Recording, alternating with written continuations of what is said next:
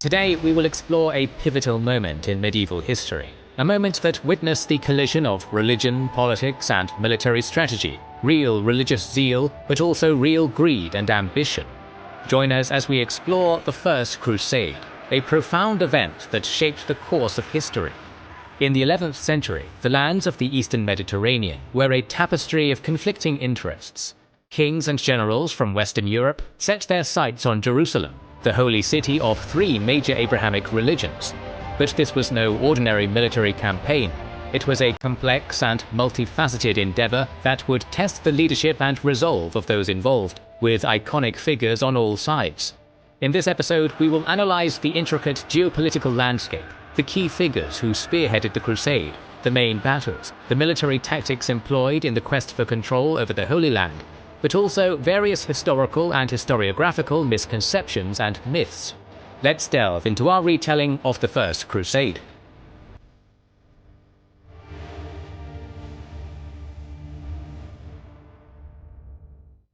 The journeys we need to make generally are a little easier than the First Crusade, especially because we can straight up drive, and if you really want to drive anywhere, we've got a present for you. Our friends at Ridge have sponsored this video to announce that they're teaming up with Hennessy for their 2023 Summer Sweepstakes, in which purchasing Ridge products enters you into a draw to win a custom Hennessy Ford Bronco, or if you don't want the Bronco, you can take $75,000.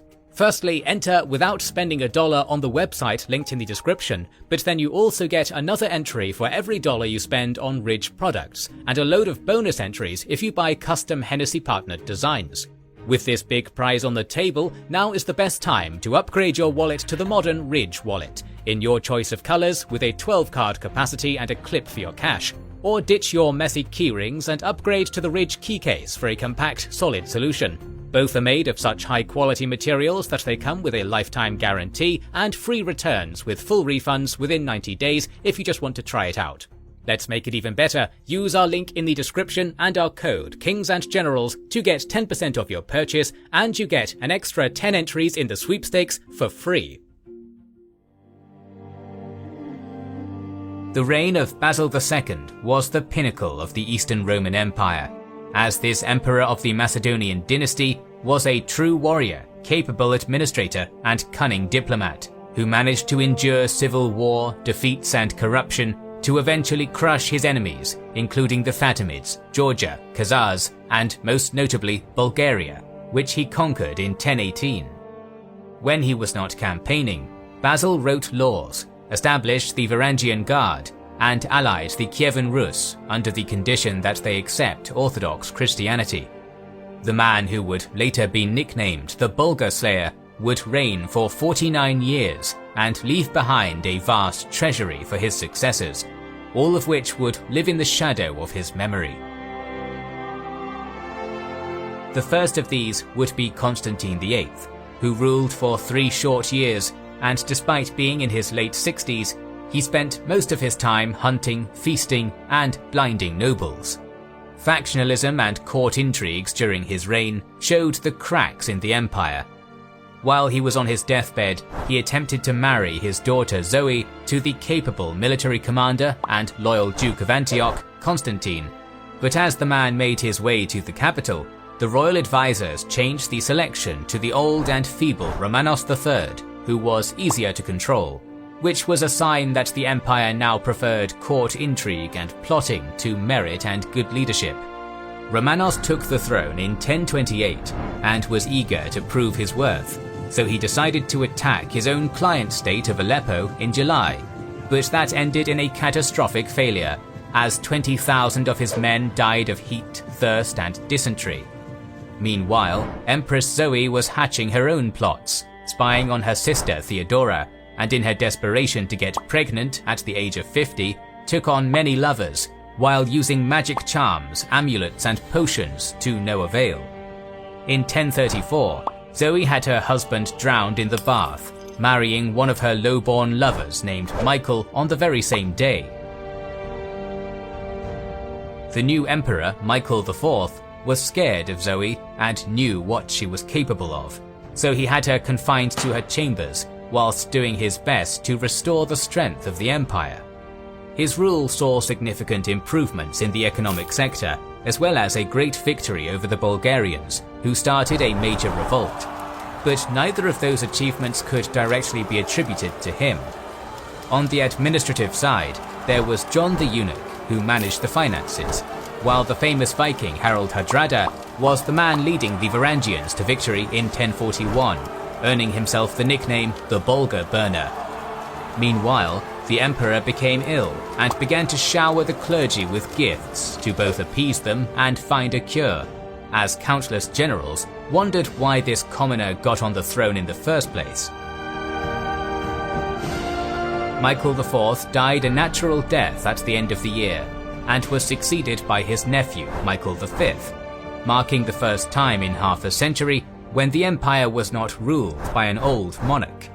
However, the tradition of being ruled by an incompetent monarch continued, as Michael immediately arrested Harald Hardrada, banished his uncle John, and later his adoptive mother Empress Zoe, sparking a major revolt in the capital and causing a mob to raise both Macedonian sisters Zoe and Theodora as empresses, while the future king of Norway blinded Michael, ending his 4-month-long reign. The sisters now ruled the empire, but before long factions began to form around them and they schemed against each other until Zoe decided to marry for the third time. Many candidates and former lovers were reviewed, but eventually she settled on Constantine Monomachos, and if the constant coronation sounds confusing, that's because it was. More importantly, the tradition of handing out huge gifts at the coronation ceremony to earn the loyalty of followers exhausted the rich treasury Basil left behind. Shortly after their wedding, Constantine IX brought in his mistress Maria and exalted her to the status of empress, convincing Zoe to share her throne and her bed with this woman, leading to a convoluted situation where the Eastern Roman Empire had an emperor and 3 empresses, who were about to face a wave of new and old opponents. The Byzantine holdings in Italy were crumbling under the wave of Norman invasions. Bulgaria was conquered, but it no longer served as the barrier to other nomadic people, which allowed the Pechenegs to cross the Danube and harass the Balkans. The Kievan Rus launched a huge invasion in 1043, which was stopped with the use of Greek fire. Despite all of these enemies and 2 major failed rebellions, the empire continued to expand, annexing the Armenian kingdom of Ani, a mountainous region that would have made for a good buffer state against the avalanche of Seljuk conquests. Nomadic military traditions met Sunni Islam, and the combination, fueled by the concept of jihad, unleashed itself on the Islamic world, where despite being seen as barbarians by some, the undeniable military prowess of the Seljuks helped them unify most of the Middle East. They now turned their gaze on the Orthodox Romans and Shiite Fatimids. Constantine's reign ended in 1055 with another calamity that would leave a permanent mark on the empire, the East-West Schism. The throne passed to the only surviving member of the Macedonian dynasty, Theodora, who tried to centralize power, while the court engaged in intrigues and plots. Her death a year later would bring an end to 189 years of rule under the dynasty. Naturally, civil war ensued, and after it, Michael VI and Isaac Komnenos ruled for a year each, until Constantine X Ducas got his chance to start a dynasty. The court was purged, gifts and titles were once again handed out. Meanwhile, the enemies of the empire were only growing stronger. In particular, the Seljuks themselves just had a change in leadership after the founder of the empire Tugril died and was succeeded by his nephew Alparslan. The nomads derived their legitimacy from military success, so the new sultan decided to prove himself by leading an expedition against the city of Ani, which was one of the largest cities in the world at the time. Despite its riches and dense population, its corrupted governor stole gold from the defense budget, and when the Seljuks arrived, they found a section of the city wall unguarded and pounced, subjecting it to a brutal sack in 1064. The last time the Eastern Romans suffered a defeat of this caliber was all the way back in 838, when Amorium was sacked by the Abbasids. Yet Constantinople's only response was not to send an army and pick up the pieces, but to prosecute members of the Armenian clergy, while focusing entirely on the Italian lands they were losing. This complete lack of interest in the eastern frontier was coupled with a disintegration of the professional army, decreased army salaries, lack of repairs on border forts, and reliance on mercenaries. Yet it was once again the final act written from his deathbed that was the most influential in the 8-year-long reign of Constantine X. Desperate to keep his dynasty in charge, the dying emperor made his wife Eudokia swear an oath in front of all court officials that she would take no future husband and rule as regent until their son could assume the throne. At this point in time, a massive Seljuk raid penetrated deep into Byzantine territory, and the important city of Khazaria was sacked, while the empress discovered a plot by the Duke of Serdica, Romanos, that quickly made her break the oath she swore. Knowing how fragile her position was, and unlike her husband, understanding the importance of keeping the nomadic raiders at bay, she turned to the now imprisoned Romanos and made him an offer. The man was to marry her and defend the empire against its enemies, or die. This was a wise choice, considering the many noble families plotting to seize power for themselves, most notably Constantine's brother John, who, as many notable generals in the past, would defeat their foes only to gain confidence and rebel against the crown. Romanos accepted the offer and now owed his life to his empress. He wasted no time in preparing against one of the greatest foes the Romans ever faced. Decades of decay and lack of funds had turned the once fearsome army into a mob of peasants and undisciplined mercenaries, which the new emperor had to drill into a competent fighting force. In 1068, news spread of the plunder of Neo-Khazaria, so Romanos set out with a small force and chased the Seljuks for 8 days, until eventually engaging the nomads, slowed down by the loot and slaves they carried. The cargo was abandoned and the Seljuks rushed back home, making the new emperor confident. Next, he regrouped with the main army to take Hierapolis from the Emirate of Aleppo, wisely avoiding the summer heat, before hearing of yet another raid that sacked Amorium. His first campaign had mixed results, but the soldiers were happy that they finally had a leader who fought alongside them, while his internal enemies did their best to focus on his failures to protect Roman citizens. The following year, another distraction was thrown into the mix, as one of the Norman mercenaries, Robert Crispin, leading a contingent of Frankish troops, rebelled against the empire and attacked tax collectors in Edessa. He was captured and exiled to the island of Abydos, allowing Romanos to continue his fight against the Seljuks.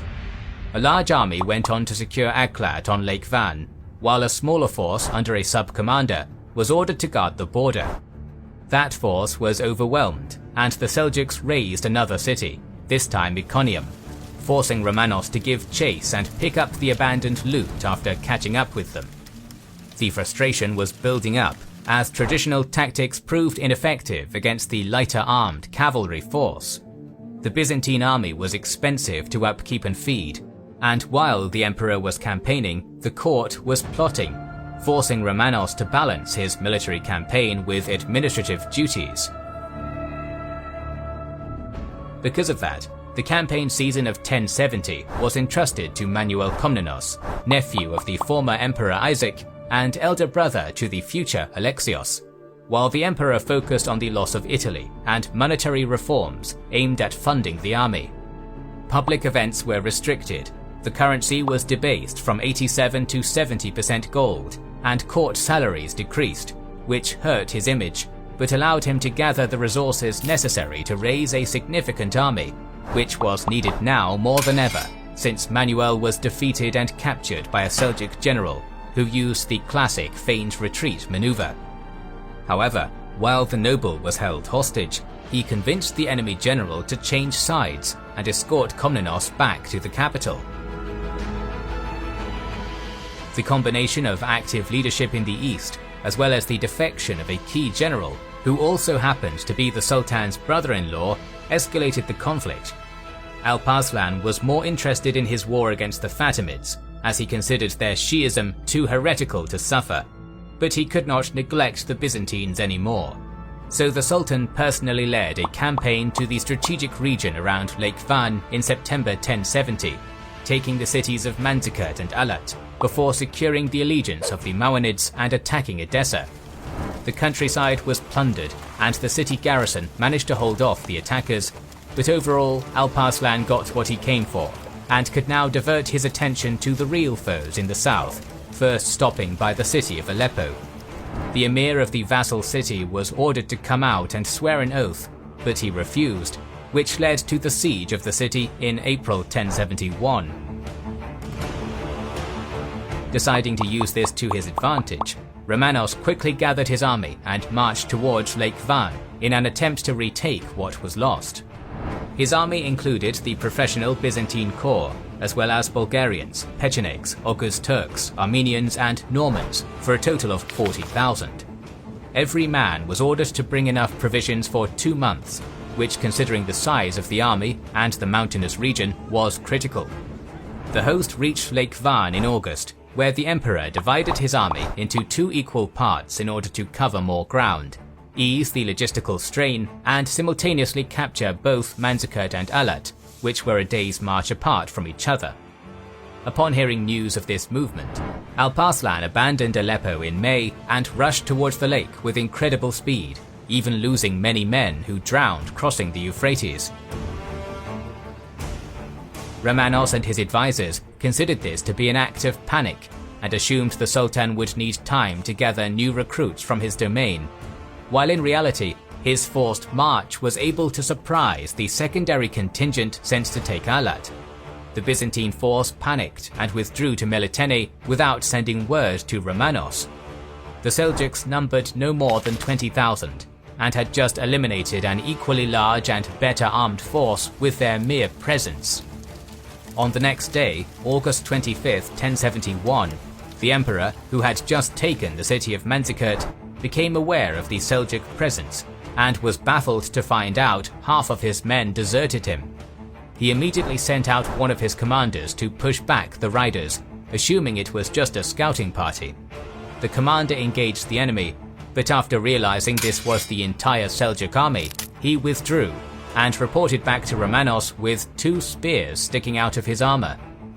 More troops were sent, but Alparslan once again employed the feigned retreat to avoid casualties and captured a small squadron of men who overextended themselves.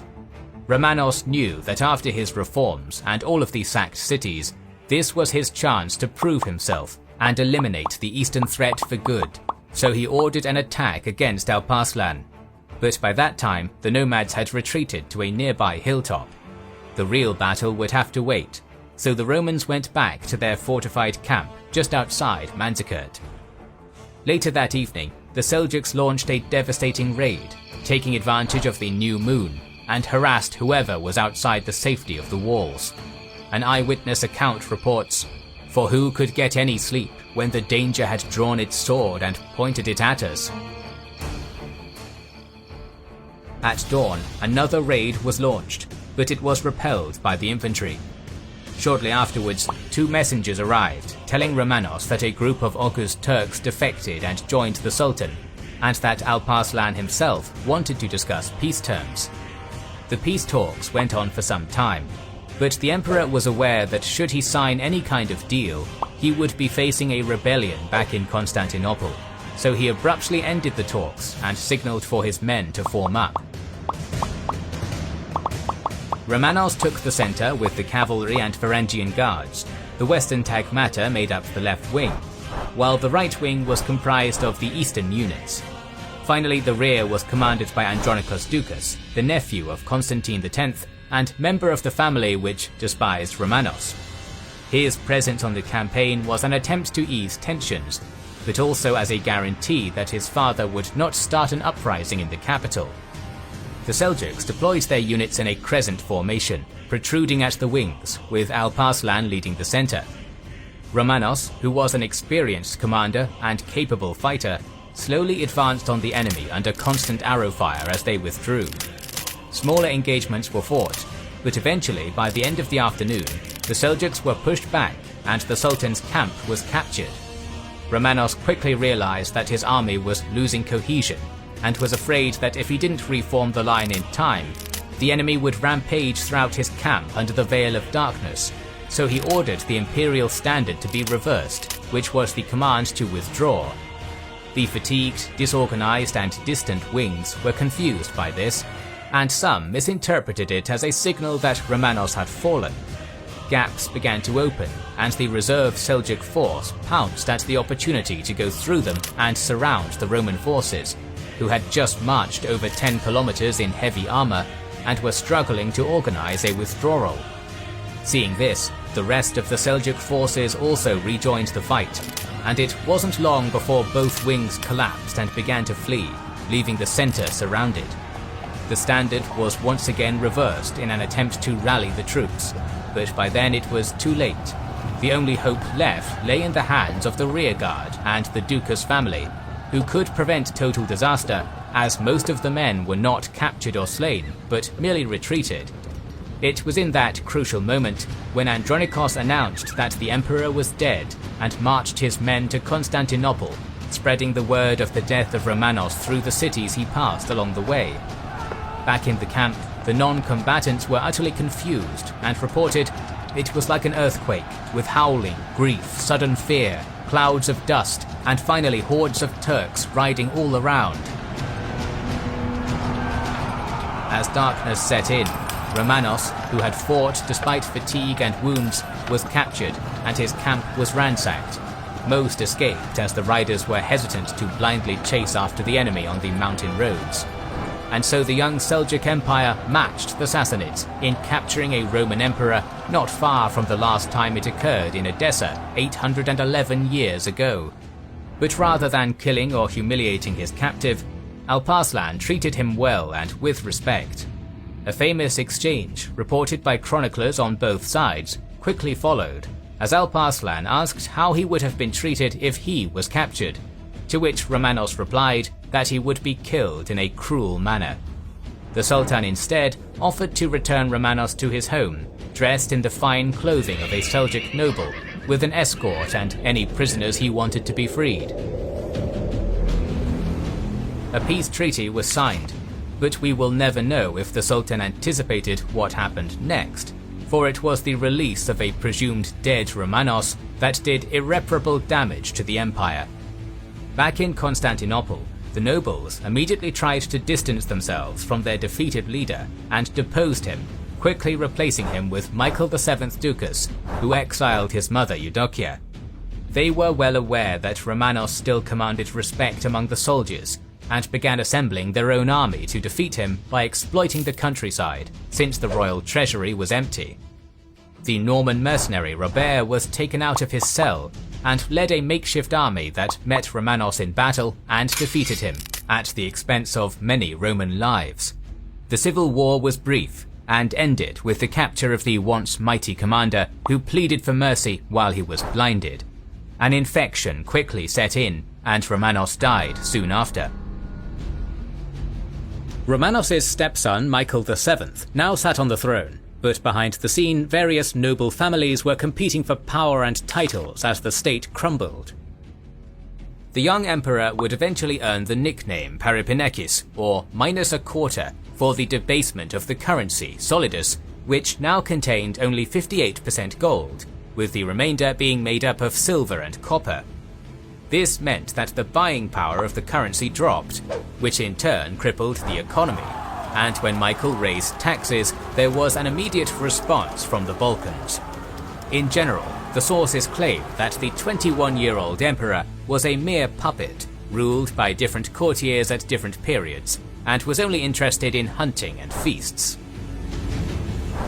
Bulgarian rebels, supported by Serbia, raised a pretender, Constantine Bodin, in 1072, who took Skopje and defeated the Strategos of the Bulgarian theme.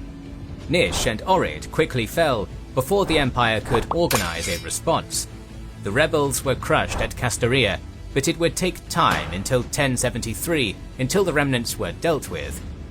Not only did this cost the empire crucial time, but it meant that they couldn't launch a full-scale counterattack to the east, as a large portion of its professional army, or Takhmeta, was busy in the Balkans. The compromise was to send a smaller force under the command of Isaac Komnenos along with his younger brother Alexios, leading a tenth of what Romanos gathered 2 years earlier. Accompanying them was a cavalry force of 400 Frankish mercenaries headed by the Norman Roussel de Bayeux, who was present at Manzikert. By this point, the Seljuks had already broken the eastern defences and roamed the Anatolian plateau unopposed, but the coastline was secure, as well as any city with stone walls, so the region was far from being lost, and this expeditionary force was crucial in asserting dominance over the nomads. The imperial army assembled in the area of Caesarea, where a serious incident drove a wedge between the Byzantines and their mercenaries. After Isaac punished a Frankish soldier, the insulted Norman leader took his men and fled during the night. Upon hearing this news, the Byzantine commander considered sending Alexios to track them down, but that was when he was informed that a Seljuk force was approaching their position. The two armies met near Cappadocia, and after a failed ambush, Isaac was wounded and captured, while Alexios barely escaped. Some of the fleeing soldiers were rejected from the nearby cities, who were afraid the Seljuks were close behind. Meanwhile, Roussel managed to defeat a different group of nomads and seize the town of Ankara, where he proclaimed himself a prince and founded his own state. The news shocked the emperor, who responded by sending his uncle, John Ducas, with a considerable force to deal with the adventurer. Of the 12,000-strong army, many were fresh recruits, with some veterans from Manzikert, as well as 1,500 Varangians and 500 Franks. Once Roussel learned that the army crossed the Bosphorus, he gathered his own 3,000 men, most of whom were knights.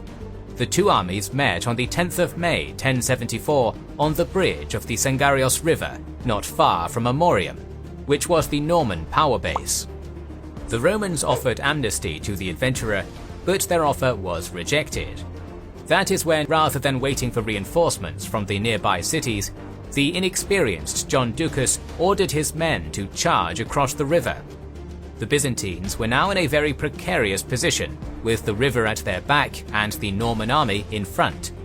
The three divisions were arranged in two lines, with the right flank led by the Franks, while John held the centre with his Varangians. His son Andronikos was on the left, with the governor of the Anatolic theme, Nikephoros Vortaniates, in charge of the rearguard, composed of the levies. In the early hours of the next day, Roussel rode towards the Frankish line and addressed the men, urging them to defect, which they did. Together, the two groups pushed against the Roman centre. As the battle raged on between the most elite troops on the field, Nikephoros Vortaniates panicked and ordered a retreat, taking half the army to his estates. Seeing this, many began to surrender or retreat, and before long the battle was over. John Ducas was captured alongside his son Andronikos, who now contemplated the irony as 3 years ago he was in charge of the rearguard and abandoned Romanos at Manzikert. A new army was quickly gathered under the command of his other son Constantine, but shortly after crossing to release his family, he died, and another expedition disintegrated, leading to nothing but debt. Roussel decided to make another gamble by proclaiming the captured John Ducas as the new emperor. This was the pivotal moment when desperation forced the Roman hand to choose the lesser evil. After losing his bid for the Seljuk throne against Alp Arslan, Suleiman and his 3 brothers fled to the Taurus Mountains back in 1064, and he became the sole survivor after multiple punitive raids. Now that Melik Shah I ruled the Seljuk Empire, which was weakening, Suleiman managed to establish himself in the region, which had the exact same climate conditions as the steppe, but was detached from the authority of Isfahan. The nomads raided, but also traded with the local Byzantines, who were themselves cut off from Constantinople, when suddenly Suleiman received an offer which would not only make him an ally of the empire, but also formalize his territorial claims and fill his pockets. All he had to do was deal with Roussel, who just sacked Chrysopolis near Constantinople. The Norman finally met his match as he fell for the classic feigned retreat and was captured by the Seljuks. But before Constantinople could send their ransom, his wife showed up with a generous amount of gold, and the Seljuks released him. Desperation really kicked in, and Michael used his connection to Georgia via his wife Maria to convince Tsar George II to hold the eastern frontier and capture Roussel in return for Theodosiopolis, Tau and Kars. The crucial cities and forts were handed over, but the Georgian army failed, with many joining the Norman cause. All seemed lost, but the Byzantines were well aware that if this was not handled quickly, rebellions would erupt elsewhere, proclaiming John as their rightful leader. The next candidate to step up to the job was Alexios Komnenos, a 20-year-old energetic and charismatic man who was appointed commander-in-chief and sent to deal with Roussel without any significant funds or army. Unrelenting, the young man used his cunning and appealed to the Seljuks, promising them riches if they would capture the prince. The nomads agreed, and once again accomplished their task by inviting the wanted man to a feast and betraying him. Roussel was brought to the city of Amasya, but the problem was that Alexios didn't have the funds he promised, so he turned to the local populace. Surprisingly, the locals preferred the Norman garrison and grew fond of their prince, who, unlike the empire, protected them from Turkic raids. In order to convince them, Alexios blindfolded Roussel and announced that he was blinded and was in no condition to defend them anymore. This plan worked, and after gathering the funds and paying the Seljuks, Alexios returned to Constantinople victorious and locked him in a dungeon in 1076. This is a good point to shift to the other side of our narrative, as in 1076, the growing tensions between Pope Gregory VII and Holy Roman Emperor Henry IV erupted into what is now known as the investiture controversy. The boundaries between the imperial and papal authority were always blurred, but Gregory was an overly ambitious and influential pope who reformed the church, enforcing celibacy for the clergy, and preached the idea of an organized papal army led by the pontiff. On one occasion he wanted to lead an expedition into Al-Andalus, on another to aid the Eastern Roman Empire in retaking their lost lands, provided they accept the primacy of the Catholic Church, before that force retook the Holy Sepulchre in Jerusalem. While these ideas sound familiar now, back then it was unheard of for a pope to wield that much power or even lead his own army. Already the seed of future events was planted in a combination of the desperate Byzantine leadership asking for aid from the West and the desire for increased power for the papacy. Agents were sent throughout Europe, exaggerating reports of violent barbarians defiling and harassing innocent pilgrims, despite the fact that since the Islamic conquest of the Holy Lands, thousands of pilgrims made their way to Jerusalem. Initially, the preferred route was to go to a maritime city, chiefly Venice, and then sail for 2 weeks. But over time, the difficult naval trip was made worse by Arab pirates and became less used than the land route. One could travel to Constantinople by land or sea, then take the Roman roads, enjoying the hospitality in this medieval version of tourism, which the Normans, Seljuks, and general instability made worse.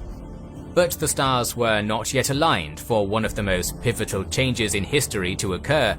It would take a different pope and different Eastern Roman emperor for these ideas to coalesce. Back in Byzantium, the idea of handing out money to solve all of their problems was expanded upon, with the alliance with Hungary and the Normans. In fact, Robert Guiscard was paid a large amount of gold and given 40 titles to bestow upon his followers, each acting as an annual salary. But above all, his daughter was betrothed to the son of the emperor. The idea behind this expensive endeavor was to ensure nominal control over southern Italy, as well as buy time for the state to recover. All of this money had to come from somewhere, so a reform was passed aiming to centralize the grain trade. Until this moment, farmers sold their produce to merchants, who then sold the grain to the populace at a competitive price. But in these troubled times, tax evasion was widespread. The solution was to concentrate the entire grain trade to one city, Redestos, where the price would be the same and each transaction much easier to tax. The immediate aftermath of this policy saw farmers withholding their grain in order to create a shortage, which would then raise the prices. The overcrowded city of Constantinople, filled with refugees from all the lands in Anatolia now given to the Seljuk allies, began to starve, which led to an uprising. Emperor Michael managed to quell it, but the problems were just starting, as this rebellion led to civil war. Usually civil wars involved two sides. However, in this scenario, there were four separate rebellions, each with its own goal. First, there was Philaretos Frachamios, who carved out a very large piece of the empire, centered around Antioch after the Battle of Manzikert. He proclaimed himself emperor and slowly expanded his realm by attacking other Roman cities. Secondly, a federation of cities on the Danube River broke off and sided with the nomadic Pechenegs. In November 1077, the most powerful man in the Balkans, governor of the Dyrrhachian theme, Nikephoros Vrienios, also proclaimed himself emperor and gathered a coalition of supporters filled with veteran soldiers, as he himself was a capable commander. Lastly, we have Nikephoros Vataniates, the 76-year-old governor of the Antolikon theme, with very few supporters or credentials, who rebelled in October 1078. Vrenios took action, and after taking over much of the western territories, marched on Constantinople, hoping the people would embrace him, but after he was rejected, he raided the suburbs. Pecheneg riders also rode south, hoping to plunder some villages, forcing the pretender to pull back. In the meantime, Vataniates was well aware that he could not take the city on his own, so he pushed the next domino in our story by hiring Seljuk mercenaries. After he took Nicaea, he stationed many of them as garrison forces in western Anatolia, including key cities like Pergamon, Ephesus and Sardis, cities these steppe raiders could hardly take on their own, with the assumption that the moment he asked for them to leave, they would follow his command. Back in Constantinople, the aristocracy knew they had to pick a side, so they chose not based on merit, but on how easy it would be to control the next ruler. The city rebelled, forcing Michael to abdicate, and Vataniates was invited to take the throne, which he did as Nikephoros III. The new emperor made a deal with the wife of Michael, Maria. She married him in exchange for the recognition of her child, Constantine Ducas, as the heir to the throne. Nikephoros III then proceeded to hand out the customary gifts and titles, but doubled down by forgiving all debt and expanding various rights to secure the rule of his new dynasty. One of those titles was that of Caesar, or second in command, which was offered to Vrenios but was rejected. Frachamios, on the other hand, agreed to accept him as emperor in return for control over his territory stretching between the key cities of Antioch, Melitini and Edessa. However, the rebellions didn't die out, and Vrenios was able to take over most of the Balkans, forcing Nikephoros III to appoint Alexios to crush him. It was 1078, and Alexios marched west with an army between 5,000 and 10,000 troops strong, 2,000 of which were Seljuk cavalry, 2,000 Chometeni, or elite infantrymen, a few hundred Frankish knights, and a newly raised regiment of Athaniti, or immortals, with the remainder made up of newly raised levies. The rebel army was not only more numerous, composed of 12,000 seasoned warriors, a mixture of Takhmeta, Slavic, Pecheneg and Frankish mercenaries, but was also led by a more experienced commander. Alexios made camp on a shore of a small stream near the fortress of Calabria, but he didn't fortify his camp as a sign of strength. He quickly sent out Seljuk scouts, learning the location and size of the enemy force, but some of the scouts got captured, and that exposed his own position. Vrienios knew that he had his opponent outnumbered, so he marched his army for the decisive battle. Alexios was on the defense and held his left flank with his immortals. The center was made up of Franks, while the right, under the command of Constantine Katakalon, was made up of the Khometeni and Seljuks. The Turks made up an extreme right wing, ready to counteract the enemy Pechenegs, with another smaller detachment on the far left, positioned within a hollow concealed from the enemy. Vrenios had deployed his army in 3 divisions, each in 2 lines, with Pecheneg cavalry to his far left. The right wing consisted of a 5,000-strong unit, bolstered by Frankish knights and Thessalian cavalry under his brother John. His left was made up of 4,000 troops from Thrace and Macedonia, while he led the 4,000-strong center. As the rebels approached, the ace Alexios hid was sprung, and the powerful wing under John was caught between the immortals led by Alexios and those lying in ambush, who were now rushing towards the battle with war cries.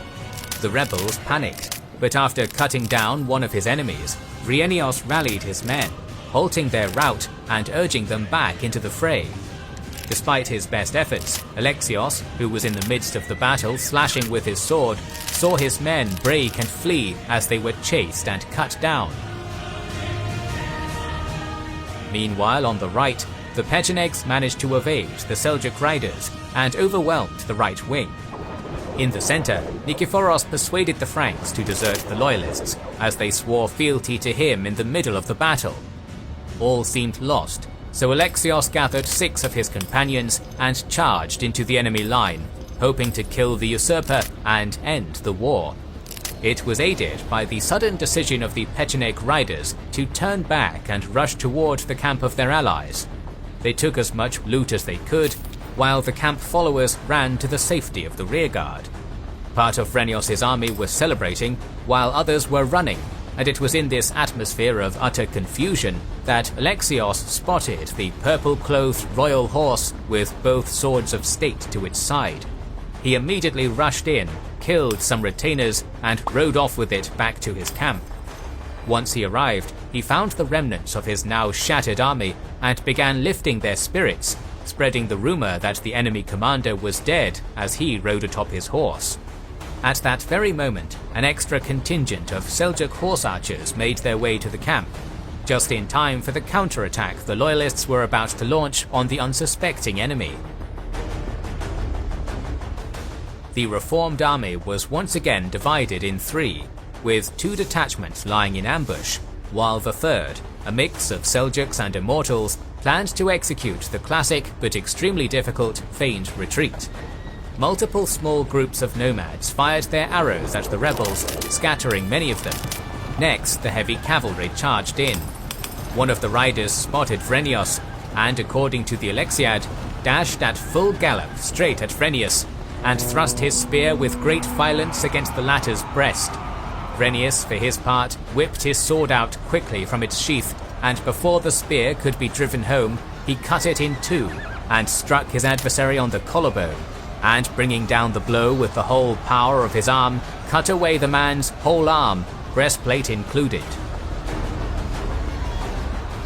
After a while, Alexios ordered the retreat, hoping it wouldn't turn into a rout as the veterans gave chase. Again, according to the Alexiad, forthwith at the given signal, those in ambush rode through them like swarms of wasps from various directions, and with their loud war cries and shouts and incessant shooting, not only filled the ears of Vrenios' men with a terrible din, but also utterly obscured their sight by showering arrows upon them from all sides. The bold plan had worked, and before long the rebel leader was exhausted, and despite his best efforts, the day belonged to Alexios Komnenos. Vrenios was blinded, but pardoned and allowed to return to Adrianople. As for the victorious general, he was not allowed back into the capital, and instead was sent out against a new pretender, Nikephoros Vasilakis, who rose up in Thessaloniki, attracting many of the remaining rebels. But one night attack later, this rebellion was also put down.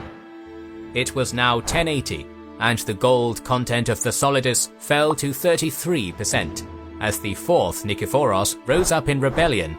This time it was Melisinos who rebelled with the aid of Suleiman. By that point, Suleiman received the title of the Sultan of Rum from the Sultan Melik Shah. In return for Suleiman's support, Melisinos opened the gates of Nicaea, which fell to the hands of the Sultanate of Rum, once again without a fight. Alexios was ordered to deal with the man who happened to be his brother-in-law, but this time he refused.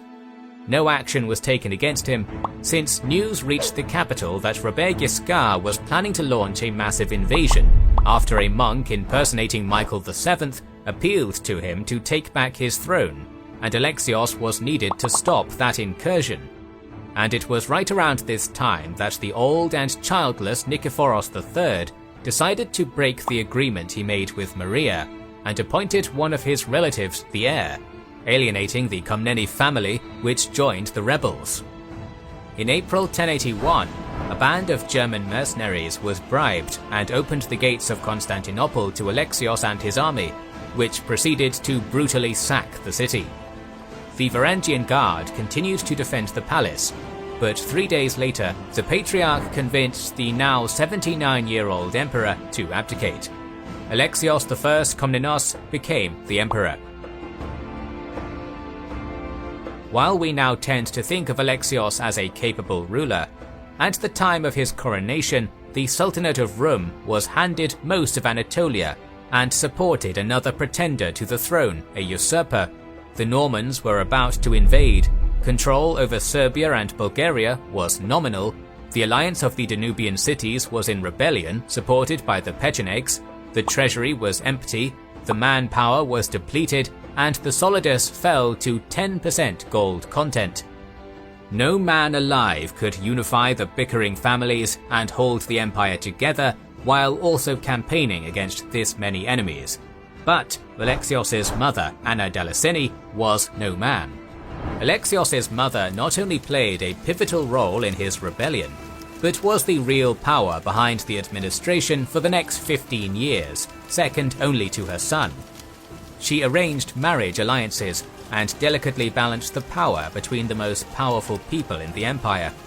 The previous approach of purging political opponents was abandoned and replaced with mercy and amnesty. Many old titles were discarded, and instead new ones were created. Nikephoros Melisinos was pardoned and made Caesar, as well as the governor of Thessaloniki. The extended Komnenos family was given important posts. Precious gifts were sent to the Pope, Doge, Holy Roman Emperor, and various Italian lords, while Alexios mustered an army to meet Robert Guiscard. You can check out the 2 videos we made covering the conflict, including the Battle of Dyrrhachium, which was as devastating as Manzikert, via the link in the description and in the top right corner. Despite numerous setbacks, Alexios and his coalition held out long enough until Guiscard died of malaria in 1085. But in order to repay the Venetian allies who made this victory possible, Alexios made considerable concessions to the Republic.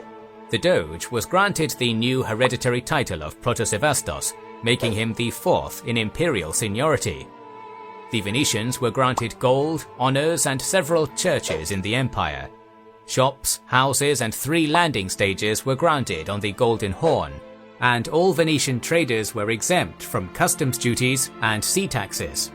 In return, Venice was to answer when called upon and defend the Adriatic border. This caused a drastic shift and would spiral out of control as Western trade colonies drove the local merchants out of a job. We now have to talk about the catalyst behind many events, climate change. With the help of modern climatology, historians like Ronnie Ellenblum and Richard Bulliett were able to describe the extreme events occurring in this timeline. On one hand, the medieval warm period, spanning approximately from 950 to 1250, coupled with developments in iron smelting, led to a population boom in Europe, particularly in modern-day France, England, and Germany, which could now access new fertile lands due to the adoption of horseshoes and the heavy plough. This population growth meant that many could join an armed pilgrimage under the right circumstances. On the other hand, the entire Middle East was destabilized by dry and extremely cold winters. Egypt, which was the breadbasket of the region for millennia, was barren after consecutive years of droughts, causing famine and pestilence across the Islamic world. As the cold set in, numerous steppe people migrated west, pillaging everything in their path to sustain themselves. The climate instability was mirrored by a political one, as the once mighty Abbasid Caliph in Baghdad was only a spiritual figurehead, a puppet under the control of the reigning Buyid dynasty. The Seljuks, a tribe within the Oghuz Turks, were an underdog faction that was cast out from one place to another, offering their military service in return for land. Despite embracing Sunni Islam, they were seen as a threat by the Ghaznavid Empire. After the Seljuk leader Tugril proclaimed himself ruler of Khorasan, the Ghaznavid Sultan Masud launched a campaign, taking the cities of Herat and Nishapur before making his way towards Merv. Along the way, his supply lines were harassed by hit-and-run tactics, and the vastly superior army, including 50,000 men and 12 elephants, was suddenly caught out in the desert with no fresh water. On May 23, 1040, the Battle of Dandanakan featured one of the biggest upsets in history, as a 16,000-strong lightly armoured force humiliated the Ghaznavid Sultan in front of his vizier, chief secretary and generals, who barely escaped. The Ghaznavids fell into decline and civil war, losing everything outside of a small holding in India, while the Seljuks rose to prominence. Tugril appointed his brother Chagri as governor of Khorasan, while he went on to conquer and vassalize most of modern-day Iran within the next 10 years. The two key factors that allowed a small band of renegades to build a massive empire were the military prowess and piety of Tugril and his followers, which attracted many Sunni followers. This rising tide was aimed towards the Shia people in Iran, and in particular the Fatimid Caliphate, but Tugril didn't fail to realize that in order to conquer Egypt, he would first need to defeat the decaying Eastern Roman Empire. As we showed previously, the Byzantines were barely holding on to the immense gains of Basil II, which included the newly formed theme of Iberia.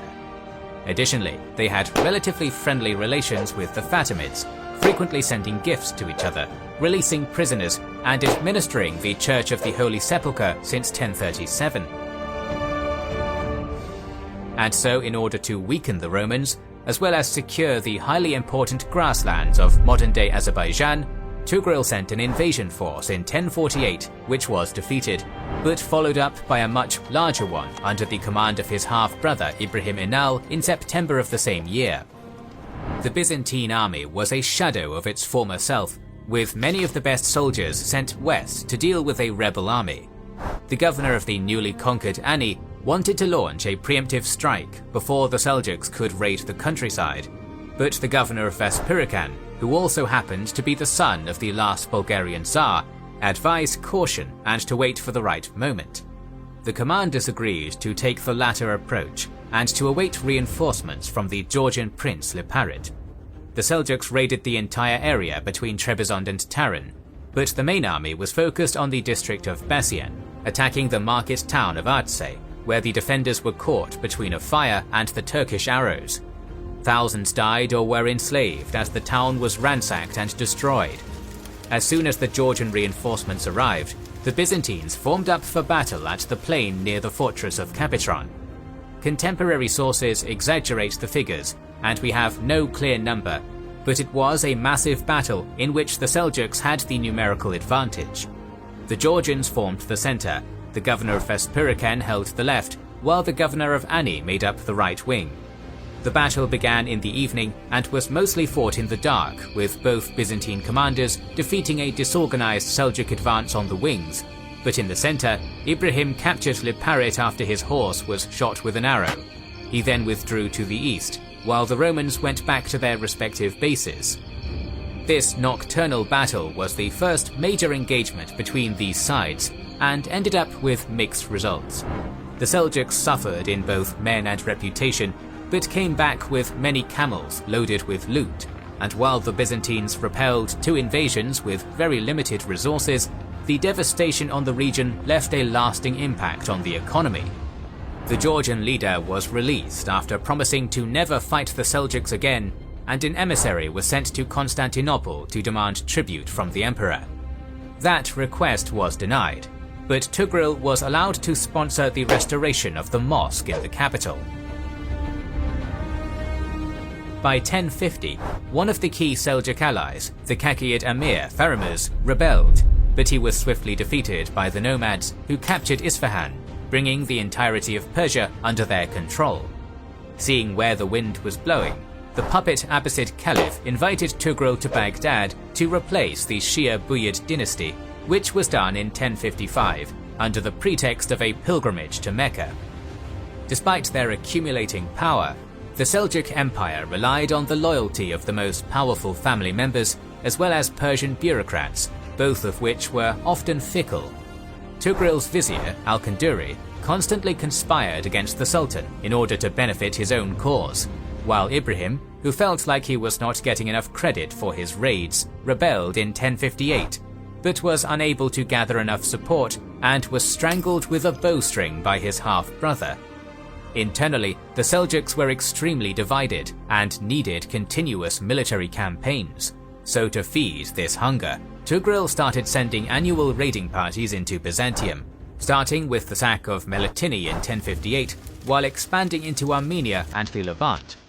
Both the Byzantines and the Fatimids were suffering from factionalism, the latter being ruled by Al-Mustansir Billah, who reigned from 1036 until 1094, one of the longest reigning and inept Muslim rulers.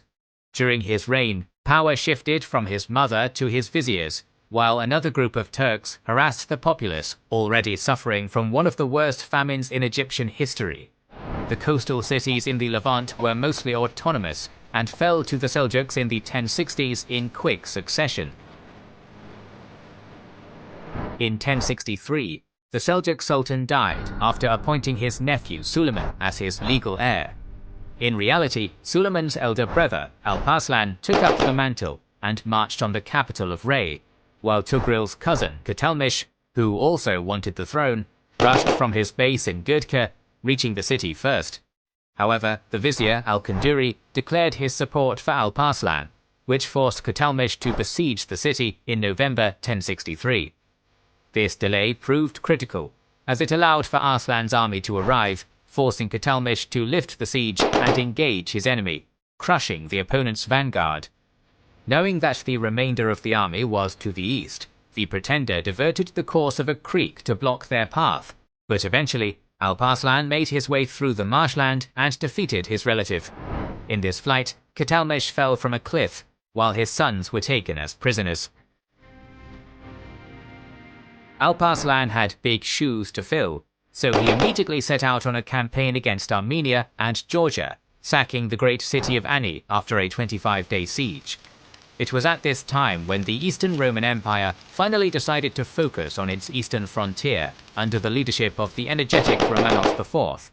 But the expert leadership of Alparslan and nomadic tactics were no match for the slow-to-respond and divided empire. In 1071, after the Battle of Manzikert, Romanos was captured and then set free, which led to another civil war, while Alparslan turned to the east. The following events are described differently by the various sources, but in the end this is the most likely sequence. After Alparslan surrounded and captured the Karakhanid Berzem fortress, its commander was brought before the Sultan and was tied to a stake for execution. He complained that he didn't wish to die in such a disgraceful way, so Alparslan ordered him to be untied and shot an arrow at him, missing his target for the first time in his life according to the sources. The man then rushed at the Sultan, who rose from his throne but stumbled and fell. The desperate fortress owner grabbed his dagger and stabbed him several times before one of the servants killed him. Alparslan suffered from his injuries for 4 days before he died, and he was succeeded by his son Malik Shah. This led to another period of internal instability, during which the rival tribes fought each other and began raiding independently, while the 4 sons of Kutalmish managed to escape into Anatolia, led by the eldest brother Suleiman, who used shrewd diplomacy and brilliant military tactics to eventually create the Sultanate of Rum after he allied the Byzantines, who handed him several key fortresses in western Anatolia. Malik Shah I began his reign by defeating his uncle Kavert. He then turned his attention to the Karakhanids and Ghaznavids, who tried to capitalize on Alparslan's death, but both were soundly defeated. In 1076, the leader of the unruly Nawakiya Turkoman tribe captured Damascus and most of southern Syria, before being defeated at Cairo and appealing to Malik Shah I. His brother Tutush was sent to Damascus to relieve the Fatimid siege, which he did before entering the city, killing the Nawakiya leader, and establishing a base from which he conquered Sidon, Gibelka, Tiberias, Ramla, Jaffa, and most importantly, Jerusalem. Malik Shah I reigned during the peak of the Seljuk Empire, alongside his incredibly skilled vizier Nizam al-Mulk, whose policies during the rule of both Alparslan and his brother brought stability and prosperity to the state. Many schools and observatories were founded, acting as predecessors to the universities later created in Europe, acting as centers of learning and art. Caravanserai were built on many important roads to support trade links, where food and accommodation was provided by the state. Taxation, administration and justice were centralized and executed by the most talented bureaucrats. After his death in a hunting expedition in 1092, the Seljuk Empire broke apart, similarly to how the Mongol Empire fragmented, with his 4 sons and numerous other tribes and local governors carving up a piece for themselves. Tutush and Suleiman clashed in their desire to control Aleppo, both proclaiming themselves Sultan. At this point, our story syncs up, and we can turn back to Alexios Komnenos, who just managed to solve the Norman crisis and now prepared a major expedition against nomadic Pechenegs and the local cities on the bank of the Danube River who supported them.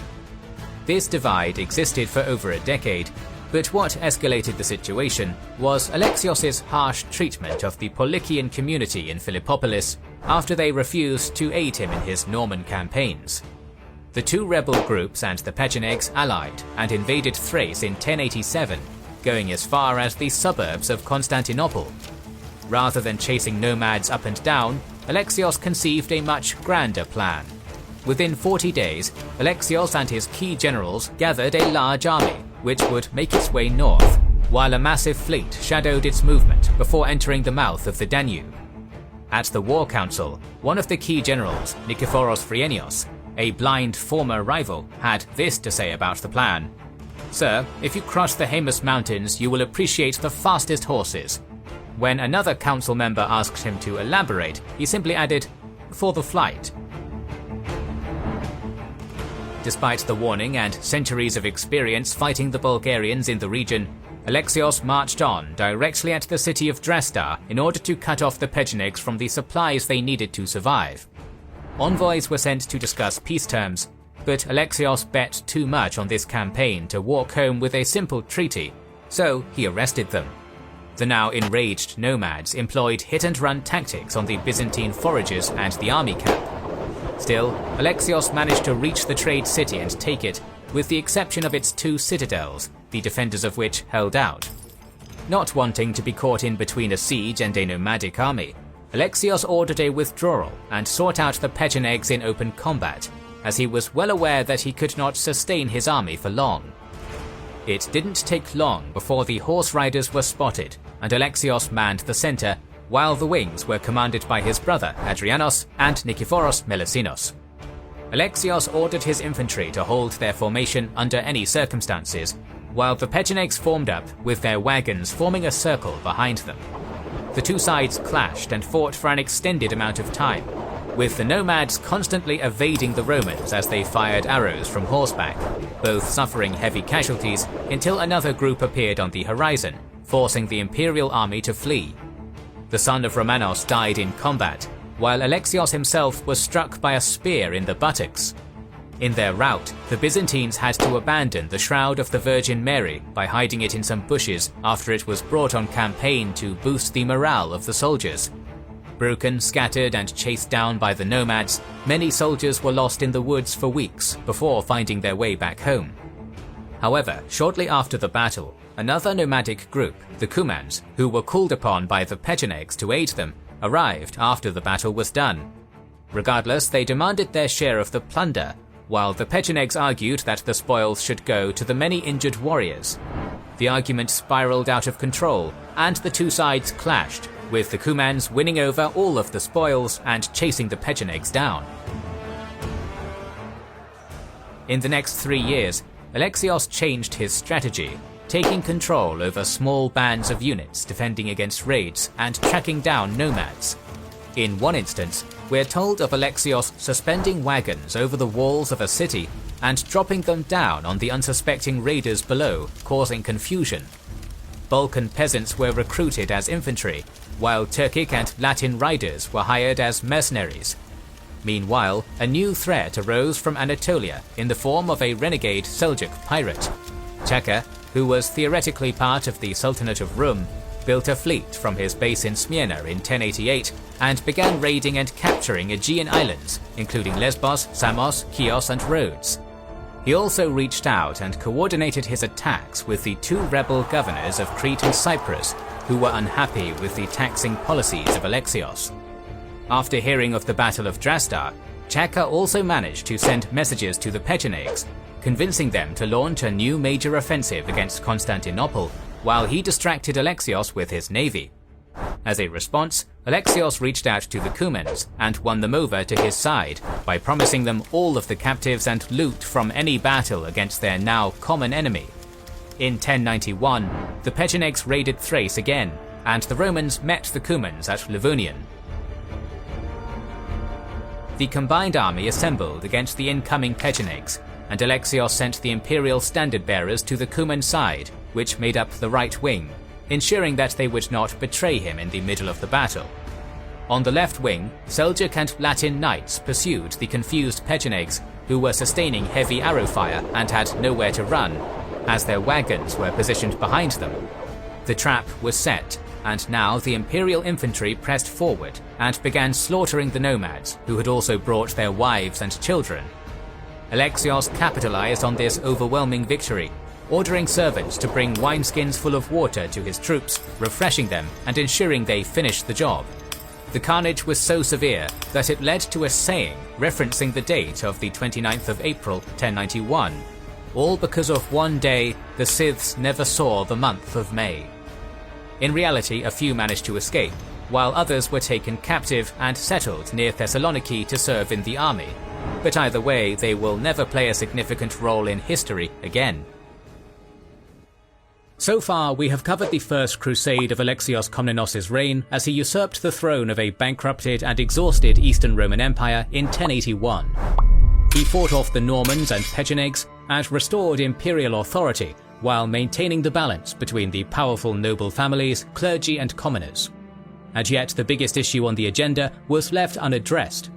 The now firmly established Sultanate of Rum, which began as a branch of the Seljuk Empire, was no longer a vassal of the Byzantines. A year after his victory at the Battle of Livonion, Alexios launched several ambitious social and monetary reforms and crowned his son John as heir, before assembling an army to reconquer Anatolia.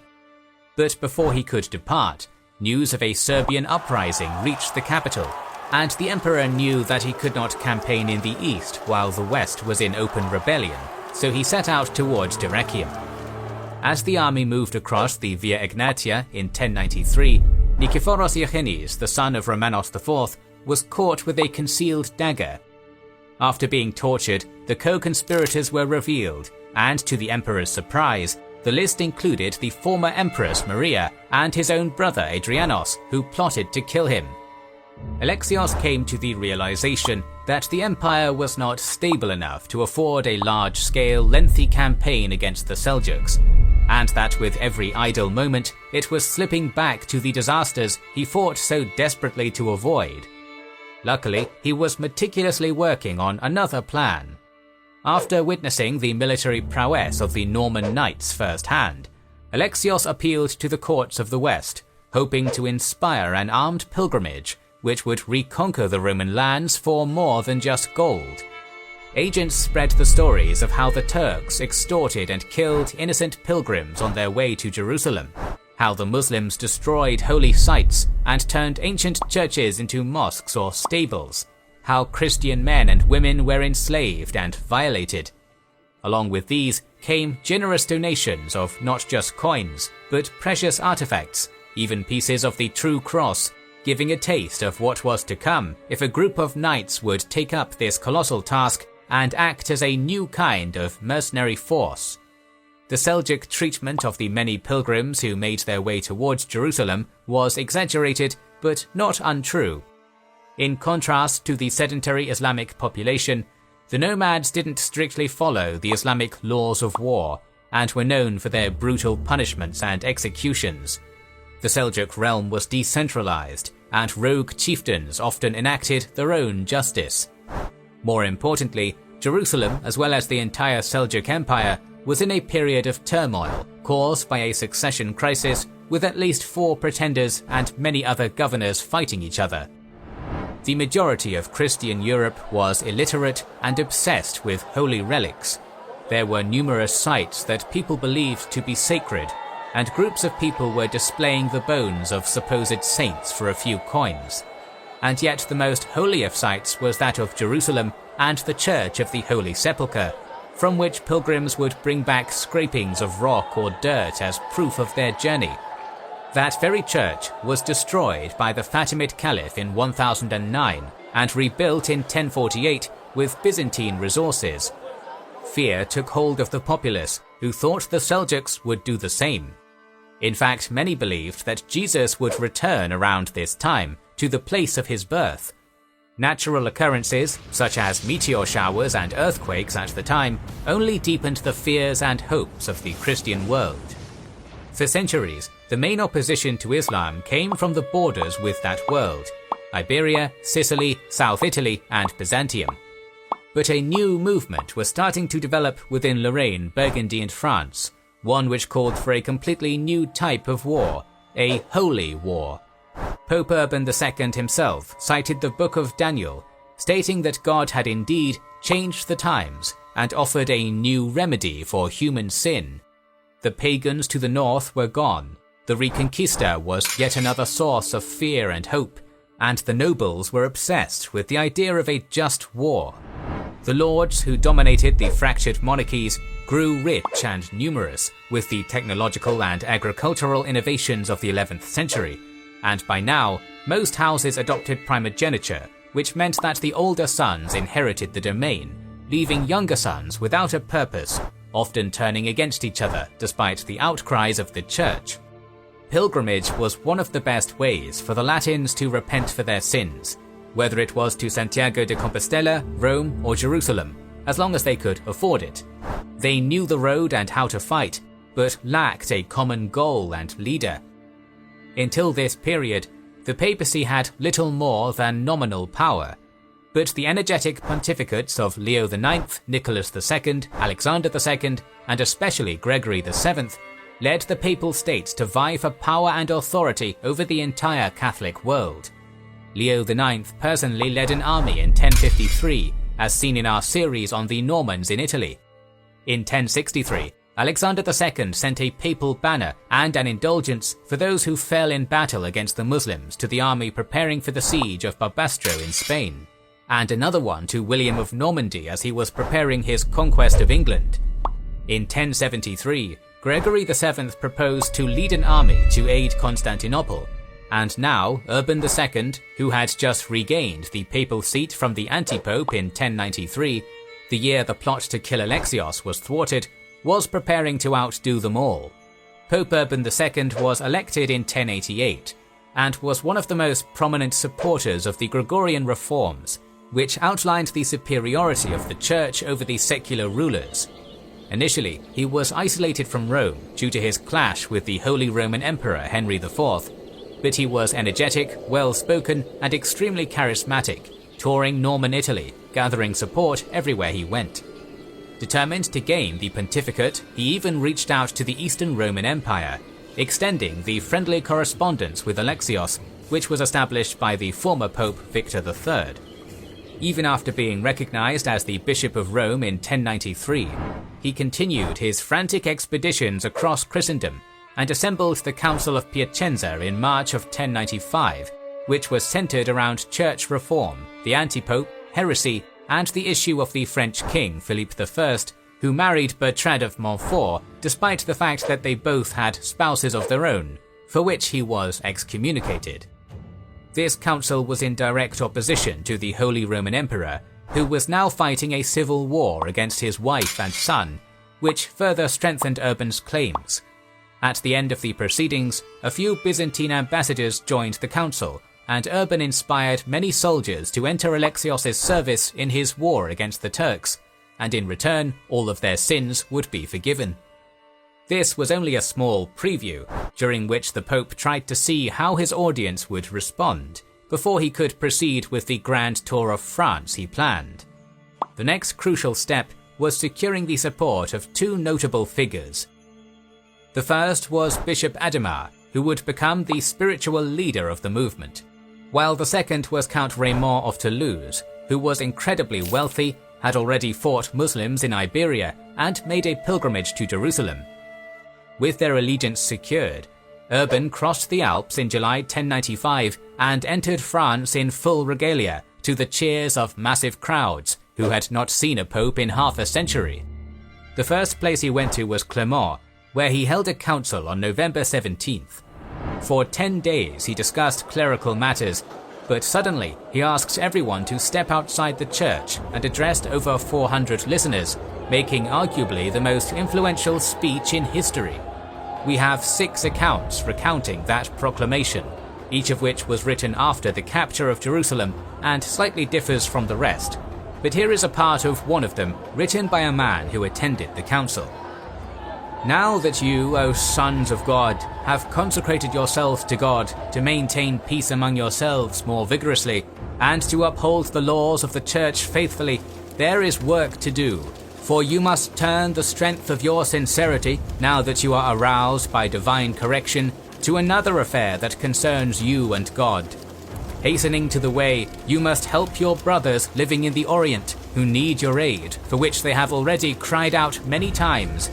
For, as most of you have been told, the Turks, a race of Persians, who have penetrated within the boundaries of Romania, even to the Mediterranean, to that point which they call the Arm of St. George, in occupying more and more lands of the Christians, have overcome them, already victims of 7 battles, and have killed and captured them, have overthrown churches, and have laid waste to God's kingdom. If you permit this supinely for very long, God's faithful ones will be still further subjected. Concerning this affair, I, with suppliant prayer, not I, but the Lord, exhort you, heralds of Christ, to persuade all of whatever class, both knights and footmen, both rich and poor, in numerous edicts, to strive to help expel that wicked race from our Christian lands before it is too late. I speak to those present, I send word to those not here. Moreover, Christ commands it. Remission of sins will be granted for those going thither if they end a shackled life, either on land or in crossing the sea, or in struggling against the heathen. I, being vested with that gift from God, grant this to those who go. Let those who are accustomed to wage private wars wastefully, even against believers, go forth against the infidels in a battle worthy to be undertaken now, and to be finished in victory. Now let those who until recently existed as plunderers be soldiers of Christ. Now let those who formerly contended against brothers and relations rightfully fight barbarians. Now let those who recently were hired for a few pieces of silver win their eternal reward. Let those who wearied themselves to the detriment of body and soul labor for a twofold honor. Nay, more, the sorrowful here will be glad there, the poor here will be rich there, and the enemies of the Lord here will be his friends there. Let no delay postpone the journey of those about to go, but when they have collected the money owed to them and the expenses for the journey, and when winter has ended and spring has come, let them enter the crossroads courageously with the Lord going on before. Contrary to popular belief, there was no overwhelming cheer proclaiming Deus Vult. In fact, the reception was mixed. At the end of his speech, Bishop Aldemar stepped forward and was the first to proclaim that he would go on this crusade, sewing a red cross to his shoulder. The outline of this massive project was set, and regardless of which version we interpret, the points Urban was trying to make are clear. Christendom should unite and stop its internal sinful conflicts, and instead direct them against the Muslims, who commit atrocities against the pilgrims, in order to aid the Eastern Roman Empire and liberate the Holy Sepulchre in return for remission of all sins. Pope Urban II had the same goal as Gregory, but was far more diplomatic, as well as being a marketing genius, taking the idea of the pilgrimage, which was already the most popular option the nobility took in order to repent for their sins, and repackaging it with a new purpose, one which would solve domestic disputes, while also boosting the legitimacy of the papacy in both the West and the East. This armed pilgrimage was open to all, but intentionally directed at the knights of France, and excluded the peasants, women, children, elderly, and clergy unless a special permission was granted. Notably, simply joining this crusade would not result in remission of all sin, and the Crusaders were required to act appropriately and pay for the expenses of their own journey. Each man who joined had to wear a cross on his shoulder and not take it off until he returned. Anyone who took the cross but failed to fulfill their oath was to be treated as an outlaw, and anyone who touched the property of a crusader in the next 3 years was to be excommunicated. This was to be a massive project, on a scale unseen since the days of the Roman Emperor Trajan, with many logistical difficulties, most of which were to be met by the Eastern Roman Empire. So to tackle it, Urban set the date of August 15th, 1096, the time of the harvest in the region, which meant that the Byzantines would be able to supply the army. Several armies under different leaders were to depart from different locations, so that no region was to be exhausted by the Crusaders, while the whole enterprise was to be under the guidance of Bishop Adhemar. Many historical narratives begin the story of the First Crusade at the Council of Clermont, but this is not entirely true. The Pope began his grand tour of France, and within the next 13 months, he visited dozens of cities, including Le Puy, Avignon, Lyon, Poitiers, Bordeaux, Toulouse, Carcassonne, and Montpellier, saving the biggest cities for special occasions like Christmas or Easter, while carefully avoiding the Normans of Normandy, who disagreed with him, and the royal domain of the French king, who he excommunicated. With each visit, the crowds grew larger and the outcry louder. As he was traveling, he also wrote letters to lords and clergymen, several of which survived. In them we already see the euphoria taking over as the general population took this novel idea and ran with it. In his letters, the Pope recognizes that the response was larger than he ever anticipated and desperately attempts to take back control of the situation. To neither clerics nor monks, however, do we concede permission to go without the permission of their bishops or abbots. Let it be the bishop's duty to permit their parishioners to go only with the advice and provision of the clergy. Nor should young married men rashly set out on the journey without the consent of their spouses. In another letter sent to Iberia, he writes, "If the knights of other provinces have decided with one mind to go to the aid of the Asian Church and to liberate their brothers from the tyranny of the Saracens, so ought you with one mind and with our encouragement to work with greater endurance to help a church so near you resist the invasion of the Saracens. No one must doubt that if he dies on this expedition for the love of God and his brothers, his sins will surely be forgiven, and he will gain a share of eternal life through the most compassionate mercy of our God. So if any of you has made up his mind to go to Asia, it is here instead that he should try to fulfill his vow, because it is no virtue to rescue Christians from the Saracens in one place, only to expose them to the tyranny and oppression of the Saracens in another." But it was too late. Everyone was consumed by this idea and began selling off everything they owned for the journey ahead. A wild fever ran across France as the prices of grain and livestock plummeted, while bandits stole what they could, taking advantage of the precious moment. Both Alexios and Urban spent years preparing for this very moment, yet no one could anticipate what was about to happen. While Urban was still touring central and southern France, a man by the name of Peter the Hermit, inspired by the Pope, decided to launch his own campaign, carrying his own message and delivering it to a different target audience. Starting out in Berry, Peter began touring the urban centres of northern France, and before long he captivated the hearts and minds of thousands of people. One of his supporters described him by writing, "Outdoors he wore a woolen tunic which revealed his ankles, and above it a hood. He wore a cloak to cover his upper body and a bit of his arms, but his feet were bare. He drank wine and ate fish, but scarcely ever ate bread." Another eyewitness reports, "We saw him wander through cities and towns, spreading his teaching, surrounded by so many people, given so many gifts, and acclaimed for such great piety that I don't ever remember anyone equally honoured. Whatever he did or said seemed like something almost divine. Even the hairs of his mule were torn out as though they were relics."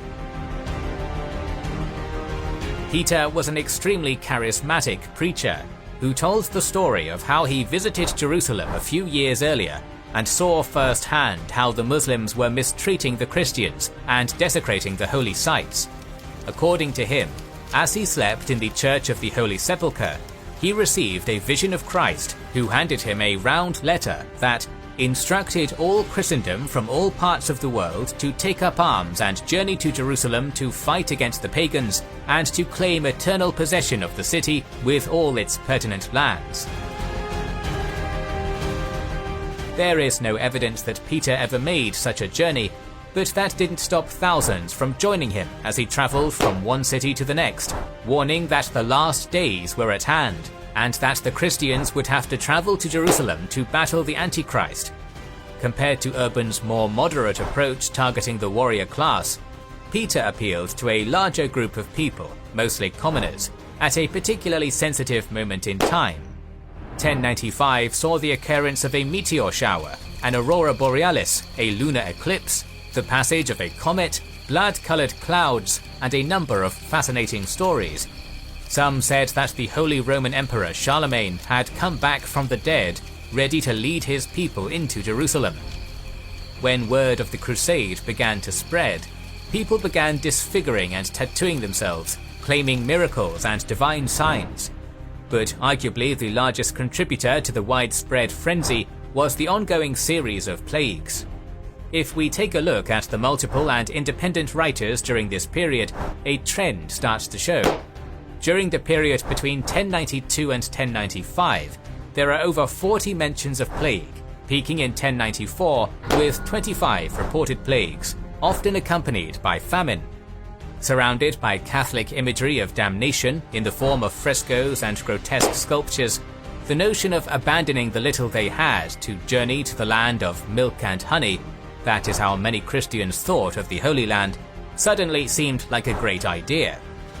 Contrary to popular belief, the so-called People's Crusade had a large portion of nobles who joined Peter's group, and those nobles would be the ones who were in charge of the crusade and were about to unleash chaos on Germany. Still, it is important to mention that although there were some members of this movement who embarked on the journey for materialistic reasons, this was very much the exception rather than the norm. After passing through Champagne in March 1096, Peter moved into Lorraine before spending Easter in Cologne. He sent smaller parties to preach in the surrounding cities, while assembling a force of 15,000 men, women and children. Peter was joined by many minor nobles, among them Walter Saint-Sauveur, Renaud of Bray, Geoffrey of Burel, and many others. The plan was to take the route towards Jerusalem, one which the local German populace was very aware of since the Great German Pilgrimage of 1064. This pilgrimage was led by a number of major German clerics, among them Archbishop Siegfried of Mainz, and although possibly thousands of pilgrims were killed by local Bedouins in Caesarea, most of them reached Jerusalem and returned home by sea.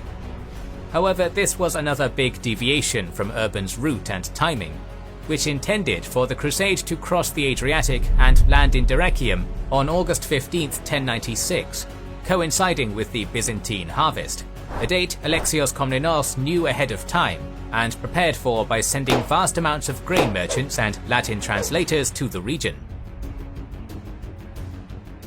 Peter took the time to preach in Cologne to recruit more German lords, but Walter was impatient and decided to leave as soon as the feast was over with a few thousand companions. As a result of this schism, the crusade was now divided into 5 groups, one under Peter, one commanded by Walter, and 3 more under the leadership of nobles, who distorted the words of the initial call even further and weaponized them against the thriving Jewish community. The series of events which we now call the Rhineland massacres would become a turning point in history. This was not the first time when a minority was attacked by the majority, but the scale and nature of these attacks would mark a new chapter and set a precedent which would recur numerous times in the centuries to come. Contemporary scholars writing after the conquest of Jerusalem tried their best to put the blame on Peter or peasant greed, with the goal of distancing the more successful Prince's Crusade from the failed People's Crusade, but not because of the mass slaughter of the Jews, which the Church unilaterally saw as a grave sin, but because after many of them were forcibly baptized, they reconverted once the storm had passed. But how did this all start, and why did these 3 groups begin the rampage in the first place? Even before the army crossed the Rhine, word spread proclaiming, "Do we need to travel to distant lands in the east to attack the enemies of God, when there are Jews right before our eyes, a race that is the greatest enemy of God? We've got it all backwards." Days went by as children asked their parents if this was Jerusalem at the sight of each new city, and the growing excitement turned into impatience. Most of the German nobles were busy fighting amongst each other, but some of them quickly became obsessed with the promise of indulgence in return for military service. Count Emicho of Leiningen added his own ideas to the crusade by tattooing a cross on himself and proclaiming that he was the last emperor, the one who would unite East and West before going to Jerusalem and wiping out Judaism. His well-equipped and well-organized army unleashed a wave of violence which began on May 3, 1096 at the newly settled city of Speyer by storming into the synagogue. The Bishop of Speyer, who had heard of the coming danger, did everything he could to protect the Jewish populace, and as a result of his actions, only 11 of them were killed. 15 days later, Emicho descended upon the city of Worms, where according to the Mainz Chronicle, they took a trampled corpse of theirs, which had been buried 30 days previously, and carried it through the city, saying, "Behold what the Jews have done to our comrade. They took a Gentile and boiled him in water. Then they poured the water into our wells in order to kill us." Many Jews, forewarned by the events in Speyer, had already sought the protection of the Bishop of Worms. They looked on from the sanctuary of his palace as those of their brethren that had chosen to remain at home were massacred. The Crusaders demanded that they convert, and those who did were spared, but the majority of them refused. Emicho laid siege to the bishop's palace, and once his soldiers broke in, they discovered that the Jews inside had decided to take their own lives rather than fall to their hands. Only 5 days later, the band was already in Mainz, where once again the local archbishop took a massive amount of money in return for sheltering his Jewish citizens. At first, the rest of the populace rallied around the Jews, but after a 2-day siege, some of them opened the gates, which the Crusaders saw as a miracle. "Behold, the gates have opened by themselves. All this the crucified has done for us, so that we might avenge his blood on the Jews." 1,014 of them died in a single day. Hearing of this, the citizens of Cologne took action and massacred their own Jewish population, destroying every Torah scroll they found along the way, while other cities like Regensburg were spared after mass forced conversions. The second group, under a monk named Volkmar, decided to pass through Bavaria and travel to Prague, inspiring another Jewish pogrom on June the 1st, while the Duke was away. Another group, with at least 15,000 followers, led by a man named Gottschalk, also committed atrocities as they made their way along the Danube. It is important to note that the majority of these leaders would later join the Prince's Crusade, whose leaders also attacked members of the Jewish community. Meanwhile, Walter and around 10,000 Crusaders made it to the Hungarian border in May and met with King Koloman, who treated him well. But by the time they reached the Sava River, an accident occurred, involving 16 of Walter's men bartering with local weapons merchants before they were attacked and stripped of their clothes and valuables. The humiliated soldiers walked naked to the army camp, only to find that the governor of Belgrade refused to open his markets. In response, Walter plundered the countryside and rounded up as much cattle as he could in between skirmishes with the Hungarian and Byzantine border guards. At one point, 140 Crusaders were routed and sought refuge in a chapel, which the Byzantines burned down. Eventually, the group made it to Niš, where they were granted weapons and supplies by the governor, who ensured their safe passage to Constantinople, promising open markets along the way. Peter the Hermit's contingent, which had as many as 40,000 followers, was only a few days behind Walter's. Upon their entry to Hungary, King Koloman made them swear to keep the peace, but as the Crusaders approached the Sava River, they spotted the clothes of 16 Crusaders hanging from the battlements of Zemun. This sight came at the same time as a rumor began to circulate that a local Hungarian warlord and the governor of Belgrade were plotting against them. After camping in front of the city for 17 days, Peter ordered an attack, instructing his archers to target the watchmen, while the infantry assaulted the walls with scaling ladders. According to one source, 4,000 Hungarians were killed at the cost of just 100 Crusaders, and whether the numbers were exaggerated or not, the city was taken and became their base for a week. By this time, Peter learned that the Hungarians were gathering an army, so he ordered his men to begin crossing the river, with 150 ships and rafts made from timber stripped from the houses and bound with rope. While the people and supplies were being ferried, 7 boats filled with Pecheneg archers approached and opened fire. A makeshift Frankish navy grouped up and attempted to counterattack, destroying all the enemy vessels, but their cohesion was significantly damaged. As they arrived at Niš, a deal was struck, exchanging high-ranking hostages in return for access to the local markets. But it didn't take long for hostilities to resume. A group of soldiers were dissatisfied with another group of merchants and decided to set fire to several mills and houses just outside the city, as the Crusaders were already on the road. In response, the governor launched a raid on the rear, mostly made up of the elderly men, women and children. Cattle were stolen, dozens were killed or captured before the rest of the column could even react. Peter could not let this go unpunished, so he turned his army around and attempted to negotiate. His followers, however, were uninterested in peace, and 2,000 young men attacked the city without any semblance of a plan. The garrison managed to hold out against the attack, repelling them with arrows and other projectile weapons, and once the Crusaders retreated, the troops sallied out. The disjointed and broken army was now in full flight, and many drowned in the river. Men, women and children fell prey to the Byzantines, who managed to capture most of their goods, including a wagon filled with gold and silver. The Crusaders scattered into the nearby forests, but miraculously only a quarter of them were lost in the battle. However, that included a good portion of the fighting men, as well as most of their provisions. On July 12th, Peter reached Serdica and met with imperial emissaries, who ensured that there was no trouble for the remainder of the journey, and that the army was well supplied, a generous gesture which showed both the commitment and preparation of Alexios Komnenos.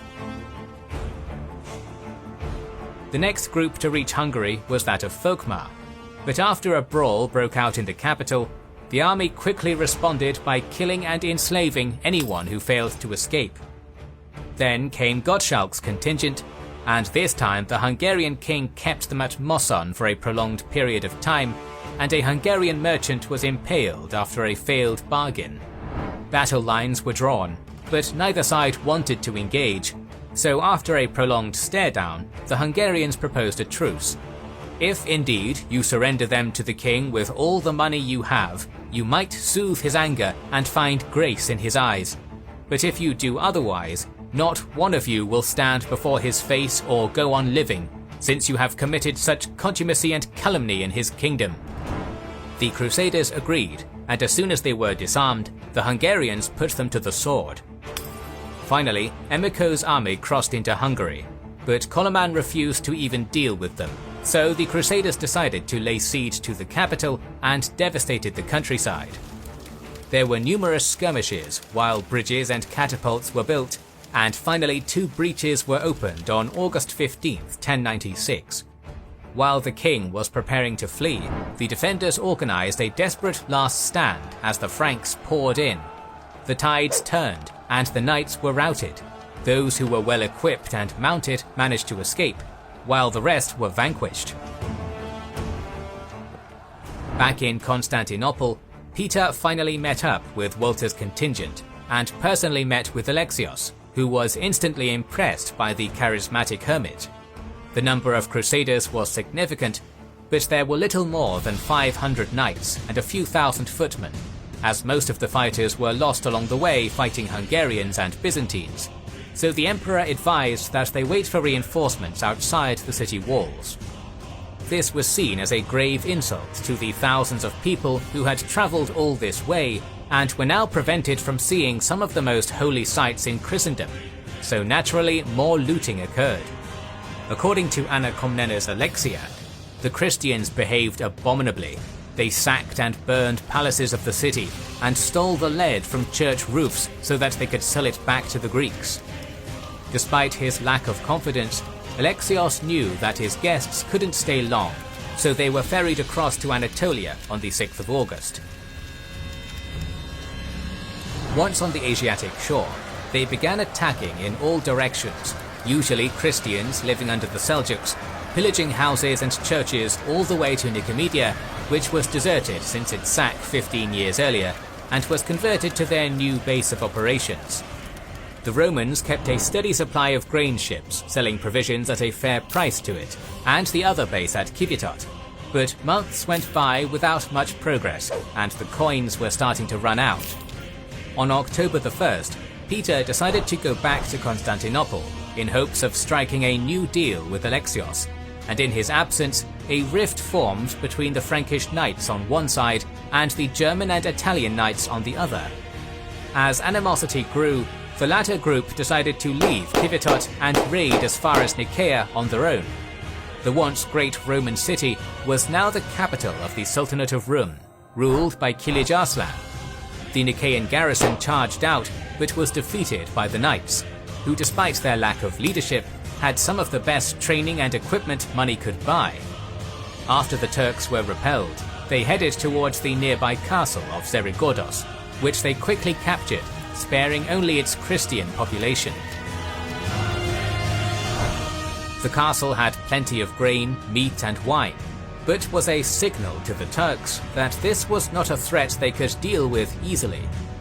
3 days later, Kilij Arslan made his way towards it, defeating an ambush laid by the Italian contingent along the way. Siege lines were drawn, and the unyielding Christians were cut off from the rest of their allies. The only 2 sources of fresh water nearby were located outside the castle walls and guarded by the Seljuks.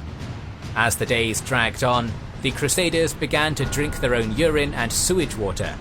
Some of them buried themselves in the sand in the hope of retaining moisture, or tried to suck water out of the dry earth. On the 8th day, the gate was set on fire, causing a wild panic. Some surrendered, while others jumped, sallied out, and were assaulted with arrows. Only a few Germans managed to survive. Back in the camp, Peter was still negotiating, while a Turkish spy told the Crusaders that Nicaea had fallen and that the Crusaders were dividing up the loot between themselves. Once again, the Christians were divided, with some advising to wait for their leader, while the rest wanted to act now. A decision was made that all the fighting men would deploy in 6 divisions and move towards Nicaea, while the women, children and sick stayed in Kivitot. Somewhere along the way, the truth was revealed and excitement turned into panic, which only multiplied as Kilij Arslan's army ambushed them from the woods just 3 miles away from the camp. No formations were drawn. Instead, each of the divisions rallied themselves and attacked the far more mobile enemy. The horse archers employed hit-and-run tactics before encircling 2 of the divisions, while another group of Turkish cavalry circled around to cut off their retreat. The remaining 4 divisions charged forward as the Seljuks fired at them in a classic feint retreat. Initially, the situation looked hopeful, as the mounted knights took down hundreds of their opponents, but then the Turks aimed at their horses, which led to a massacre. There were only a few survivors, which did not include Walter Sans-Avoir, who had 7 arrows sticking out of him. The remainder was chased down to Kivitot. The camp followers lit bonfires, which were carried by the winds into the enemy, but the situation was hopeless. Tens of thousands who were inspired by Peter now ran for their lives. Many of them drowned or were killed, but most were captured. Those who refused to convert were taken captive and carted to Antioch, Aleppo, and as far as Khorasan. 3,000 managed to reach a nearby ruined castle and hold off the attackers with improvised fortifications. The following day, a single boat managed to reach Constantinople, prompting Alexios to send his fleet and rescue a fragment of the people who initially set out from France. Anna Komnena's description of the dead no doubt exaggerated their numbers, but it nonetheless provides a good sense of how the slaughter must have looked to the next wave of crusaders arriving 9 months later. When they gathered the remains of the fallen, lying on every side, they heaped up, I will not say a mighty ridge or hill or peak, but a mountain of considerable height and depth and width, so huge was the mass of bones. The so-called Peasant Crusade, led by Peter the Hermit, left a bitter taste in Emperor Alexios' mouth, but he was still determined to carry out his plan. Dyrrhachium was designated as the rendezvous point, where Byzantine officials and interpreters, along with large stockpiles of provisions and gifts, awaited the army, probably the largest since the days of the United Roman Empire. To quote the chronicler and participant of the Prince's Crusade, Fulcher of Chartres, whoever heard of such a mixture of languages in one army? There were Franks, Flemings, Frisians, Gauls, Allobroges, Lotharingians, Alemanni, Bavarians, Normans, English, Scots, Aquitanians, Italians, Dacians, Apulians, Iberians, Bretons, Greeks, and Armenians. If any Breton or Teuton wished to question me, I could neither reply nor understand. The earliest group was that of Hugh, Count of Vermandois, brother of the excommunicated French king, and one of the 2 actual princes in this Prince's Crusade. In February 1096, he led a council in Paris, discussing the logistics and goals of the expedition, which he intended to lead. Coincidentally, a lunar eclipse occurred during the negotiations, and thousands of Parisians observed as the moon became blood red. During the next several months, commoners and nobles alike sold off their possessions as they needed the currency to buy provisions along the way, which led to a rare case of mass deflation due to the shortage of hard coinage. The group headed out towards Constantinople at the agreed-upon date of August 15th, and along the way was joined by the remnants of Count Emico's force, most of whom were knights. Upon reaching Bari in October, Hugh sent a few envoys to Dyrrhachium with the words, "Be it known to you, Duke, that our Lord Hugh is almost here. He brings with him from Rome the golden standard of St. Peter. Understand, moreover, that he is the supreme commander of the Frankish army. See to it then that he is accorded a reception worthy of his rank, and yourself prepare to meet him." Unfortunately for Hugh, however, another natural disaster intervened, as most of his fleet was sunk during the treacherous crossing of the Adriatic. The prince himself was found on the coast near Dyrrhachium, shipwrecked and without the majority of his army and supplies. The remnants were greeted warmly, outfitted and fed, before being escorted to Alexios by Admiral Manuel Voutamietis. The second group was led by Godfrey of Bouillon, Duke of Lorraine, who spent the last 20 years of his life fighting for the Holy Roman Emperor against the papacy and defending his own lands from a coalition of claimants. Despite tracing his ancestry to Charlemagne himself, his titles were not hereditary, which meant that his position was very unstable. So when the preachings of Urban and Peter reached him, Godfrey answered the call with great enthusiasm. He sold off most of his estates, mortgaged his great castle of Bouillon to the Bishop of Liege, and extorted many Jewish citizens in order to equip a formidable army, which included his brother Baldwin and many knights and nobles.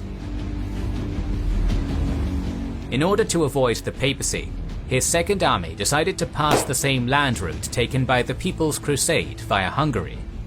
In early October, King Coloman was given Godfrey's brother as hostage in case the Crusaders decided to raid the countryside, and convinced him to grant the Crusaders passage after he pledged that there would be no raiding.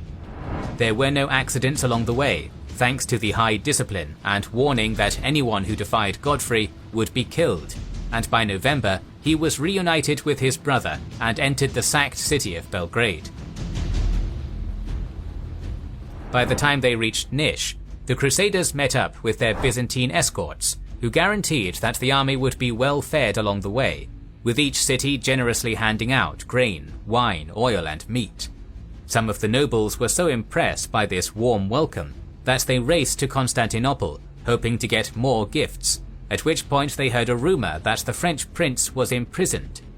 On December 12th, Godfrey halted at Salimbria, and what had until this point been an unprecedented peaceful movement turned to raiding and looting of the countryside after the demand to release Hugh was rejected.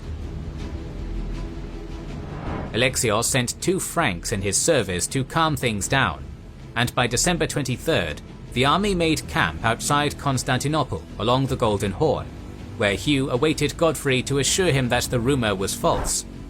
The Lotharingians were puzzled and further infuriated as some survivors of the Battle of Civitot blamed Alexios for the disaster, and as a result, Godfrey refused his invitation to meet the emperor personally. Alexios responded by closing his markets to the Crusaders, and hostilities were resumed.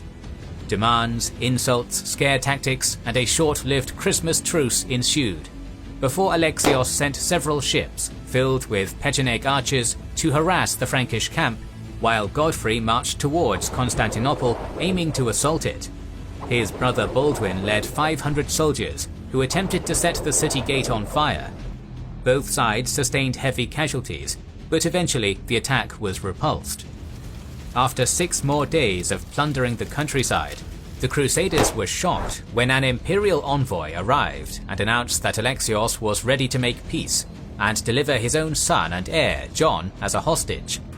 With this guarantee, Godfrey entered the city with a small entourage, where instead of a vengeful enemy, he met a generous host. "I have heard about you," Alexios told him, "that you are a very powerful knight and prince in your land, and a very wise man and completely honest. Because of this, I am taking you as my adopted son, and I am putting everything I possess in your power, so that my empire and land can be freed and saved through you from the present and future multitudes." In return for numerous gifts, Godfrey swore an oath that he would not harm imperial subjects and return any land taken conquered from the Turks to Alexios. Some sources misunderstand this oath as one of vassalage, but this was a masterful use of a familiar custom for a completely different purpose. Mercenaries in the service of Byzantium were forced to make a similar oath, but were given titles and land in return. In this case, Alexios became the supreme commander of the expedition, offering gifts instead of land. When he returned to his camp, Godfrey ordered his men to keep the peace and began boarding Byzantine ships, who transported him across the Bosphorus along with Hugh and Peter the Hermit. The third Crusader force was that of Bohemond, who had been disinherited by his father, Robert Guiscard, in favour of his younger half-brother, Roger Borsa. leaving Bohemond with just Taranto and Bari. In 1096, he was helping his uncle lay siege to Amalfi when he heard that a massive army was making its way to the Holy Land with crosses on their shoulders. With little to lose, Bohemond prepared to invade Byzantium once more and tore off his expensive garment and had it cut into crosses for his men. Many warriors stepped forward under the pretext of this religious movement, and 500 knights, along with many footmen, abandoned the siege to travel east. The experienced commander ordered that his men land at multiple points across the Adriatic coastline, before meeting up in the city of Valona on November 1st. They were instructed to not plunder the countryside and claim only as much food as they needed. But as they arrived at their former base of operations in Castoria, the garrison refused to share their supplies, which led to another series of widespread looting, during which an entire community of Paulicians was eradicated at Pelagonia. As the army reached the Via Egnatia, they were met by a group of Pecheneg mounted archers, who harassed them with the tried and tested nomadic tactics. The Crusaders prevailed, and several Pechenegs were captured, but as soon as Bohemond found out they were carrying out imperial orders, he let them go. Eventually, a high official met with the Normans, who smoothed things over and provided them with supplies. At the same time, Bohemond attempted to make contact with Godfrey and offered a joint attack against the Empire, but his message arrived just as he was making peace with Alexios. Bohemond had some of the best soldiers in the world, but his contingent was small, so he decided to enter Constantinople as a friend. Upon meeting his old rival, Alexios once again showed him the best hospitality he could hope for. During a feast, Bohemond was offered both cooked and raw meat in case he feared that it was poisoned. The Norman decided to pick the latter and prepared the meal himself. Later, he began negotiating with Alexios in his native Greek language and suggested that he should become Domestikos of the East, or chief commander of the eastern lands. The request was denied, and instead he was promised ownership of any lands east of Antioch, as well as being designated as an imperial agent. After agreeing and swearing the same oath as other crusaders, Bohemond returned to his quarters, which were filled with precious objects, coins and silk. Not everyone in Bohemond's army was happy about this. His nephew, Tancred, had no intentions to play sophisticated mind games, and instead crossed the Bosphorus with the bulk of the Norman forces. That same day, the third and by far the largest Crusader army, making up half of the total force, arrived at Constantinople. Raymond IV, Count of Toulouse, was extremely rich and more powerful than the French king himself, having recently inherited Provence. By his marriage with Elvira of Aragon, he was connected with the royal houses of Iberia and fought several wars there. He was the only crusade leader who personally discussed the project with Pope Urban and was fully committed to it. He brought his wife and heir, as well as several noblemen from southern France, but his most influential follower was the spiritual leader and first Crusader bishop, Adhemar of Le Puy. Raymond had no intention to return to France, and it took a long time to put his affairs in order, which delayed his departure.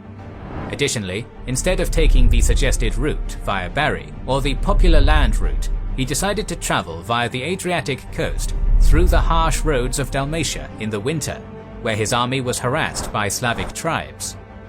Eventually, the army made its way to Dyrrhachium and resupplied, but they became wary of the Pecheneg parties sent to watch their actions. It was very difficult to control such a vast force, and before long, hostilities broke out. Several barons were killed during hit-and-run attacks, and Bishop Adhemar was captured by several Pechenegs who were about to kill him when one of them pointed out who he was and fled. Upon reaching Thessaloniki, the bishop and other wounded men were left to receive proper treatment, while the rest of the force marched and reached Rodosto. The envoys from the capital invited Raymond to an audience with Alexios, where he could meet up with the other crusade leaders. Fearing that the leadership of the crusade was slipping from his hands, he raced towards Constantinople, leaving behind a leaderless army, which naturally began pillaging the countryside. Raymond was received as well as the other leaders, but when he was asked to swear an oath, recognizing Alexios as the overall commander, and told he could take no land for himself, he was outraged. Bohemond approached him and tried to act as a mediator, but after things went sour, he pledged that if Raymond would go to war with Alexios, the Normans would stand with Byzantium. Once again, Alexios stepped up to the challenge by waiting for Bohemond to leave and assuring Raymond that the Normans were the real enemy and that the two should stand together in case they betray the cause. Finally, on April 26th, Raymond swore a modified oath of non-aggression and joined the rest of the party on the other side of the Bosphorus. The last Crusader army was a combined force of 3 contingents. Robert, Duke of Normandy, was the son of William the Conqueror, and was very experienced in warfare as a result of waging a war against him and his brothers after a terrible falling out over a prank. After his defeat at the hands of his own son, William only allowed him to inherit Normandy, despite being his firstborn, while his other son received England. Naturally, civil war ensued, and Robert lost, causing many of his barons to desert him. So when the call to crusade arrived, Robert was more than willing to join, especially since his grandfather died on his way to Jerusalem. So he ceded temporary control over Normandy in return for 10,000 marks of silver. His cousin, Robert Count of Flanders, also had a father who made the pilgrimage in 1089, and agreed to send Alexios 500 Flemish warriors. After Robert received a personal letter from Urban II, he was more than willing to join. Stephen of Blois, on the other hand, was not moved by the Pope, but as the husband of Adela, daughter of William the Conqueror, who made the decisions in the household, he was bound to her will, and when she wanted him to go, he agreed and left her in charge of his rich lands. The combined force of these 3 main leaders crossed the Alps and met with the Pope in Lucca, who gave them his blessings before they reached Bari. Robert of Flanders immediately crossed and had a smooth and uneventful journey all the way to Constantinople, except for losing one of his vassals, who fought a naval battle against the Byzantine fleet after he tried to sail further south from the agreed-upon route. The other 2 leaders, on the other hand, decided to wait until the following spring, which led to a mass desertion as men sold their bows to make it back home. Eventually, Robert of Normandy and Stephen of Blois made it to Constantinople and were delighted by the warm welcome, the latter writing back to his wife, "Your father, my love, gave me many great presents, but he was almost nothing in comparison with this man." The combined Crusader force was assembled at Civitot, which was fully stocked with supplies, and constantly receiving more goods from the Byzantine merchants, which were sold at a fixed and fair price by the state. When we factor in the losses sustained along the way to Constantinople due to starvation, skirmishes, disease, shipwreck, and above all desertion, it is difficult to give an estimate of the total force, which also included remnants of the People's Crusade. That being said, thanks to the dozens of accounts, many of which were written by priests in the Crusader entourage, the starting figure at Civitot was most likely around 80,000, around 7,500 of which were mounted knights, 30,000 infantry, with the rest being camp followers. It is very important to note that among them, there was a giant baggage train of pack animals, as each knight was accompanied by a warhorse, a palfrey, and a mule, a number which more than tripled if that knight was prominent. The fact that Byzantium kept up with the logistical demands shows that their level of determination and preparation matched that of the Crusaders. Added to this giant force was the trusted general Tatikios, alongside 2,000 Byzantine infantry. In April 1097, most of the host was on the move through the Roman roads that had to be cleared from overgrowth and marked with crosses, leading the way towards the first major goal, Nicaea. The majority of the army reached its destination on May 6th, and witnessed the massive fortifications built by Emperor Hadrian and consistently repaired by the Byzantines until they offered the Seljuk Turks to become its garrison. Nicaea was located at a very strategic location and defended by massive walls stretching for 5 kilometers, 10 meters tall, with 117 round towers, each 17 meters tall. To add to that, there was a double ditch, 4 formidable gates, and to the west, the city hugged the Ascanian Lake. The Turks manning these walls were expert marksmen, who repelled the Byzantine efforts to retake the fortress in 1081 and 1086. As the site of the First Ecumenical Council, called by Constantine, the loss of this city had a deep impact on all Christians, and seeing the mutilated remnants of the People's Crusade only strengthened the Crusaders' resolve. Meanwhile, the Sultan Kilij Arslan was confident in the strengths of his capital and left his family and treasury to go to Melitene on the other side of Anatolia, after he found out that his rival, the Danishmends, were trying to take it. In his eyes, the Crusader threat was dealt with, but after he read the report, showing that this force was several times larger than the one he defeated, he immediately rushed back, arriving on May 14th. Initially, some of the Crusaders who reached the walls attempted to assault the fortress, but were soundly defeated. Around the same time, 2 spies were caught, revealing that the Sultan was in the vicinity. The Crusaders immediately sent messages to Raymond to hurry his advance and position himself on the south gate in order to encircle the city before the garrison was reinforced. The Provençal detachment made up half of the Crusader force, and was in the middle of setting up camp when 10,000 Turks charged at them with screams and arrows. The Franks were exhausted, but formed up and held the line, with Raymond in the vanguard, and Bishop Adhemar delivering his first battlefield oration. "Now eternal life is at hand for you, indeed for anyone who might be crowned a martyr in battle. Go forth confidently against these enemies of the living God, and God will allow you today to achieve victory."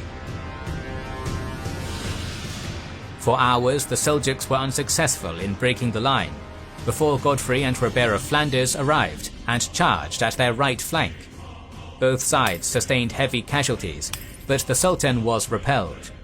The Christians took no prisoners. Thousands of heads were rounded up. Some were sent to Alexios, who made camp at the nearby city of Pelicanum. Others were catapulted over the walls, and even more were impaled on spears as a warning to the city garrison. In return, the defenders used a device with sharp iron claws, attaching a chain to clasp a corpse and hang it from the battlements. By June 3rd, the last Crusaders joined the camp and started settling down for a protracted siege. They formed a council which created a shared treasury and coordinated the actions of the various regiments, and began building siege engines, the first of which was called the Fox, a structure resembling a ram, aimed at protecting a group of sappers which advanced under the cover of crossbow and mangonel fire, but as it was making its way towards the wall it collapsed, killing the 20 men below it. Next they tried siege ladders, but that also failed due to the masterful architecture of the city's defences. Another ram was constructed and lit ablaze as the Turks poured Greek fire and destroyed it. Eventually, Raymond had a chief engineer who built the Turtle, an improved model of the first ram, which made it to a damaged and leaning tower called Gonatus. Its sloped sides allowed it to reach the wall, where a group of sappers began digging at its foundation. As the tunnel extended, they placed wooden beams for support.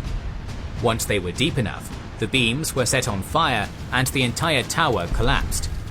Unfortunately, darkness set in and the assault was postponed for the following morning. But to their surprise, the Crusaders discovered that the garrison worked through the night piling rocks and sealed the breach. In the meantime, Alexios was executing a plan of his own, fearing that the city would be sacked, or worse, that the Crusaders would go back on their word, taking it for themselves. He sent out his admiral Vutomitis, who entered the city and attempted to negotiate its surrender. His first attempt ended in failure, but then the Byzantines, using ropes, carts, oxen and horses, carried a small fleet over the mountains to the lake. As the tower collapsed, the wife of Kilij Arslan attempted to flee the city on a ship, only to be captured by said fleet. At this point, Nicaea was fully surrounded and could no longer receive supplies from the lake. Vutomitis entered the garrison once more, carrying a message written in gold, promising that the defenders would be massacred by the Crusaders if they didn't surrender to the emperor. The deal was accepted, but a final bit of statecraft had to be executed. General Tatikios announced that a massive assault would be coordinated on the morning of June 19th. The army would carry crosses and imperial banners around the city and then attack on all sides. The Crusaders agreed and armed themselves when suddenly Roman standards flew over the ramparts. Nicaea had fallen to the Byzantine forces attacking from the west, and as some proclaimed, "Glory to you, Lord," others were perplexed and began to wonder what was the real purpose of this crusade. Despite the fact that the Crusaders showed their martial prowess and personal courage during the siege of Nicaea, in the end it was cunning Byzantine diplomacy that won the day. The sack of the ancient city was prevented, the prisoners from the People's Crusade liberated, but the Romans now had to ensure the cohesion of their Latin mercenaries and prevent them from slaughtering the Turkish garrison. The Seljuk defenders were secretly ferried off to Pelicanum, where they met up with the emperor, who gave out gifts to everyone, with additional rewards for those who wished to defect to his side. Alexios spent a fortune ensuring that the interests of the Crusaders aligned with his own, but he simultaneously was sending out a strong message to the Turks that the Byzantines had little to do with the savage Franks, and that anyone who willingly surrendered to him would not only be spared, but generously rewarded. As for the Crusaders themselves, their leaders were given gold, jewels, silk cloaks and horses, while wagons filled with bronze coins were distributed to the infantry and commoners. Despite that, tensions began to rise as the Latins became more suspicious of their generous host. Some were offended by the disparity in the rewards, while others were offended that rewards were given out in the first place, as this was supposed to be a religious movement motivated by faith, not possessions. And yet the biggest complaint came from the fact that only small groups were allowed in Nicaea to observe and pray in its churches. Before they could depart, Alexios seized his opportunity to address the only major leader who didn't swear an oath to him, Bohemond's nephew Tancred. The Norman once again refused and demanded for Alexios to accompany the Crusaders to their next target and to receive a royal tent identical to that of the emperor, proclaiming, "If you wish to dominate, then you must strive to serve." A brawl broke out, but eventually calmer minds prevailed, and Tancred swore the oath, kissed the emperor's hand, and received no gifts. Upon departure, he stared at Alexios and said, "I deem you worthy of being my enemy and not a friend." The council convened, and the Byzantines laid out a master plan to take over Anatolia. The next major target was naturally Antioch, but there were many smaller fortresses scattered throughout the harsh environment of the region that needed to be secured. Alexios put the imperial army and navy under the command of his brother-in-law, John Ducas, who was tasked with the recovery of the coastal provinces. Seljuk Chaka Bey, who ruled from Smyrna semi-independently from the Sultanate of Rum, still posed a significant threat with his navy, and would prevent any supplies reaching the Crusaders once they made it to Antioch. And while some Latins must have felt abandoned by the emperor, it made no sense for him to join the already giant host, only adding to the logistical issues. Not to mention the risks of Cuman invasions, rebellious generals, or death of the emperor. What if the new ruler wasn't so cooperative with the Crusaders? Once again, the Franks were to be escorted by the trusted general Tatikios, who was extremely loyal to Alexios, and as a Turk himself, he knew exactly what the steppe riders were capable of. Before departing, Alexios gave them plenty of supplies, as well as precious insight, advising them to send envoys to the Fatimid Caliphate and make an alliance with common enemies. And so, 10 days after Nicaea was taken, June 26, 1097, the Crusaders formed a massive column and set off. One of the leaders, Stefan of Blois, wrote back home to his wife, "I say to you, sweetheart, that from Nicaea we will arrive at Jerusalem in 5 weeks, provided that Antioch does not slow us down." Little did he know, the Franks would venture in the mountainous lands in the midst of the summer heat to face an enemy that vanquished tens of thousands of Romans. To reduce the load on the logistics, the coalition army split in two, with the first force moving ahead with Tatikios and Bohemond, the two imperial agents at the front, accompanied by the contingents of Tancred, Robert of Flanders, and Robert of Normandy, while Godfrey, Baldwin, Stefan, Hugh, and Raymond were 3 days' march behind them. It is very difficult to determine the Crusader force, as there were many non-combatants, many among them women and children. The First Army had around 3,000 knights and 10,000 footmen, which included 2,000 Byzantine infantry, accompanied by at least as many camp followers. The second force was at least twice as large, totaling around 4,500 mounted warriors and 20,000 infantry, with just as many non-combatants. Riders were constantly galloping between the two halves, ensuring a steady flow of information about the route they were taking. And while the vast column crawled towards the crucial site of Dorylaeum, the Seljuks observed their every move from the hilltops. The Seljuk Turks were not alone, as Kilij Arslan managed to convince his rival, the Turkic Danishmends, to put their differences aside and combine their armies for a total force between 10 and 15,000 steppe riders. They were equipped with leather armor and piercing swords, but the greatest tool in their arsenal was the recurve bow, with an effective range of 50 to 60 meters. Combined with their expert riding ability and knowledge of the terrain, this was the deadly combination that crushed the Byzantines in Manzikert, back when Romanos also decided to split his army in two halves. It is important to note that unlike many other nomadic peoples, the Seljuk Turks of Anatolia were stripped of a massive advantage due to the nature of the terrain. Despite controlling the region for over a decade, they couldn't raise enough horses to provide each of their riders with half a dozen remounts, meaning that they had to sacrifice in either speed or endurance.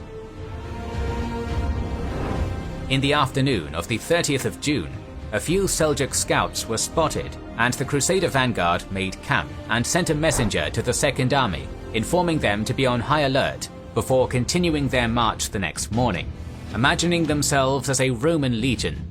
Weapons taken up, trumpets sounding, arranged against the enemy in wings, centurions leading cohorts and centuries, standards raised, in an orderly fashion we began to set forth. After crossing a small river, the army entered the junction of two valleys, 45 kilometers from Dorylaeum. The open plain was wide enough for the Seljuk maneuvers, but also allowed them to catch the Crusaders by surprise. They couldn't have picked a better spot for an ambush. As soon as the Seljuk force was seen, Bohemond ordered a camp to be constructed by the infantry, picking a spot close to the river, hoping that the marshy ground would give them protection on one flank. In order to buy them some time, he and Robert of Normandy gathered the entire cavalry force of 3,000 knights and charged at Kilij Arslan. The fighting raged for almost an hour, but the light cavalry overwhelmed the Latin nobility, sending them back towards the makeshift camp, where some dug trenches, while the non-combatants and baggage train were directed towards the center. Hundreds of troops that were between the two Crusader armies poured into the battlefield, completely unaware of the ongoing battle, before they were captured or killed. Bohemond and Robert ordered their entire force to dismount and positioned the heavily armored cavalrymen to hold the vanguard and withstand volley after volley. There were no walls, just a mass of people in chain armor in the summer heat, holding together against these circling nomads who tried to pick them off one at a time, screaming and taunting in the hope they would turn their back and flee. One eyewitness reports, "They encircled us on all sides, engaging at close quarters and throwing darts and spears and firing arrows wondrously far and wide. They howled and shrieked and shouted, making a devilish noise in their high voices, crying and shouting like demons." One particular Frankish knight called Robert of Paris, with a notorious background, was one of the first casualties. Back at Constantinople, he mocked the emperor by sitting on his imperial seat. Instead of punishing him, Alexios invited him for a drink and explained they were allies, advising him to never chase their nomadic common enemy. Overcome by anger, the knight threw himself at the Seljuks after multiple civilians were shot around him.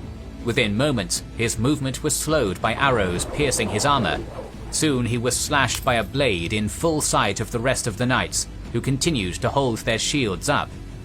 Bohemond and Robert were now screaming, ordering their men to hold the line, fully aware that if the lines broke, there would be nowhere to run.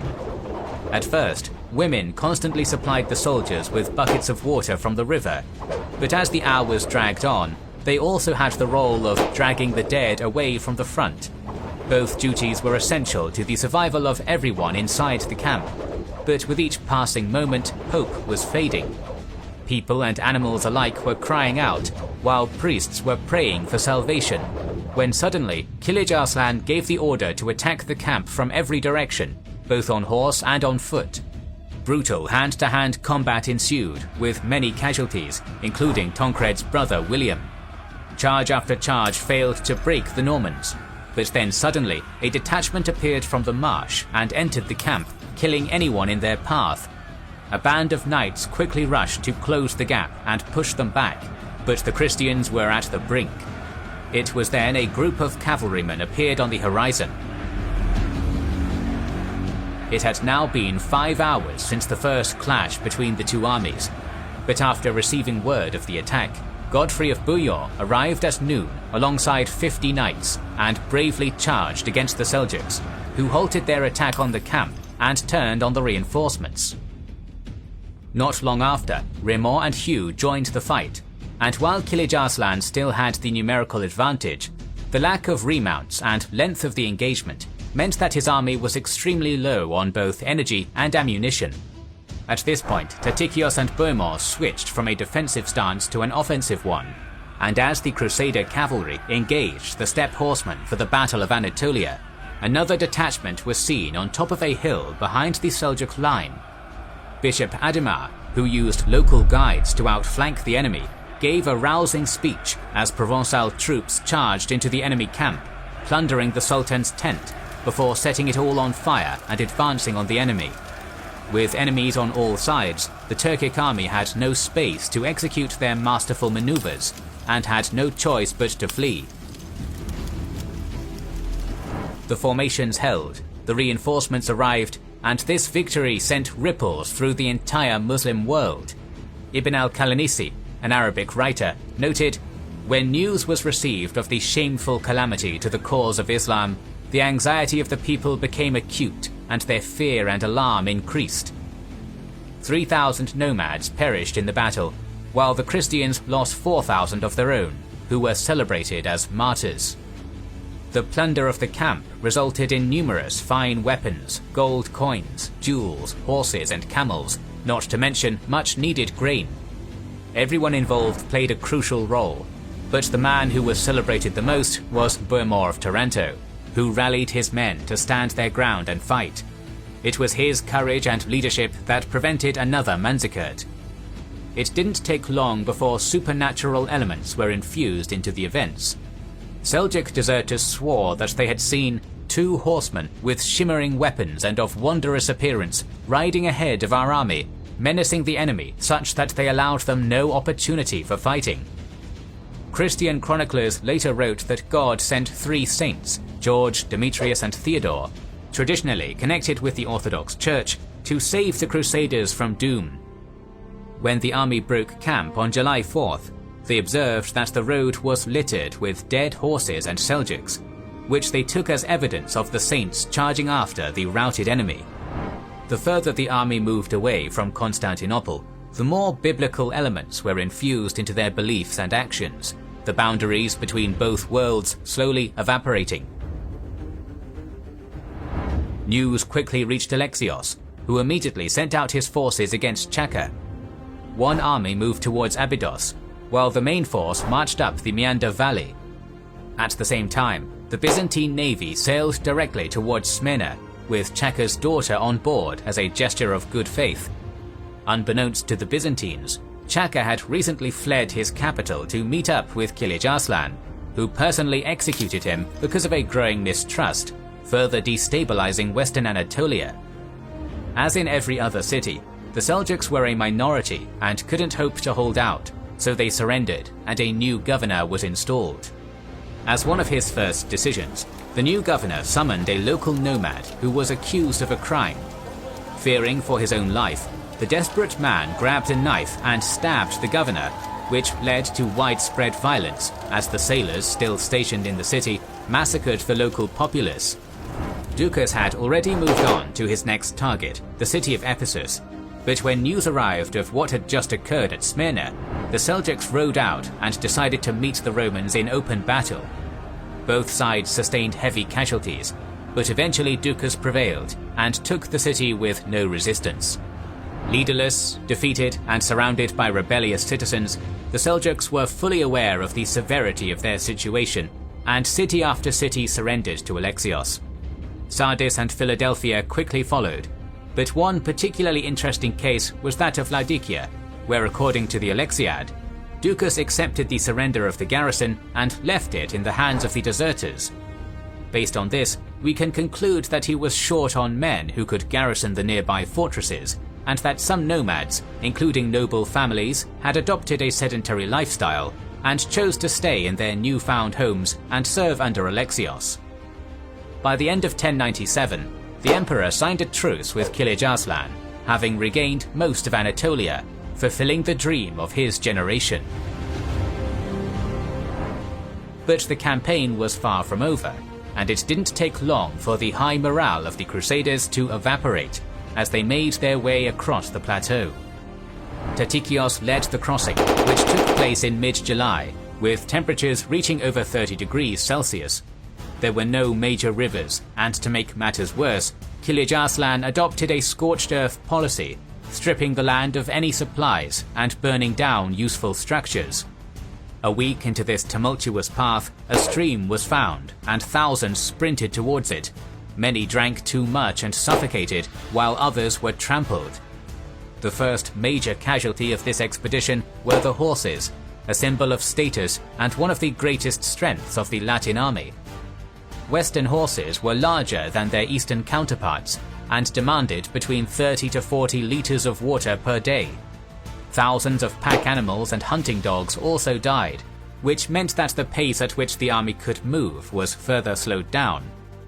This was the sacrifice the army had to make, according to the Roman High Command, which decided to take the southern route instead of the usual one through Ankara, without even stopping at Amorium. The risky move tricked the Seljuks into thinking that the army was not heading towards Antioch, and would divert back to the coast at any moment. Coupled with their recent victory, this meant that the Crusaders were unopposed and didn't have to worry about ambushes and hit-and-run tactics. By August, the coalition made it to Antioch in Pisidia and resupplied, but by this point, thousands of soldiers perished, the horses, mules, hunting dogs and falcons were lost, and two of the major leaders were on the brink of death. Rimor was severely ill and didn't expect to recover, while Godfrey was badly mauled by a bear in a recent hunt. The next stop was Iconium, a formidable but abandoned fortress, in which the army was warmly welcomed by its Roman population. At Heraclea, there was finally a hint of resistance, as the Turkic riders set an ambush, but after a short skirmish they fled the battle. The impact of Dorylaeum was so severe that nobody dared to stand against the knights for long. Instead of making for Cilicia, the army moved north towards Caesarea, then took a month crossing the Taurus Mountains, where the temperatures would drop severely, testing the constitution of the Franks, who were used to a very different climate. The roads were so steep that many knights decided to sell their weapons and armor. Whether this was a good plan or not, it solidifies the idea that even at this point, the shots were called by Alexios and his generals. As the troops advanced, Tatikios and his men rushed forward and liberated any strongholds, urging the citizens to ready their goods for the oncoming crusaders and not to stir any trouble. In the absence of Seljuk authority, Roman and Armenian governors shifted their allegiance towards Constantinople, a step which was essential in case the siege of Antioch was prolonged and supplies were needed to support it.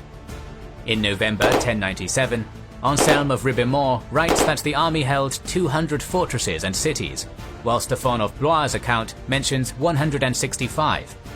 It is safe to assume that most of Anatolia was reconquered for the Komnenian dynasty. During the summer of 1097, the Seljuk scorched earth policy, coupled with the difficult terrain, stripped the Westerners from their most powerful tool, their heavy war mounts. Some fell from cliffs, and others perished from lack of water, forcing many knights to ride oxen, mules, or simply travel on foot, while goats, sheep, and dogs were used as pack animals. Soldiers were so dehydrated that on the rare occasion that water sources were found, many suffocated themselves as they drank too much. After arriving at Heraclea, the army divided into two.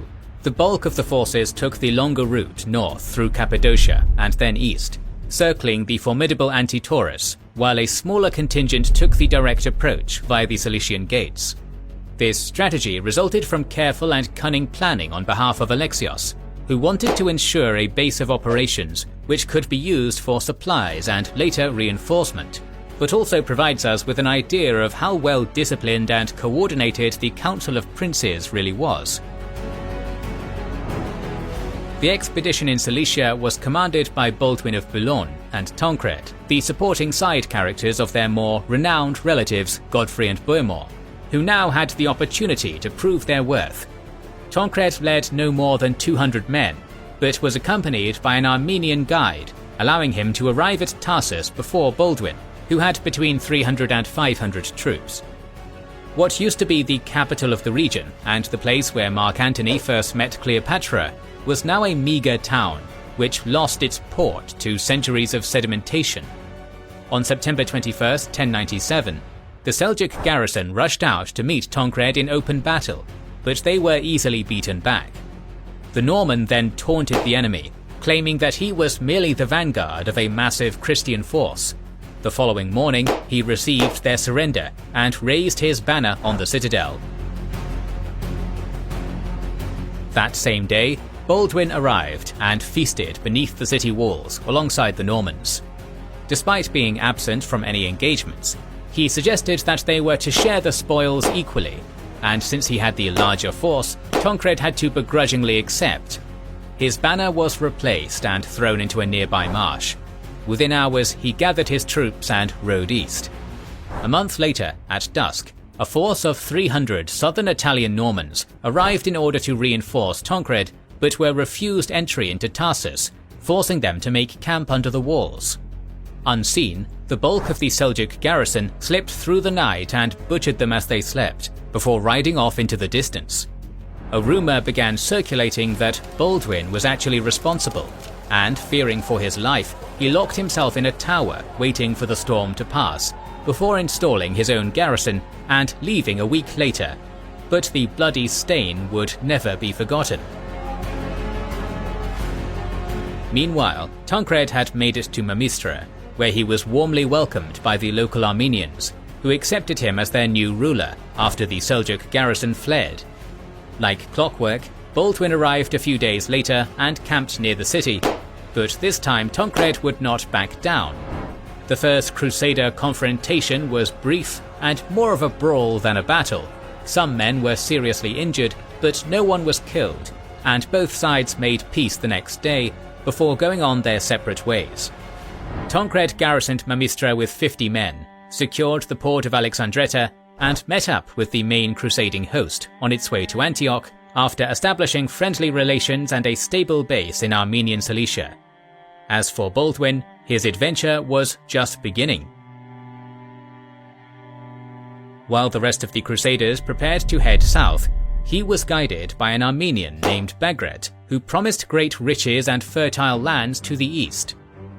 Accompanied by just 100 knights, he took a page from Tancred's book, and was able to capture the towns of Tel Bashir and Ravindel with little more than a bluff. Initially, he rewarded Bagrat with lordship over the latter city, but before long a plot was uncovered, and Baldwin hunted him down and brutally tortured him.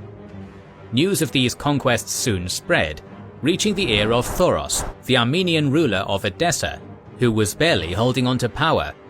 the two men formed an alliance, formalized in a bizarre ritual, during which both men stripped to their waist and embraced each other under a long shirt, sealing a union between father and adopted son.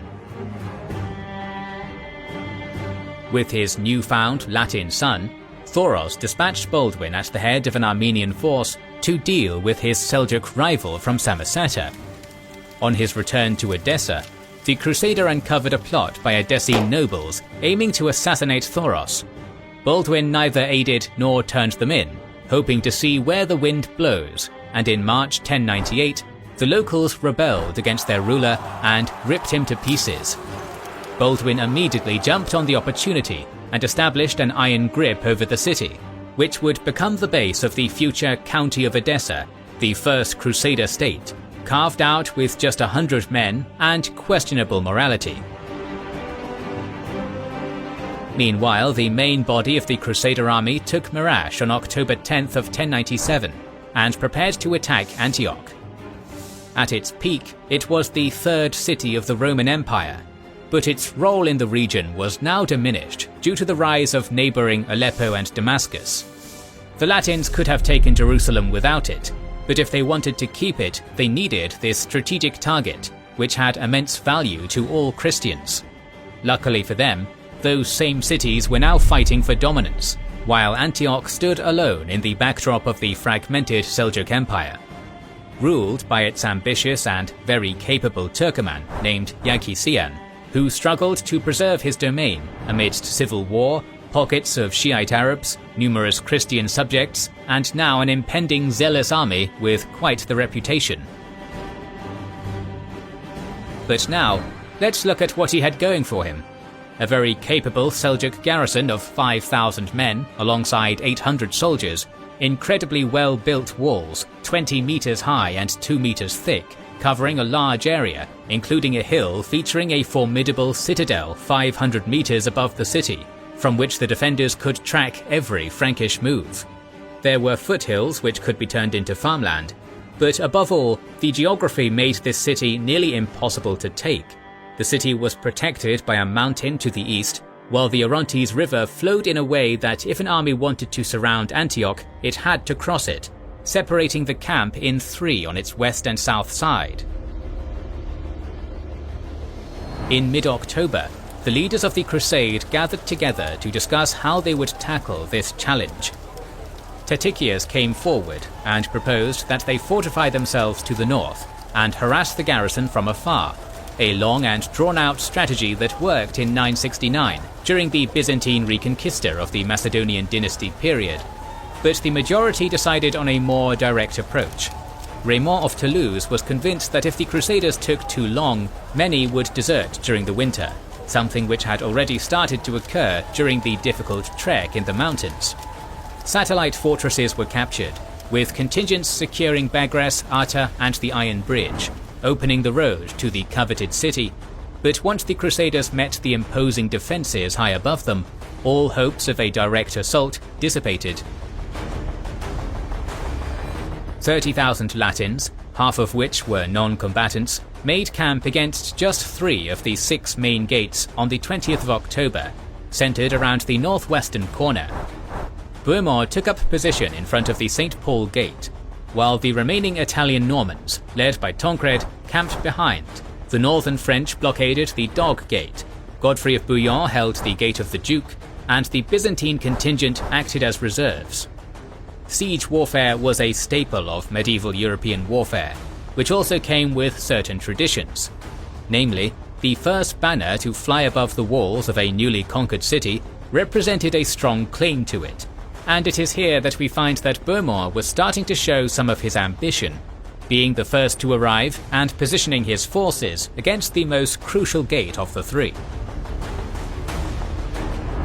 In the first 2 weeks, both sides were sizing each other up, which resulted in the calmest period, during which Yaghi-Siyan sent out his sons to search for aid, and the Crusaders enjoyed plentiful supplies from the rich valley. Fearing mutiny, the Seljuks expelled a large portion of its Christian population, while many Armenians took the chance to visit the Crusader camp and report back to Yaghi-Siyan what they saw. Suddenly this army that took down the Sultanate of Rum didn't seem so threatening, and the strategy changed entirely. Arrows were shot from atop the citadel, while mounted archers sallied out and harassed the camp, racing back across the bridge when given chase. Harim, a nearby fortress, was still in Muslim hands and was used as a base from which raids were continuously launched. By mid-November, the winter cold was setting in, supplies were waning, and heavy rains poured on the Christian force. The Crusaders were putting barely any pressure on the city, while the city continued to receive rich caravans from the south. In order to turn the tide, the Latins built a bridge over the Orontes River by tying small boats together, which was difficult to cross. The maneuver allowed the Crusaders access to the sea via the crucial port of St. Simeon, which received regular shipments of supplies from Byzantine Cyprus. This entry point allowed the Franks to send and receive letters from the west, resulting in a rare collaboration between Bishop Adhemar and the exiled Patriarch of Jerusalem, who drafted a letter asking the West to send a new wave of reinforcements to the Holy Land. On the 17th of November, 13 Genoese ships even made it to the port, bringing vital craftsmen and materials, which were used to build a fort on the slopes of Mount Storin called Malregard. Next, Bohemond was chosen to deal with Harim, which he did by employing steppe tactics, namely a feigned retreat. This drew out the small garrison, which was then smashed by a heavy cavalry charge, personally led by Bohemond. The fortress didn't fall, but its garrison was neutralized. According to eyewitness reports from the Crusader camp, those whom we captured were led before the city gate and were beheaded to grieve the Turks who were in the city. The garrison immediately responded in kind, according to the same report. Alas, how many Christians, Greeks, Syrians and Armenians who lived in the city were killed by the maddened Turks. With the Franks looking on, they threw outside the walls the heads of those killed with their catapults and slings. This especially grieved our people.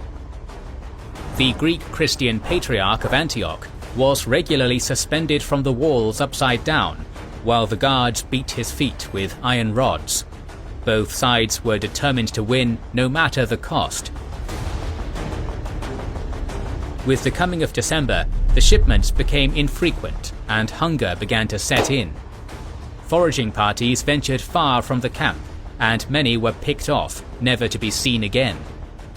Merchants from Cilicia became one of the few lifelines for many, but greed and the dangers of making the journey led the traders to jack up their prices, which caused mass desertion amongst the poor. Those who could not afford to feed themselves were losing health, which led to the rapid spread of disease, causing the death of a fifth of the army. After celebrating a grim Christmas, Bohemond and Robert of Flanders left camp on a mission to find supplies, taking 400 knights and at least as many infantry with them east. The expedition did manage to find a significant amount of forage in the fertile area of Jabal as-Samak, raiding nearby villages. While camping near the town of Al-Bara, the group made one of the worst strategic mistakes one can make. They didn't post scouts, and suddenly realized that a 10,000-strong army was on the horizon.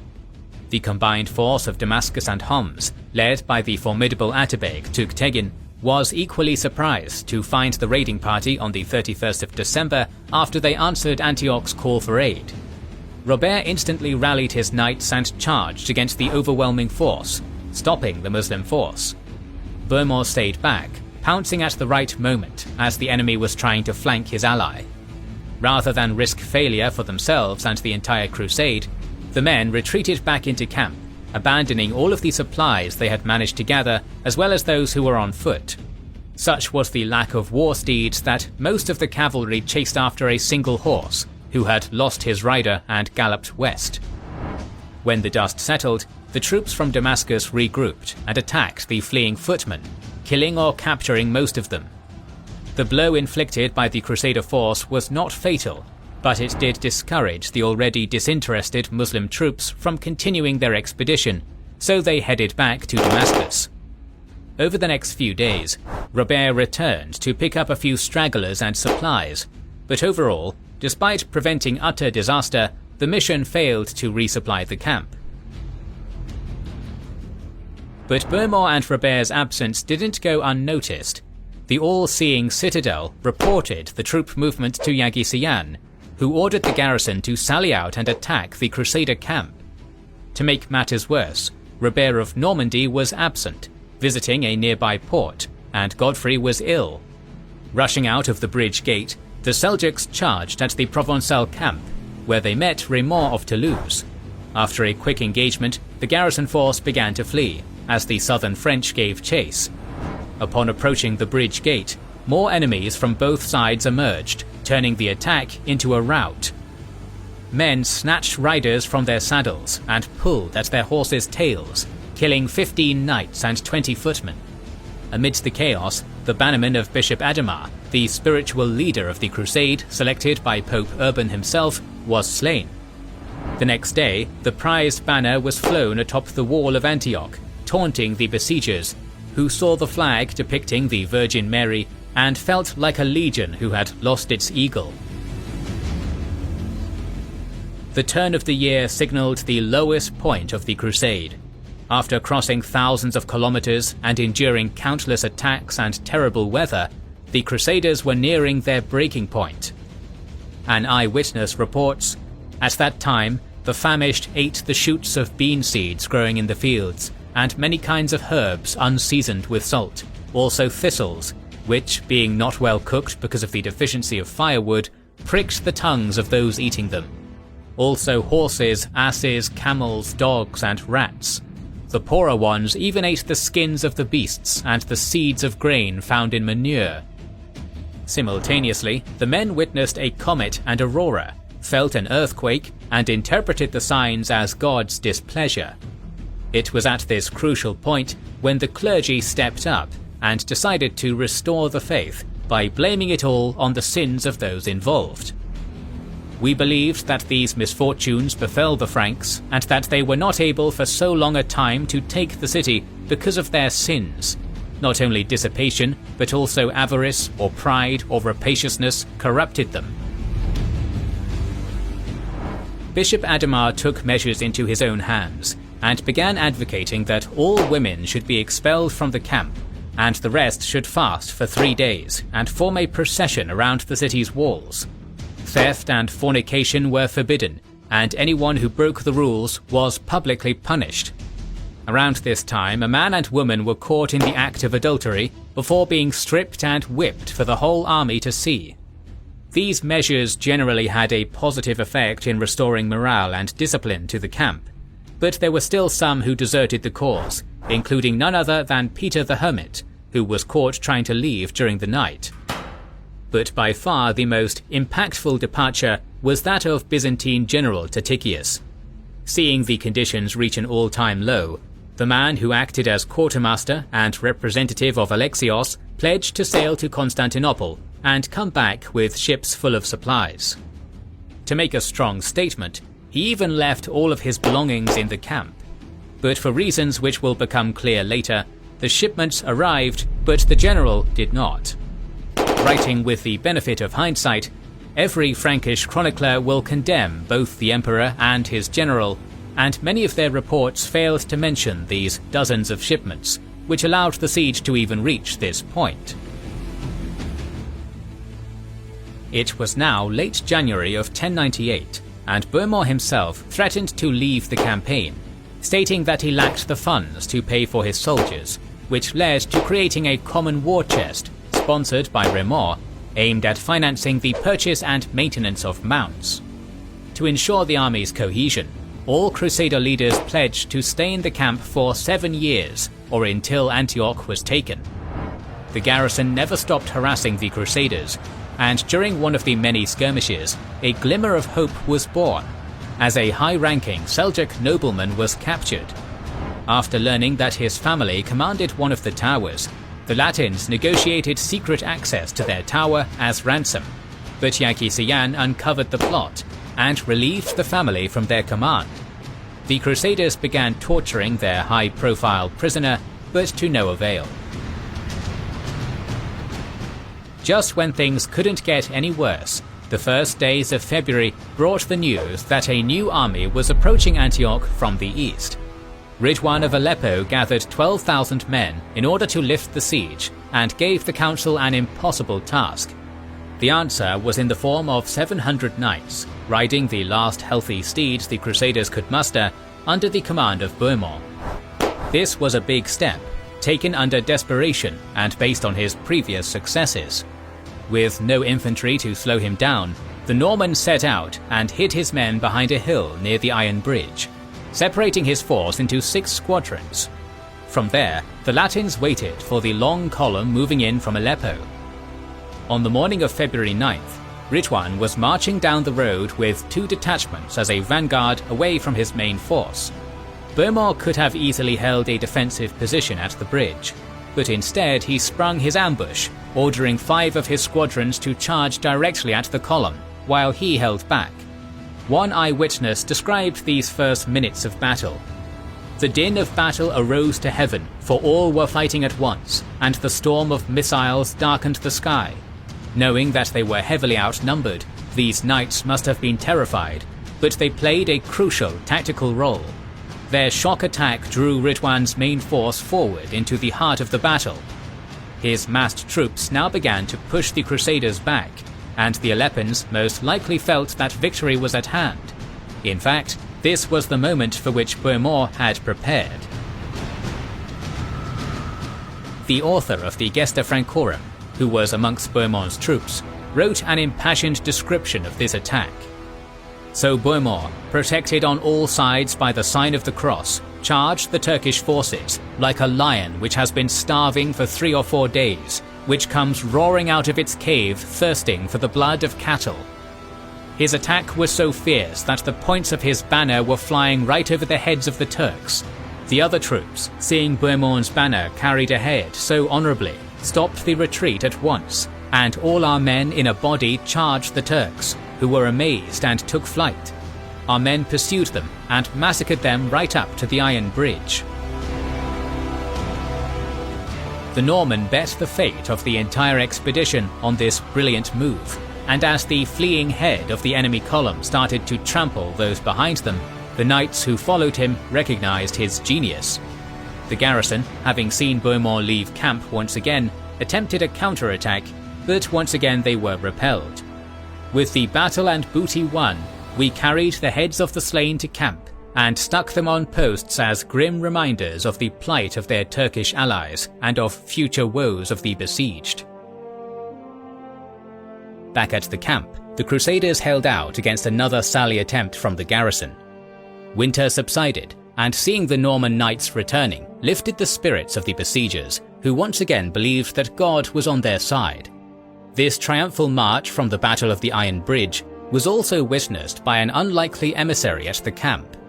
Indeed, representatives of the Fatimid Caliphate had arrived at the camp on the day of the battle, responding to the letters the Crusaders wrote earlier after Alexios suggested it, outlining the political disarray in the Muslim world. Despite the religious fervour of the hosts, the guests were shown great hospitality, receiving gifts from the recently plundered camp. Peter the Hermit was chosen to negotiate, but it soon became clear that the Egyptians believed that this army was essentially a Byzantine force. The emissaries knew that those who took the cross and went on a mission answering the call made by Alexios were paid generously by him, and all swore an oath to return any former Byzantine city to him. Over half of the initial force had already lost their lives on this journey, and over 100 strategic locations were handed over to the Romans, or were temporarily held in the case of Baldwin, who had not yet made his county of Edessa official. Shipments from the empire continued to be the crucial lifeline that supported the crusade, but Tatikius had left and there was no Byzantine representative to deal with the Fatimids, so why would they deal with these mercenaries? The envoys stayed in the camp for over a month before returning to Cairo with a few Franks. Both sides agreed to neutrality, which prevented a potential blockade from the only powerful Muslim navy in the region. The coming of March signalled the end of the hardest phase of the campaign so far. Many were slain, others died from cold and disease, the poor died from hunger, Those who couldn't endure the horrors of siege warfare deserted, and the women were exiled. However, those who remained were some of the most hardened, committed, and toughest warriors in history, with exceptional training and discipline. Looking back on this period, Anselm of Ribemont, a knight who had lived through the Antiochene winter, wrote, "Growing stronger and stronger, therefore, from that day our men took counsel with renewed courage." On the 4th of March, an English fleet arrived at St. Simeon carrying supplies, tools, and craftsmen, resources that would not just extend but end the siege. Up until this point, the garrison was constantly in contact with the outside world, trading information and resources through its southern gates. To secure the heavy supplies from the relatively distant port, the two most powerful princes, Beaumont and Raymond, were chosen to go on this escort mission, accompanied by 60 knights and 500 infantry. Once again, the all-seeing citadel observed these movements, and Yeghi had his mounted archers harass the Crusader camp, while laying an ambush close to the bridge gate. The return journey from the port took 3 days, and once the convoy was spotted, the trap was sprung. On the 7th of March, the Seljuks screamed and galloped at a vulnerable gap in the infantry line. To quote the chronicler, "The Turks began to gnash their teeth and chatter and howl with very loud cries, wheeling around our men, throwing darts and loosing arrows, wounding and slaughtering them most brutally. Their attack was so fierce that our men began to flee over the nearest mountain or wherever there was path. Those who could get away quickly escaped alive, and those who could not were killed." The majority of the infantry was quickly broken, yet only 2 knights were lost, pointing to the lack of cohesion in the Crusader ranks. Commanding the rearguard, Beaumont rushed in with reinforcements, while Godfrey of Bouillon rallied his troops from the camp and joined the fray. An intense battle ensued before the walls of Antioch, which only intensified as Yaghi poured in more troops from the garrison. After months of stare-downs and harassment, the two sides finally met in the open field.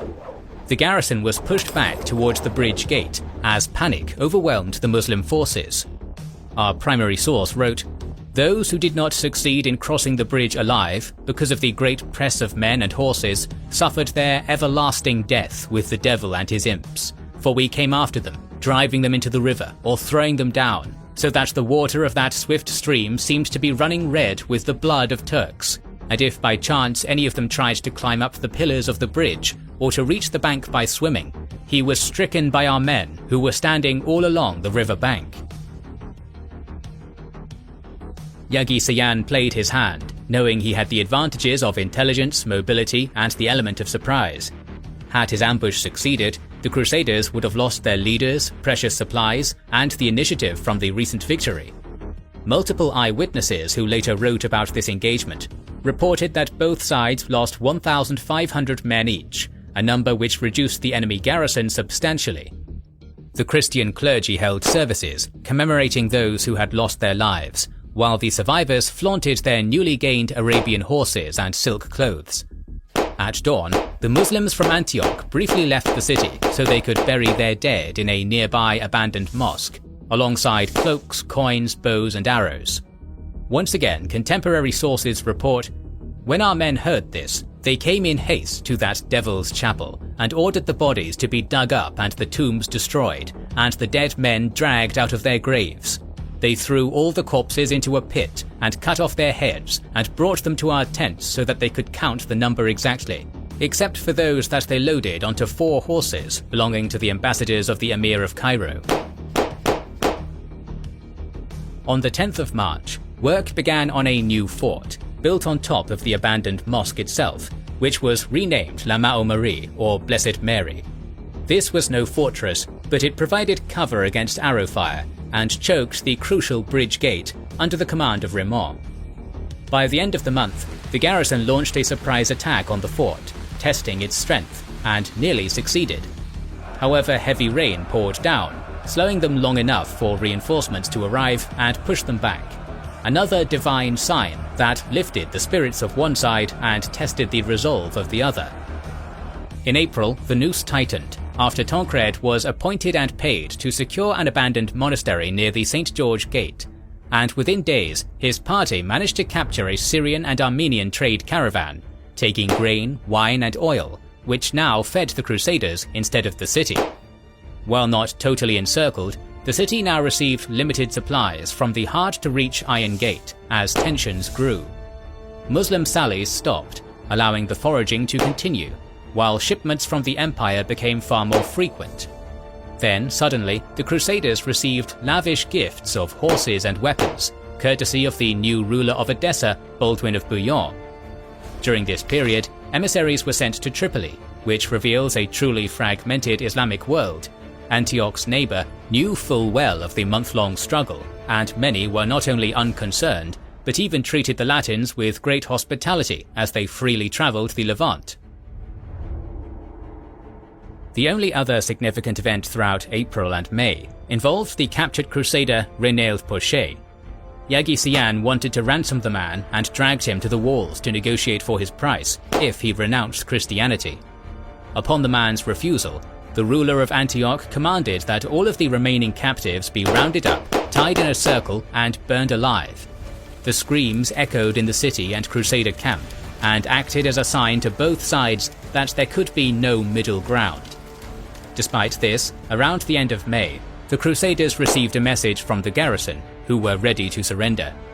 A few representatives were sent into the city, including the Constable of France, Wello, only to be killed once inside. Whether this was a trap or another discovered and prevented plot, this gave a glimpse of a possible key inside the city, one which Bohemond was already working on for months.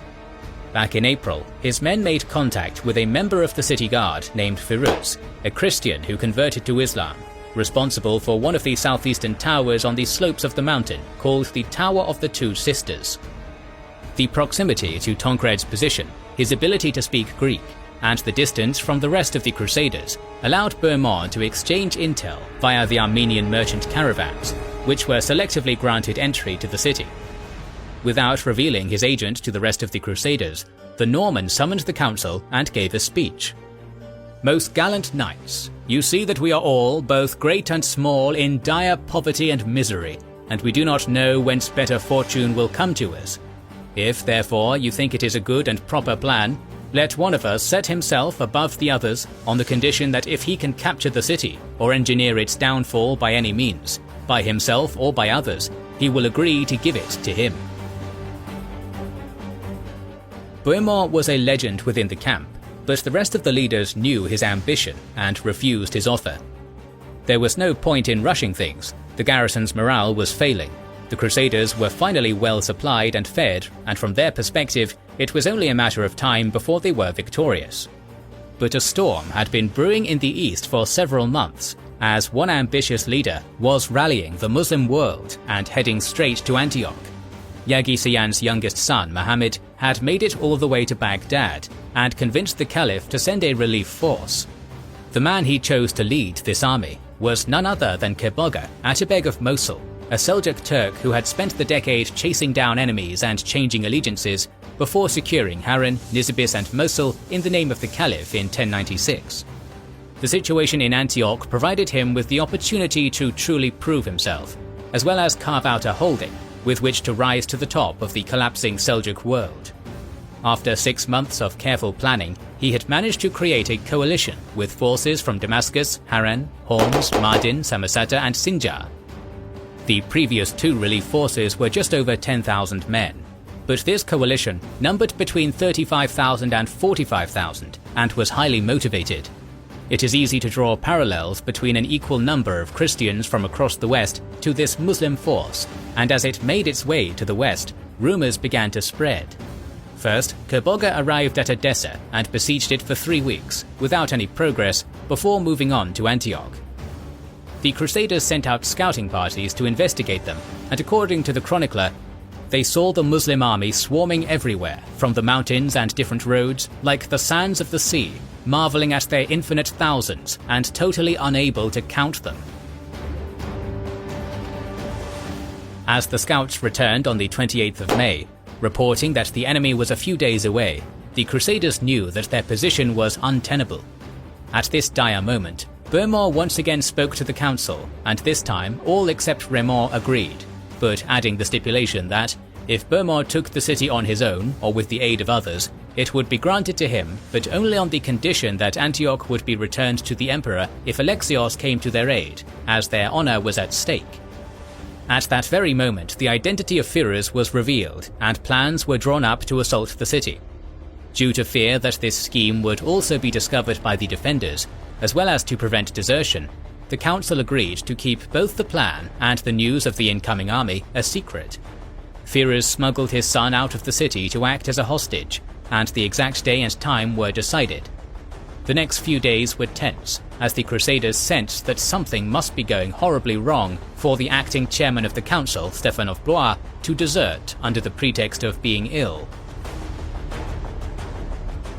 Then, on the evening of the 3rd of June, 700 Crusaders departed from the camp in order to fool the defenders of the citadel. At roughly 3 AM, the men returned to the slopes above the Gate of St. George. A sizable contingent was under the command of Godfrey and Robert of Flanders, while the rest followed Bohemond. Everyone held their breath as they whistled at the Tower of Two Sisters, before seeing Firouz throw down a thick rope, to which they attached a ladder. Not knowing what to expect, the Crusaders were reluctant. Would they be climbing to their death, much like the French constable? Would they end up in flames like the prisoners? Or would they become the ones who broke this long siege? After being encouraged by Bohemond, one by one they started climbing, but burdened by their heavy equipment and rushing to the top, a few of them fell, killing some and injuring others. Everyone braced for disaster, but no watchman appeared on the battlements. 60 men in total, including Bohemond, reached the top of the tower and stealthily killed the guards in the nearby 3 towers, as well as Firouz's brother by mistake. A postern gate was opened, and the remaining 600 Crusaders rushed in. Bohemond sounded his bugle, and while Godfrey and Robert rushed towards the citadel, a small band of men made as much noise as possible as they penetrated the city.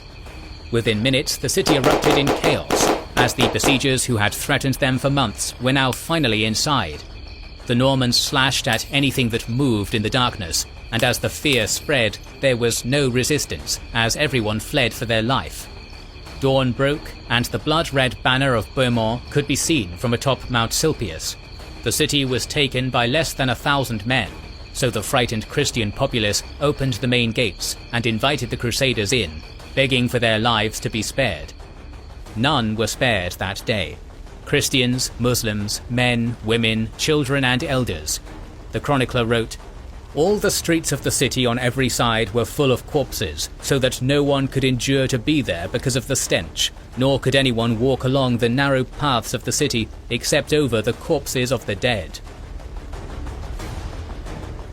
The siege was over, but the attack on the citadel failed, leaving an isolated pocket of defenders with access to the Iron Gate. As for Yagisiyan, he managed to avoid the slaughter and evacuate from the city, only to be caught by some local Armenians who delivered his head to the Crusaders for a price. However, the Latins soon discovered that the horses in the garrison were unsuited for their style of warfare, and the supplies were dwindling. The very next day, on June 5th, 1098, they looked over the ramparts and saw the army of Kerbogha. Yet again, utter ruin was avoided, but yet again they had to face an impossible challenge. A knight named Roger of Bourneville charged at the host with 15 of his men, only to be lured by a feigned retreat and wiped out. The besiegers now became the besieged, and they tried to fortify the city, while Kerbogha attacked the only fortification the Crusaders didn't abandon, La Marie. Wave after wave was repelled, but it was too much for the makeshift fort, and it was abandoned and destroyed a few days later. Now both sides were fixated on the citadel. Kerbogha replaced Yagisiyan's son with one of his own men, showing his true intentions regarding Antioch, and prepared his forces, which could trickle into the city via the Iron Gate, while the Crusaders made camp against it, knowing that they would never be secure if it was in enemy hands. Outnumbered 2-1, the Latins made another audacious attack by charging at the Muslims from a southern postern gate and catching them by surprise. While initially successful, this attack led to many casualties, as the Crusaders either overstayed their welcome by looting the Muslim camp, or were trampled on their way back to the tiny gate. Rather than risking a prolonged siege, where he had to feed 40,000 men, Keborga launched an offensive along the steep slope of the mountain, and his troops poured out of the citadel into Antioch through a single jagged pass. This attack was coordinated with another assault along the south walls, forcing the Crusaders to fight on two fronts. For 2 days the assault raged on from dawn to dusk, and a Crusader who lived through this terror remarked that a man with food had no time to eat, and a man with water no time to drink. Endless waves of attackers were cut down, only for more to appear. The cold winter now seemed like a distant dream, as men collapsed from exhaustion under the summer heat. Many, including well-known knights, began to desert by throwing ropes over the walls. Their number was so great that the rest called them rope dancers. Most of them were rounded up and slain by the Seljuks. In order to prevent the total collapse of the garrison, the leaders swore an oath not to abandon the city and sealed the gates. The unrelenting assault, difficult conditions, and death toll were more severe than anything the Crusaders had to face before. At one point, Beaumont, who was in the thick of the fighting, was surrounded by enemies and was narrowly saved by Robert of Flanders and Robert of Normandy, while elsewhere, an Italian knight, known to us as Mad Hugh, defended a tower single-handedly, breaking 3 spears in the process. 4 days into the endless onslaught, Beaumont ordered several buildings to be burned down after finding out that some men were hiding there. As one might expect, the fire got out of hand and burned a large chunk of the city. On the night of the 13th to 14th of June, at the brink of the Crusader collapse, a comet was seen in the dark sky. There are too many comets in this sci-fi story, which the clergy used to rally the soldiers one last time. This glimpse of hope gave them the strength to last the night. This comet, alongside the fire burning from within the city, demoralized the Seljuks, who pulled back after one of the bloodiest battles in medieval warfare. Keborga suffered terrible losses, but so did the Crusaders, so the Muslim army spread out and completely surrounded the city. Now all they had to do was wait and watch the Latins die from starvation atop the citadel. Desperate and with no way out, Godfrey lost 200 men in an attempt to raid the Muslim camp outside St. Paul's Gate. Meanwhile, Tancred went on a stealth mission with 10 men and returned with 6 Seljuk heads, and Henri of Esch repelled a whole contingent attempting to climb the walls with ladders with just 2 of his relatives, who gave their life in the process. Despite these brave attempts, the situation seemed hopeless as the weeks dragged on. To fight off hunger, the Crusaders boiled the skins of horses, camels, donkeys, and woodland plants as their numbers continued to decline. But then on June 10th, a peasant from Provence named Peter Bartholomew confessed that he had been having visions, telling him that the spear that pierced Jesus during his crucifixion was now buried under the Basilica of St. Peter. Many, including Bishop Adhemar, were skeptical about this tale, since they saw the Holy Lance in the vault of Constantinople during their journey. But others, like Raymond, believed Peter and commissioned 12 men who began the excavation. Despite digging for an entire day, they found nothing until Peter jumped in the hole barefooted and began to pray. Then suddenly a small shard of metal was found, and the entire host rejoiced. It's difficult to imagine or describe the profound effect that this relic had on the army, but even modern scholars agree that this shard had a profound impact on Crusader morale. Later that year, the Latins would write to the Pope, "We were so comforted and strengthened by the lance's discovery, and by so many other divine revelations, that some of us who had been discouraged and fearful beforehand then became courageous and resolute to fight, and encouraged each other." The next 2 weeks were uneventful, as the starving but uplifted Crusaders hoped to be reinforced. Peter the Hermit was sent to negotiate with Keborga and offered a group trial by combat, where 5, 10, 20 or 100 men on each side would fight to prevent mass casualties. But the Atabeg simply laughed in his face and demanded that they surrender and convert to Islam if they wanted to live. The Latins were trapped and decided to pursue an extremely aggressive and bold strategy. they would forfeit their defensive positions in order to sally out and attack the enemy head-on. Bohemond was elected as commander-in-chief of the entire army. The men fasted for 3 days, shared bread and wine, and marched out of the city on the first light of June 28, 1098. Bohemond divided his now nearly entirely infantry-based army of 20,000, including some non-combatants, into 4 equal contingents: the northern French under the two Roberts, Lotharingians and Germans commanded by Godfrey, and the southern French led by Adhemar. Bohemond himself, as always, held the reserve, made up of southern Italians, and Raymond, who was ill, was left with 200 men to guard the city against the citadel. Heralds were deployed to ensure the cohesion of each of the 4 groups, and Hugh of Vermandois led a squadron of archers which beat back the first line of Muslims. Under the cover of Frankish arrows, each division was allowed to cross the river onto the plain and join in formation. The Muslim force was far larger, but spread out in order to maintain the blockade, and it took some time for Kiboga to receive the news of the audacious movements, since his camp was 5 kilometers to the north. Writing many years later, the Muslim chronicler Ibn al-Athir explained events by claiming that the following discussion between Kiboga and his advisors happened. The Muslims said to Kiboga, "You should go up to the city and kill them one by one as they come out. It's easy to pick them off now that they have split up." He replied, "Wait until they have all come out, and then we will kill them." Kiboga knew that if he ordered a quick response, the Crusaders would most likely retreat back into the walls after a brief skirmish, and what he wanted was a decisive victory. But rather than taking his time, taking the city, or using his mounted archers to harass the sluggish and hungry Crusaders, he then ordered a rushed, disorganized advance. Meanwhile, the Latins were busy fighting off an enemy from the south, which rushed in from the back. But the rearguard fought with such ferocity, despite taking heavy casualties, that the enemy was repelled and forced to flee, disconnected from the rest of the Seljuk host. Numerous tents were scattered around the siege lines, preventing the Seljuks from fully committing to their steppe tactics, especially since their commander was missing. It is important to remember that, unlike the Crusaders, their coalition only had one leader, who was now smashing against his own routed troops. He tried to rally his men and charged against the riderless knights, but the line of heavy infantry held.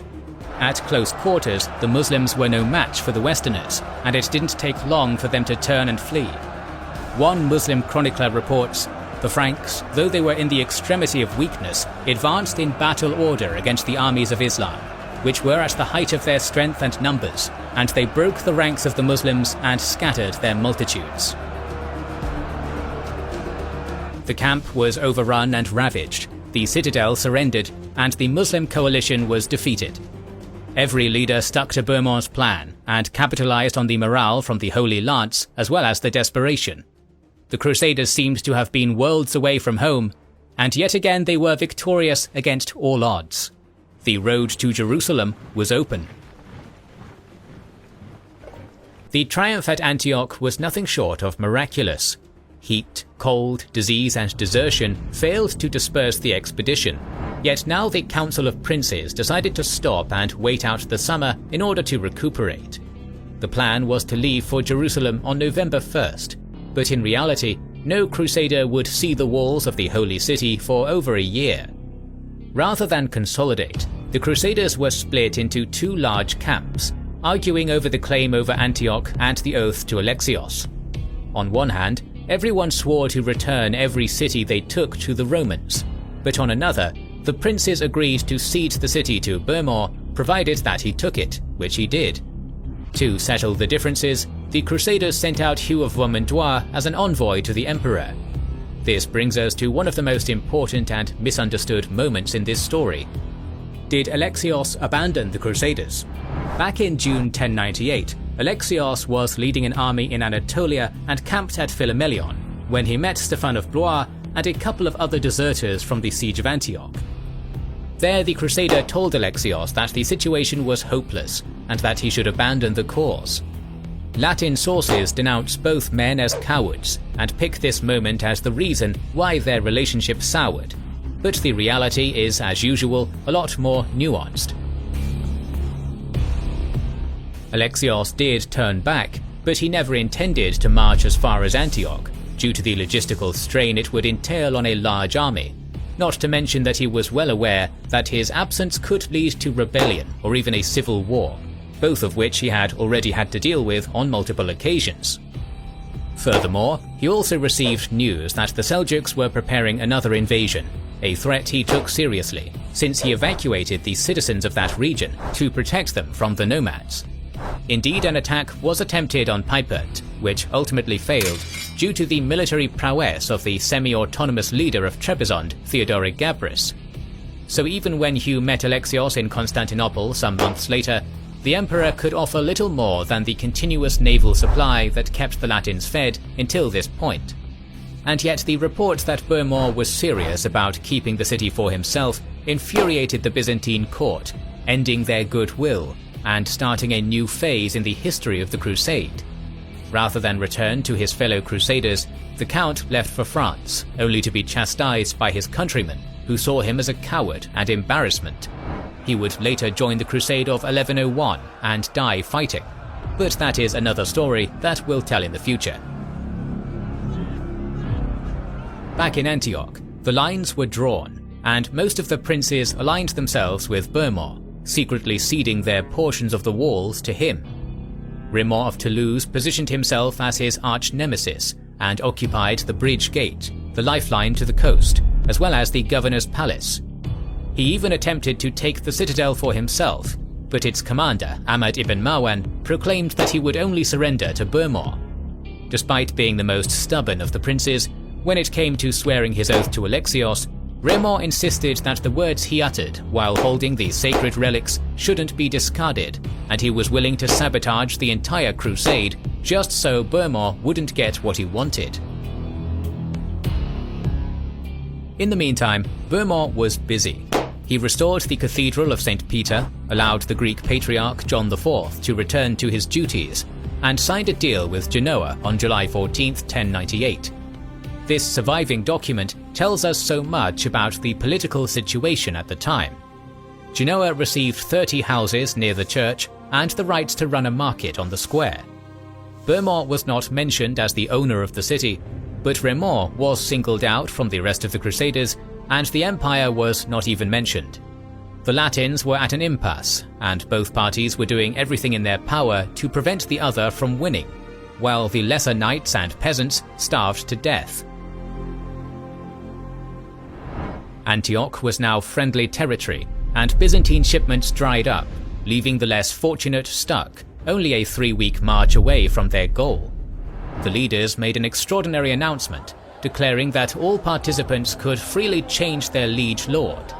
This was a game changer, and it's important to take a moment to explain, because we often forget that the medieval world was one bound by religion and vassalage, not culture and nationalities. There was a strict social structure and hierarchy, which was maintained throughout the long expedition, with liege lords big and small on the top, and knights who swore fealty to them below. Additionally, there was a substantial number of commoners hired by the same lords.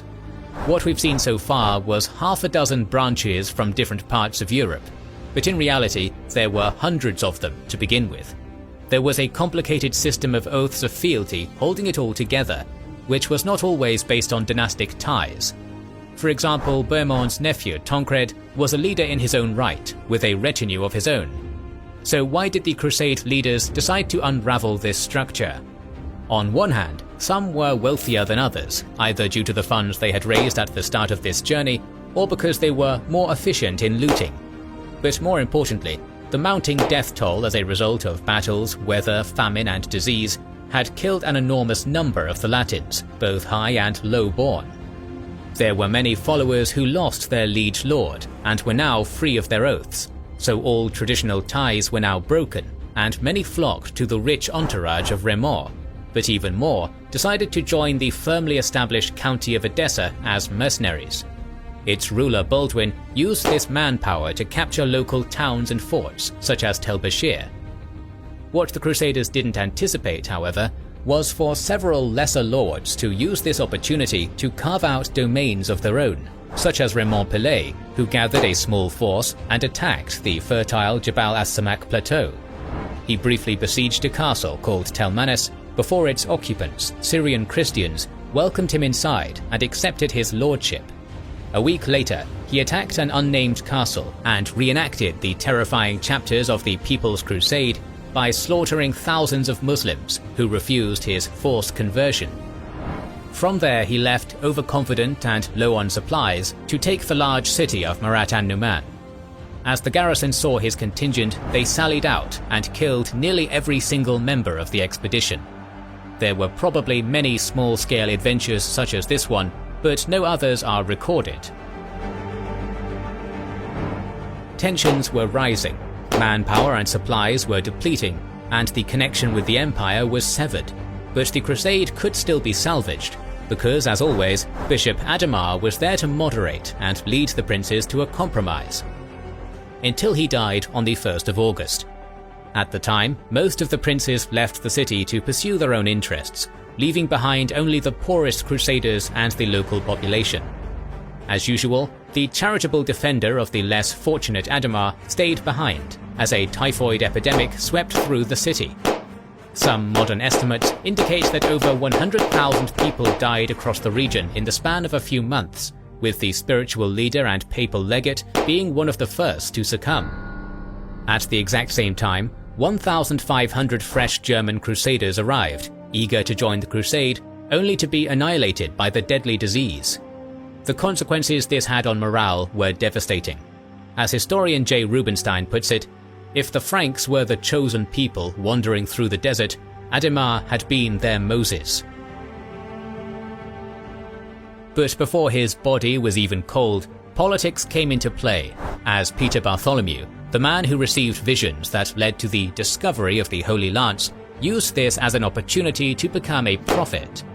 Within 48 hours of the bishop's death on the 1st of August, Peter Bartholomew claimed to receive his first vision of Adhemar's spirit. According to him, they had a conversation, where the bishop admitted that his doubt of the authenticity of the Holy Lance led him to hell. Following the uncovering of the lance, I sinned deeply, and so was drawn down to hell, whipped most severely, and as you can see, my head and face were burned. Bohemond said that he would carry my body to Jerusalem. For his sake, he shall not move my corpse from its resting place, because some of the blood of Christ, with whom I am now associated, remains there. But if he doubts my statements, let him open my tomb, and he shall see my burned head and face. No one was more respected than Adhemar, who was buried at the same place where the lance was found. And now Peter used his spirit to reshape politics and boost his own legitimacy, basically appointing himself as the new spiritual leader. In another claimed vision of St. Andrew, Peter relayed the message that the city should not be given to Alexios or Raymond, and that the two parties should make peace. Despite being a part of Raymond's retinue, the self-made prophet now had an agenda of his own and answered to no one, which gained him the adoration of the masses. The third major leader of the Crusade, Godfrey of Boulogne, grew in popularity and strength. His wealth attracted many Latins, and his brother gave him the towns of Tel Bashir and Ravendan. Around this time, Omar, a local Muslim ruler of the city of Azaz, approached him for aid against Ridwan of Aleppo, giving his own son as a hostage. When Godfrey finally agreed, the news was carried back to Azaz via carrier pigeon. Godfrey duly led a relief force towards Azaz and quickly frightened off the Aleppan army. Raymond rushed to try to get a slice of the pie, but was too late. Godfrey received a richly decorated armor, inlaid with gold and silver, as well as a lot of prestige. Bohemond, on the other hand, was busy in Armenian Cilicia, where his nephew Tancred had secured a Norman foothold.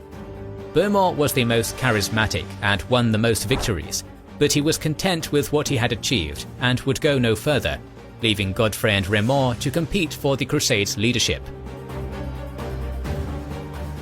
Despite his old age and rivalry with most of the other Crusaders, Raymond still possessed the Holy Lance and the largest contingent, but not enough to break the deadlock. and so the Crusaders turned to the man who initially called the crusade, Urban II. On the 11th of September, a joint letter was sent to Rome, relating the news of Ademar's death and imploring the Pope to lead the crusade in person. Since you initiated this pilgrimage, and by your sermons have caused us all to leave your lands, we now beg you to come to us and urge whomsoever you can to come with you. It was here, in Antioch, that the name of Christian first originated. Therefore, what in the world would seem more proper than that you, who are the father and head of the Christian religion, should come to the principal city and capital of the Christian name and finish the war, which is your project, in person. For if you come to us and finish with us the pilgrimage that you inaugurated, the whole world will be obedient to you.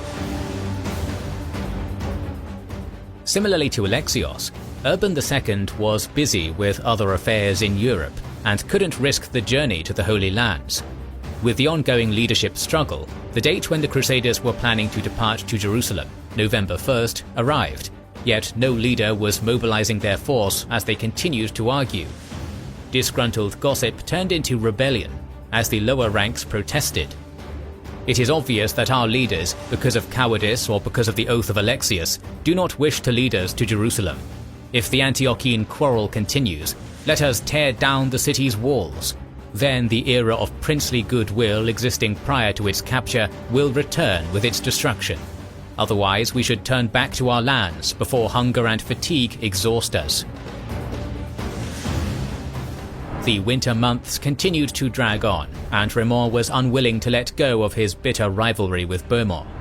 His main goal was building a platform centered around his holy relic, hoping to gain more support. But he soon realized that the only way he could take Antioch from him was to confront him with more than just words. The prince then decided that he would indirectly attack the Norman by establishing his own base around Antioch and starve out Bohemond and everyone who supported him. Raymond already controlled the way to the sea, so now he only had to secure the south by taking the city and succeeding where his namesake Raymond Pelé failed. And so, after their greatest triumph, where they managed to take the strongest citadel in the Levant, defeating a capable garrison and 3 relief armies in the process, the Crusaders were now on the brink of self-destruction. It is easy to consider them as foolish and greedy, as you can see, but the reality was a lot more complicated. This was an expedition featuring dozens of leaders with different characters, who experienced some of the harshest conditions and fought the same opponents who crippled the Eastern Roman Empire. The plot twists and challenges, no doubt, changed many of them. And finally, the desertion and rebellion of many of their followers shows that the leaders didn't fully represent the entire expedition. These were not one-note characters, and now without Bishop Adhemar, their differences would collide and pull them in 3 separate directions. Until this point, Bohemond was the most battle-tested leader of the Crusade, but he decided to remain in Antioch as its ruler. But Raymond of Toulouse was so determined to prevent that outcome that he launched a campaign aimed at isolating and starving the city. He turned his gaze to the fertile Jabal as-Samak plateau, conquering the ancient city of Al-Bara and capturing thousands in the process. The Provençals continued to believe that all taken lands should be returned to Alexios, but for the time being, they took control over the city, even appointing a Latin bishop, just so that their rivals didn't get their hands on the land. On November 23, 1098, Raymond was joined by Robert of Flanders as they took the road to Murat-an-Numan, a strategic and wealthy settlement and the site of the humiliating Crusader defeat a few months prior. Bohemond recognized the danger of the Provençal exclave, so he quickly followed, reaching the city by the end of November. The city had none of the geographical advantages of Antioch, however it still had a formidable wall, surrounded by a dry moat. One Provençal eyewitness recalled, "The haughty citizens railed at our leaders, cursed our army, and desecrated crosses fixed to their walls to anger us. We were so enraged by the natives that we openly stormed the walls." This, however, proved to be a rash decision, since the Franks only brought 2 siege ladders that didn't even reach the top of the wall. The 3 leaders then decided to encircle the city and starve it out. but by the end of the first week, their supplies were dwindling. One Latin eyewitness remarked, "It grieves me to report that in the ensuing famine, one could see more than 10,000 men scattered like cattle in the field, scratching and looking, trying to find grains of wheat, barley, beans, or any vegetable." The Crusaders sent terms, but after they were rejected, a more aggressive strategy was adopted. They began filling the moat in multiple sections and digging underneath the walls. This was done under a constant barrage of stones, javelins, and hives of bees. Trees were cut down, and larger, sturdier ladders were built, alongside a formidable siege tower. The four-wheeled siege engine was dragged towards the wall using iron hooks, while the defenders bombarded it with catapults and Greek fire. As knights began to climb the siege tower and fight on the walls, on the other side of town, another Provençal detachment climbed the ladders onto the walls, which were barely guarded, as the garrison focused on the main assault. Their success, however, nearly turned into a disaster, and according to the chroniclers, the ladder broke at once under the weight of the crowd who followed him, but nevertheless, he and some others succeeded in reaching the top of the wall. Those who had gone up cleared a space around them. Others found a fresh ladder and put it up quickly, and many knights and foot soldiers went up it at once. But the Saracens attacked them so fiercely, from the wall and from the ground, loosing arrows and fighting hand to hand with spears, that many of our men jumped off. The fierce fighting went on for hours as the Crusaders struggled for the ramparts. The intensity was too much for some, who jumped off the walls to their doom. Amidst the panic, as Crusaders were pouring in from multiple breaches, the sappers collapsed another section of the wall, completely breaking the will of the garrison. However, the fighting dragged on for hours, and only the night ended the fight, leaving some of the towers and parts of the city under Seljuk control. The logical thing to do was await the dawn, rather than risk the danger of urban warfare in the dark. The leaders agreed to wait, and the knights obeyed, but the poorer Crusaders, still filled with adrenaline, couldn't stop now. A chronicler wrote, "Because starvation had made them desperate, they carried the fight to the besieged in the shades of the night. Thereby the poor gained the lion's share of booty and houses in Marat, while the knights, who awaited the morning to enter, found poor pickings." In the morning, Burmor rounded up the city's aristocracy in one spot and stripped them of their possessions, while the brutal sack was in full swing. Eyewitnesses report, "Our men all entered the city, and each seized his own share of whatever goods he found in houses or cellars, and when it was dawn, they killed everyone, man or woman, whom they met in any place whatsoever. No corner of the town was clear of Saracen corpses, and one could scarcely go about the streets except by treading on their dead bodies." According to some Islamic chroniclers, this was the worst massacre in the entire First Crusade, including Antioch and Jerusalem. Rumors began to spread that some locals escaped to underground caves beneath the city, so the Crusaders smoked them out and tortured them until they either revealed the hidden location of valuables or threw themselves into wells. Amidst the screams, the princes were at it again. Raymond did most of the heavy lifting in capturing the city, but Burmor, cunning as ever, instructed his men to occupy as many towers on the wall during the fighting as possible. Apparently, Burmor stated bluntly, "I shall agree to nothing with Raymond unless he cedes the Antiochene towers to me."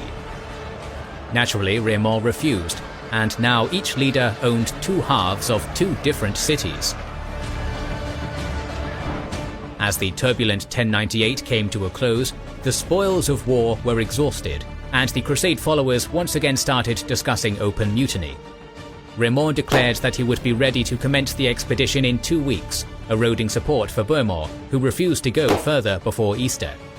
With resentment growing and his lines stretched thin, the Norman abandoned his foothold in the city and returned to Antioch, while Raymond convened another council, but this time in Rugia, his own domain. The first order of business was a last-ditch effort to resolve the Antioch dispute, which of course failed.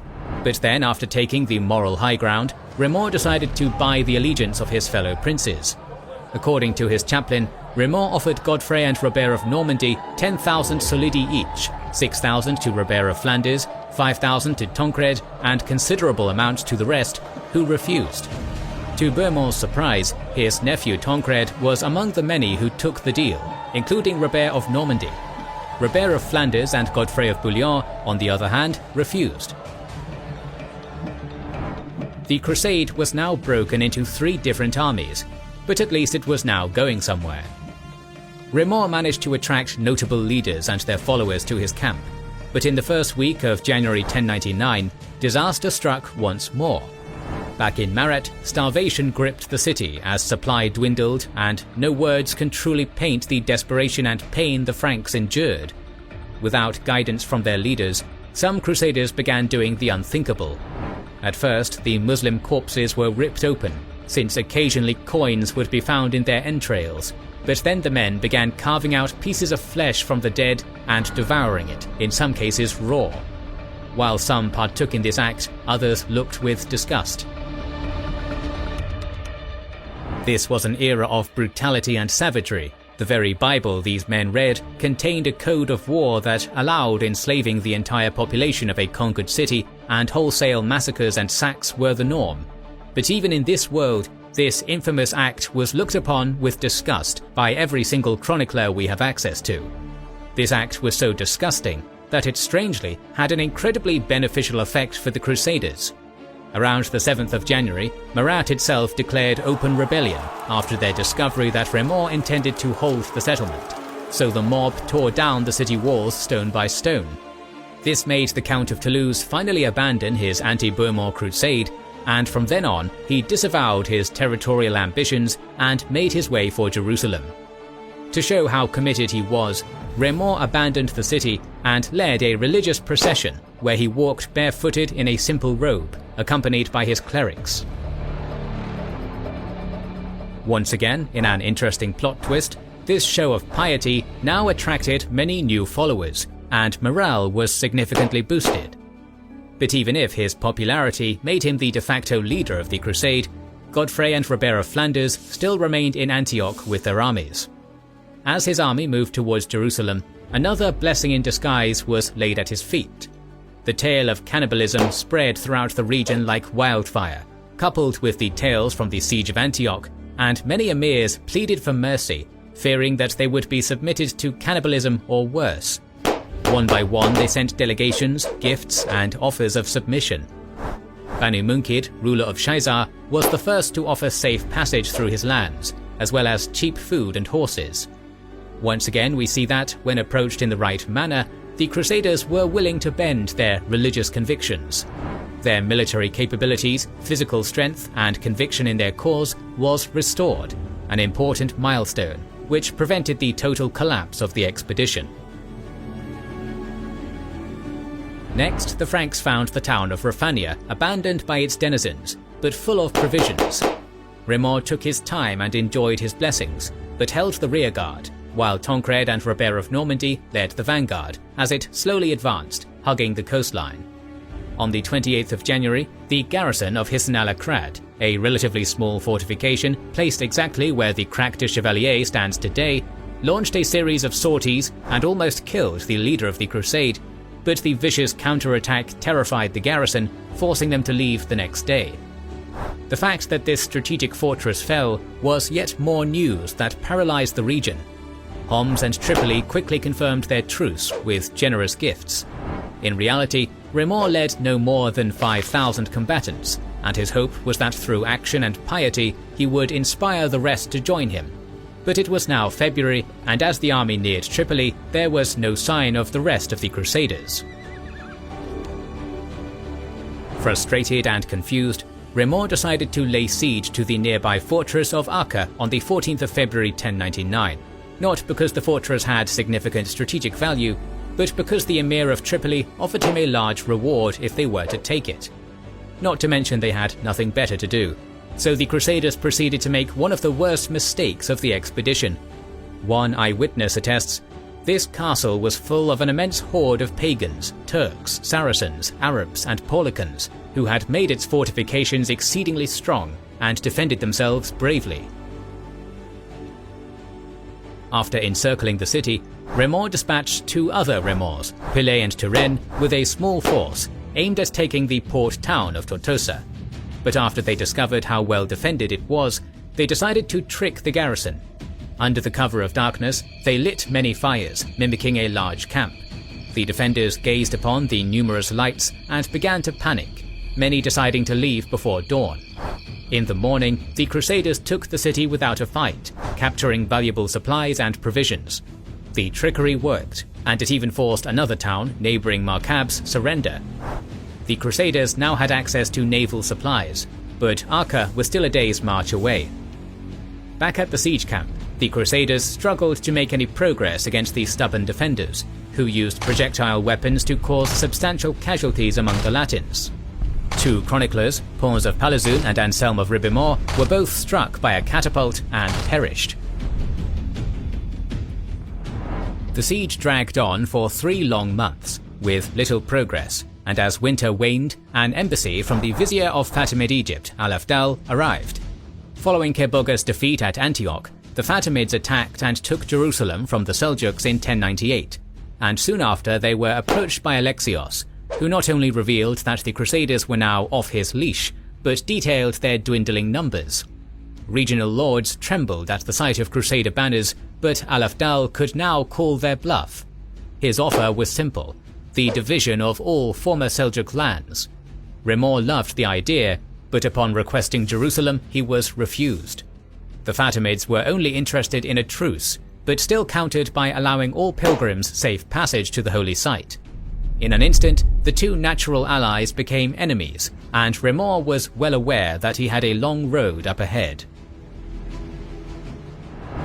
Back at Antioch, Bohemond expelled all Provençal troops from their outposts, and finally became the master of the city.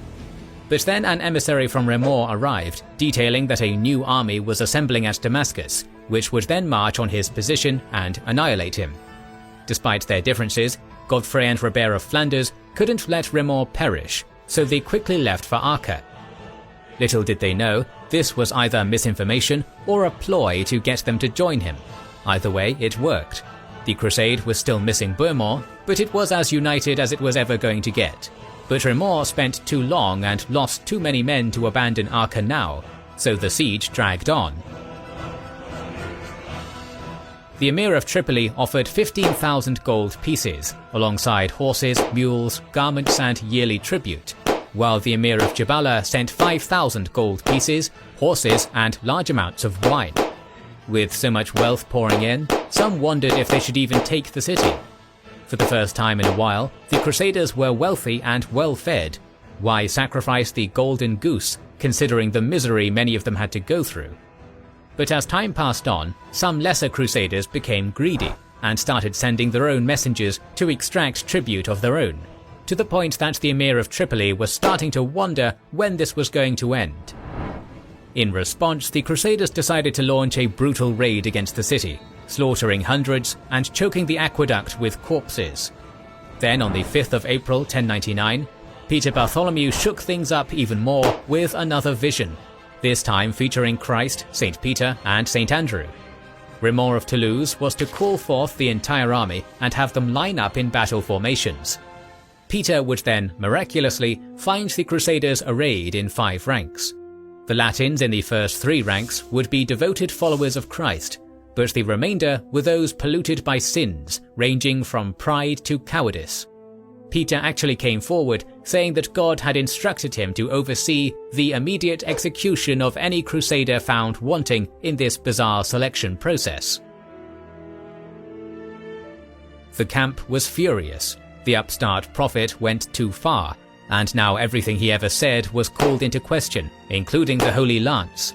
He was then publicly challenged and had to prove his innocence through an ordeal. Ordeals were a rare last resort measure in the medieval legal system, where the accused would have to hold a red-hot iron or place their hand in a boiling cauldron. If they were innocent, God would protect them, and the wounds would be free of any infection days later. However, Peter was fully convinced in his visions, and so he pleaded, "I not only wish, but I beg that you set ablaze a fire, and I shall take the ordeal of fire with the holy lance in my hands, and if it is really the Lord's lance, I shall emerge unsinged. But if it is a false lance, I shall be consumed by fire." After 4 days of fasting, the self-proclaimed prophet walked in front of a crowd of tens of thousands, bearing the Holy Lance. A group of bishops made 3 circles around the stacked wood, chanting, "If omnipotent God spoke to this man face to face, and if blessed Andrew showed him the Holy Lance while he kept vigil, let him walk through the fire unhurt. If it was a lie, let him burn, along with the lance he shall carry in his hand." Ironically, one of them was Peter the Hermit. Olive branches stacked 4 feet high, 13 feet in length, were now set ablaze, creating an inferno. A few arrows were fired at the rising pyre, but none came out on the other side. The crowd gasped as they watched the man walk through the fire and come out on the other side, his body seared from the blaze, flesh melting. After enduring 12 days of excruciating pain, Peter died and was buried at the site of the trial. The Holy Lance was now nothing more than a worthless piece of metal, and Raymond's reputation was severely damaged. He tried to save face by fetching one of his followers to grab Bishop Ademar's piece of the true cross, replacing one relic with another, but by this point the people had lost interest. Around this time, Tancred switched his allegiance and joined in with Godfrey's forces. It was finally time for Raymond to admit defeat and march south in the first week of May. The Count managed to bring the princes together, feed them and make them rich, but as he neared Jerusalem, he knew that he failed at both securing himself as a leader and carving out a principality of his own. After the failure at Acre, the Crusaders regrouped and marched on Jerusalem, taking a vow to not distract themselves with any other side missions. The princes consulted local Christians and Muslims in order to pick the safest and fastest route towards the city, until finally agreeing with a Muslim guide supplied by the Emir of Tripoli, who led them across the coastal road. On one hand, this was the quickest road, which allowed for continuous naval supply, but it also had several narrow passes, ideal spots for an ambush, making it risky. On their first day, the Crusaders marched through one of those passes in single file, a place called Ras az-Cheka, the face of God, but there was no sign of the Fatimid forces. On the 19th of May 1099, they entered Palestine by crossing the Dog River. On the next day, upon reaching Sidon, their foragers were attacked by the Muslim garrison, before being beaten back by a group of mounted knights. In fact, the local wildlife was so far the biggest threat to the outsiders, after a number of them succumbed to the venomous bites of some deadly snakes. During the following nights, the Crusaders banged stones together to protect themselves from the vipers. A new strategy was adopted, where after several days of marching, the army would stop and rest for a day. Tyre, Acre and Caesarea also showed no signs of resistance. The cannibalistic and savage nature of the Crusaders dissuaded the enemy garrisons, while the Crusaders didn't want to repeat the misfortunes of Maret. On May 30th, the Latins sent a scouting party to inspect the last major settlement before Jerusalem, Ramleh, only to discover that it had been completely abandoned. This town had both strategic and spiritual importance, as it featured the Basilica of St. George, a patron who the Crusaders hoped would guide them to victory. It is here that we truly see how far Raymond had fallen, as the Crusaders elected Robert of Rouen to garrison and hold the city. The power and influence within the crusade had firmly shifted from the southern French lords to the northern.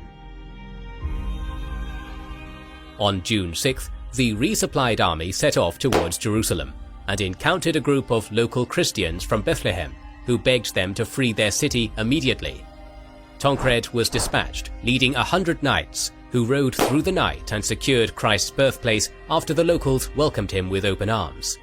A huge mass was held at the Church of Nativity, before Tancred rejoined the main host, having raised his banner on one of the most important holy sites in Christendom. Upon his return on June 7th, he witnessed the army already setting camp, men and women who travelled thousands of kilometers now standing in front of the historic walls of Jerusalem. The Fatimids' ineptitude allowed the Crusaders to cover 300 kilometers within a month, but at the cost of having no line of communication back to Antioch. The Crusaders were well aware that they had to risk everything, and now there was no way back. While many believed in the force of divine protection, the leadership understood that success could only be achieved by throwing everything they had at the walls of the holy city. There would be no protracted siege like in Antioch, not even an encirclement. There would only be death or glory. Between them and the finish line stood massive walls, 4 kilometers long, 15 meters high, and 3 meters thick. To the east and west, the Judean hills acted as a natural barrier. The ground to the north and southwest was flatter, however those positions were reinforced by the secondary outer wall and several dry moats. There were 5 major gates, each guarded by a pair of towers. In the northwest corner stood a stronghold called the Quadrangular Tower, while midway along the western wall stood the Tower of David itself, made up of solid stones sealed with molten lead. It took no more than 15 men to turn that giant heap of rock into an impregnable fortress. The Fatimid Caliphate had just regained Jerusalem from the Seljuks the previous year, under the leadership of Vizier Al-Afdal Shahanshah, who believed the Crusaders to be no more than Byzantine mercenaries who were easy to control. As for the garrison in Jerusalem, it was commanded by the Fatimid governor of Palestine, Iftikhar ad-Dawla. We don't know the exact number of troops, but it is said that the governor had a sizable contingent of footmen and archers, reinforced by 400 fresh Egyptian cavalrymen. He expelled most of the Christians living in the city and poisoned all the nearby wells, while filling all of the cisterns in the city. The circumstances were dire, but the Crusader resolve had never been stronger. One Latin chronicler recounts the atmosphere by describing Tancred as he stood on the Mount of Olives. He turned his gaze towards the city, from which he was now shepherd, separated only by the valley of Josaphat, and saw the Lord's sepulchre. Drawing a great sigh, he sat down on the ground and would willingly have given his life there and then, just for the chance to press his lips to that most holy church. The Latins had 1,300 knights and 12,000 soldiers, divided into many camps with barely enough cohesion to hold them together. There were now 2 remaining factions. The larger one, led by Godfrey of Bouillon, Robert of Flanders, and Tancred, moved to besiege the city from the north, between the Quadrangular Tower and St. Stephen's Gate, while Raymond of Toulouse and the southern French set up camp before the Tower of David, before relocating in front of the Zion Gate. Godfrey was now the definitive leader of the Crusade, and was even granted a holy artifact by one of his clerics to solidify that position, a golden cross bearing the image of Christ, which served as a standard, boosting the morale of his men. This new aura of adoration attracted Robert of Normandy, who switched sides and took his men out of the Provençal camp and marched up north. Raymond even saw some of his own Provençal bannermen abandon him. Apart from not knowing if and when the Fatimids would send a relief force, the Latins struggled with the lack of woodlands around Jerusalem, which were needed to build siege weapons. But then one day, as Tancred made his way into a cave to relieve himself during a bout of dysentery, he found a small stack of wood hidden inside. Once a few scaling ladders were constructed, the Crusaders launched their first assault on June 13th. The climb up the wall was extremely difficult, and a great skirmish ensued. On top of the battlements, some defenders used two-handed swords, using brute force to cut down the attackers, severing limbs and sending bodies flying down. Both sides sustained heavy casualties, but in the end, the first assault ended in failure. This defeat convinced the Franks to change their strategy, and both Crusader camps agreed to avoid further assaults until the necessary siege weapons were built, despite lacking the materials and craftsmen needed for siege towers, rams, or catapults. Sitting in the middle of the arid hills under the hot summer sun, with no drinkable water around them, the Crusaders began to suffer the effects of thirst. One chronicler recounted, "We suffered so badly from thirst that we sewed up the skins of oxen and buffaloes, and we used to carry water in them for the distance of nearly 6 miles. We drank the water from these vessels, although it stank, And with that foul water and barley bread, we endured great distress and affliction every day, for the Saracens used to lie in wait for our men by every spring and pool, where they killed them and cut them to pieces. Some of the marsh water was so contaminated that men even accidentally swallowed leeches, causing a painful death. But right when all hope seemed lost, on June 17th, 6 ships, most of them Genoese, docked at Jaffa. Unbeknownst to the Franks, the port they didn't bother to secure was left abandoned. A messenger was sent out and arrived at the dismayed Crusader camp. The Latins then dispatched 3 squadrons, the first under Gildemar Capnel with 20 knights and 50 infantry, 50 knights under Raymond of Pilet, and finally William of Sabran with an unspecified but similar number of men. On their way to Jaffa, the first group encountered a 600-strong Fatimid detachment, which engaged them. Just when the Crusaders were about to flee, the second group under Pilet arrived and pushed the Fatimids back. The battered Crusaders arrived at Jaffa and feasted with the sailors, who welcomed them with bread, wine and fish.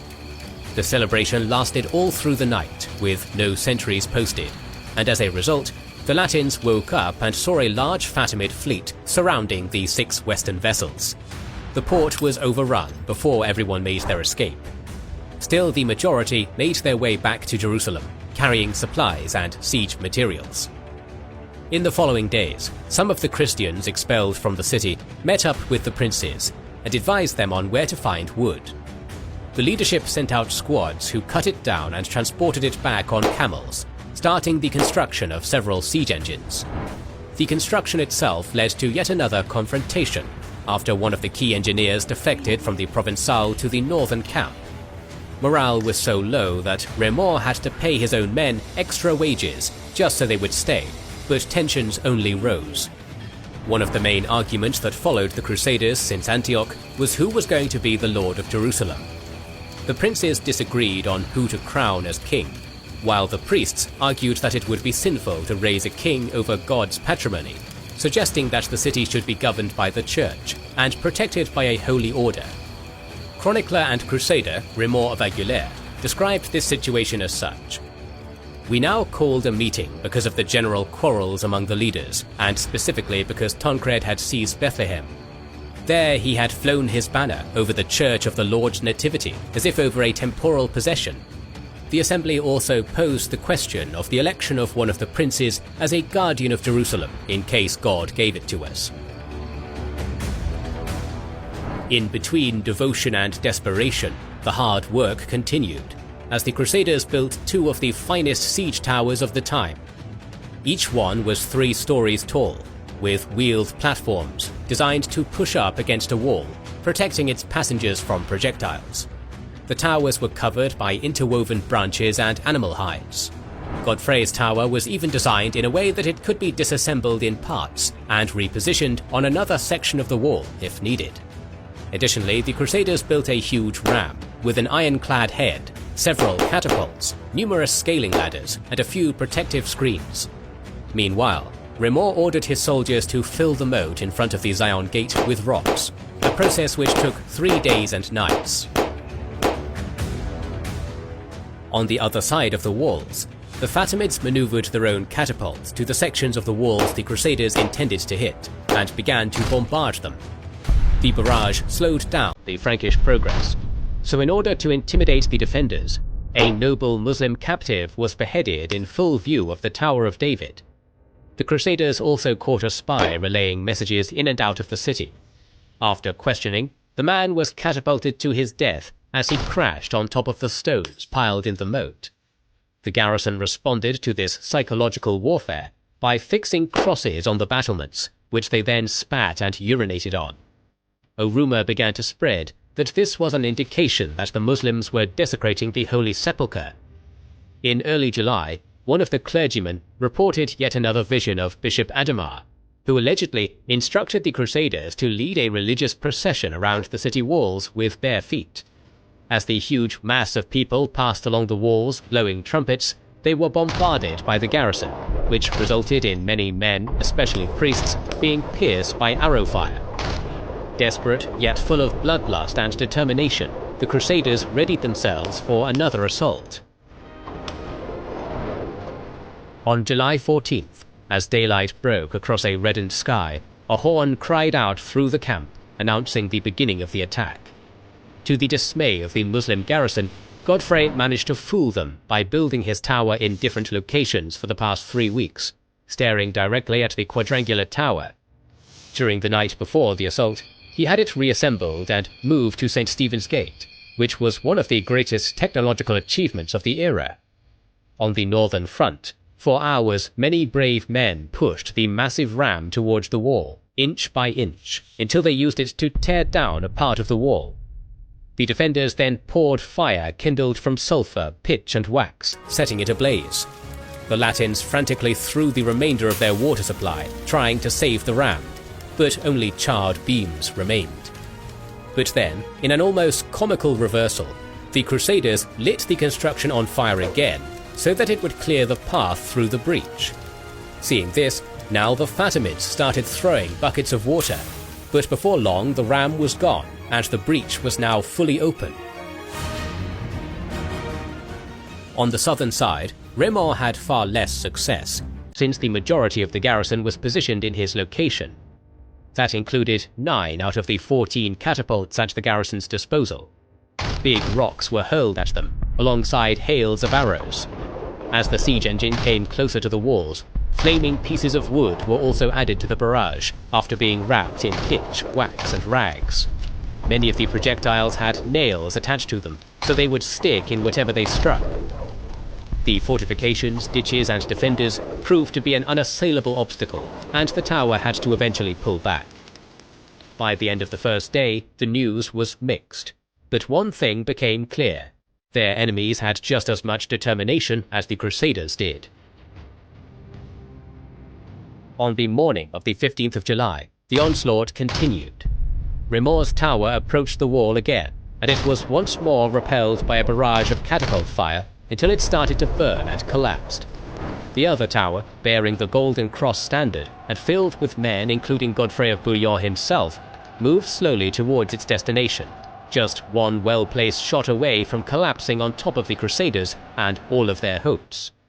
The garrison fired upon them with slings, and hurled flaming projectiles dipped in oil and grease, setting some of the men and portions of the tower on fire. Indeed, Godfrey nearly met his death when a stone was hurled and instantly killed the soldier standing next to him. The Duke then grabbed his crossbow and fired back at the crew manning the catapult. The tower managed to prevail, thanks to how well it was built, since most of the fire was repelled by the animal hides, allowing it to make its way to the wall. Once they got close and had the height advantage, the Crusaders started returning fire, clearing the wall of enemy archers. They were no more than a meter away when the Fatimids used their secret weapon, reserved only for the direst of circumstances: Greek fire. Several flaming projectiles were hurled at the tower, producing flames that could not be put out by water. But when the commander of the garrison expelled his Christian citizens, he also gave the Crusaders the antidote. Prior to the battle, the princes were given a crucial piece of advice: Greek fire could be neutralized by vinegar, so they made sure to fill many wineskins with the liquid, which was now poured over the Fatimid secret weapon. Either due to a combustible substance being mishandled, or due to Crusader fire, a nearby guard tower was lit ablaze, and produced so much smoke that no defender could stand near it. In this crucial moment, Godfrey ordered his men to prepare, and cut loose one of the skins that held the tower together, unleashing a makeshift bridge. The Crusaders were on the walls of Jerusalem at midday. Ludolf of Tournai and his brother Engelbert were the first men to set foot in the Holy City, rushing forward and establishing a foothold. Shields were raised, and in the commotion, a squad of men underneath brought a scaling ladder and attached it to the same section of the wall. At that point, the Muslim garrison panicked and lost all cohesion, every man fleeing for their life. The Crusader reputation preceded them, and all it took was a single breach for the entire city to fall. News spread to the southern front, where Muslim defenders abandoned their posts, some even jumping from the walls to their death, and Raymond pressed the advantage as he entered the city. The First Crusade had achieved its goal, but instead of celebration, what they proceeded to do was unspeakable. This was the greatest victory in the history of the Crusades, and it culminated in one of the most atrocious acts committed in the medieval era. Eyewitness Raymond of Aguilé reported, "With the fall of Jerusalem and its towers, one could see marvelous works. Some of the pagans were mercifully beheaded, others pierced by arrows plunged from towers, and yet others, tortured for a long time, were burned to death in searing flames. Piles of heads, hands and feet lay in the houses and streets, and men and knights were running to and fro over corpses." Many Muslims fled to the Temple Mount, while crusaders like Tancred and Gaston of Bîme gave a group of men stranded on the roof of the Temple of Solomon their banners for protection. But once discovered by other crusaders, none were spared. To quote Raymond, "After a very great and cruel slaughter of the Saracens, of whom 10,000 fell in that same place, they put to the sword great numbers of Gentiles who were running about the quarters of the city, fleeing in all directions on account of their fear of death. They were stabbing women who had fled into palaces and dwellings, seizing infants by the soles of their feet from their mothers' laps or their cradles, and dashing them against the walls and breaking their necks. They were slaughtering some with weapons, or striking them down with stones. They were sparing absolutely no Gentile of any place or kind." The only Muslim inhabitants who survived seemed to be the garrison commander and the elite cavalry, who locked themselves in the Tower of David, and later negotiated terms with Raymond. As for the spoils, the chaos and emotions gave way to a systematically brutal approach. After this great massacre, they entered some of the homes of the citizens, seizing whatever they found in them.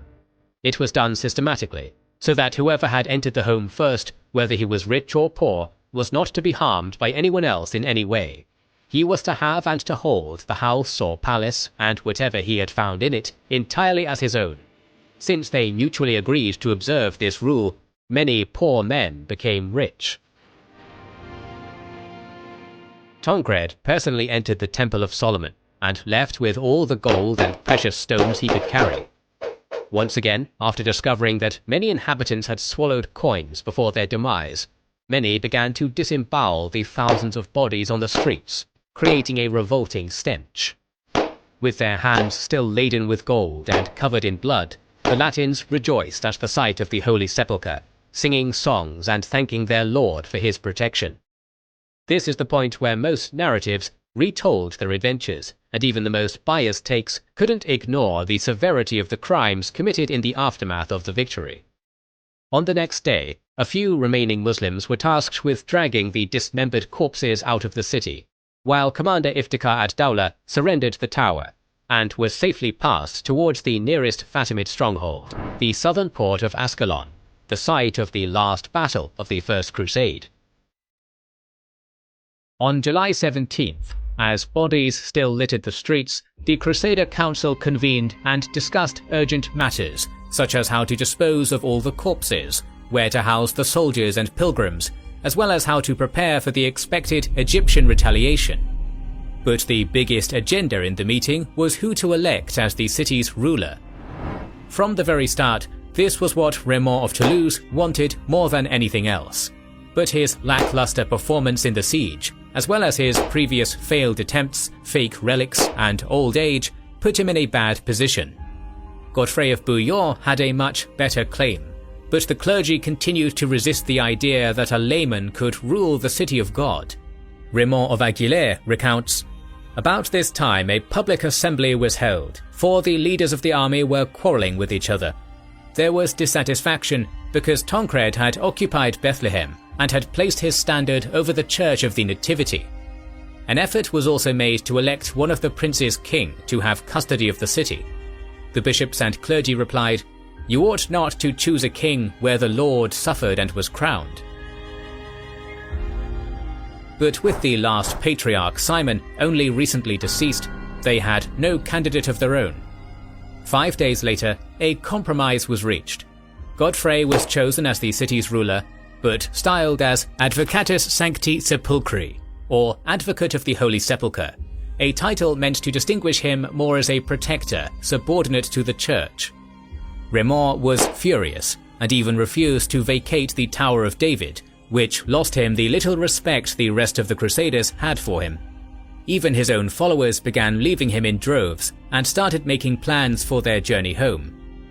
To ease the tension a little, Raymond gave the tower to his trusted ally Peter of Narbonne, the recently elevated Bishop of Albarra, who then quickly solved the dispute by betraying Raymond and opening the citadel to Godfrey. Raymond's dreams had been crushed, so he left the city and made camp in Jericho. While he was away, the new Patriarch of Jerusalem was elected.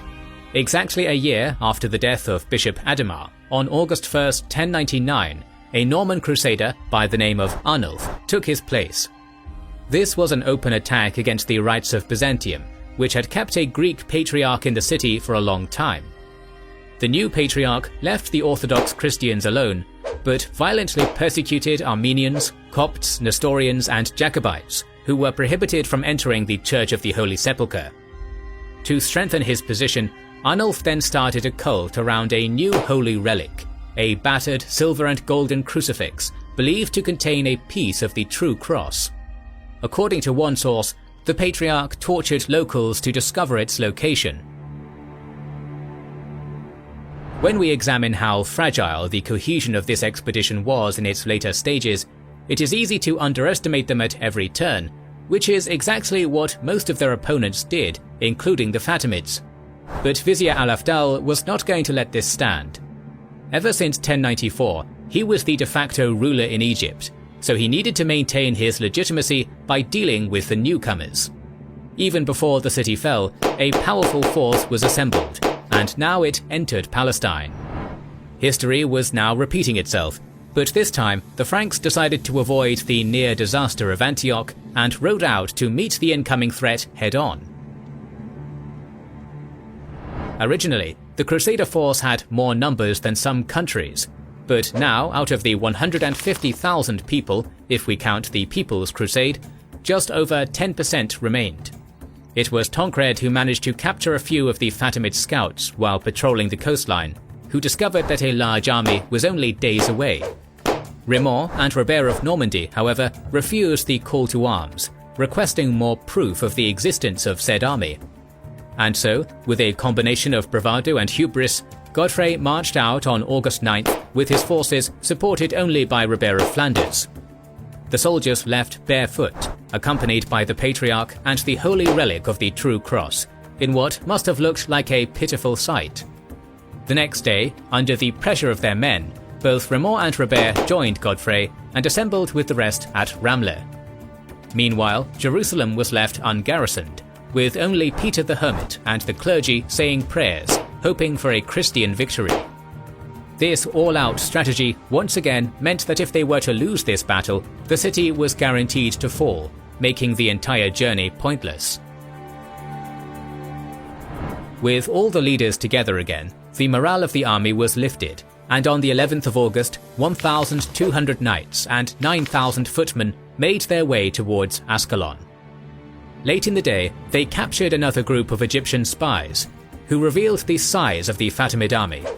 20,000 Muslims, with a corps of heavy cavalry, incorporating Bedouins, Berbers, and fearsome Ethiopians, wielding giant flails, able to kill a man and his horse in a single blow, were camped just outside of Ascalon, and were going to push for the city the very next day. Godfrey realized he was outnumbered, so he relied on the element of surprise. After a short, nearly sleepless night a few miles north of the port, the Crusaders moved south before dawn on the 12th of August, with Raymond on the right, Godfrey on the left, and the two Roberts and Tancred in the centre. The camp was not too difficult to locate on account of the massive herds of oxen, sheep, goats, and camels, and once in sight, the Crusaders made their move. The three groups charged at a moderate pace, catching the Muslims completely by surprise. Al-Afdal prioritized mobility and failed to set up a perimeter or send out scouts, so most of his troops were still sleeping in their tents. Robert of Normandy headed directly towards the camp, capturing the vizier's personal coat of arms and most of his possessions. Galloping alongside the coastline, Raymond pushed many Fatimids into the sea, drowning them, while others rushed towards Ascalon, only to be crushed to death in the choke point formed at the gates. That initial shock totally broke the Egyptians, and what could have been an epic battle was nothing more than a rout.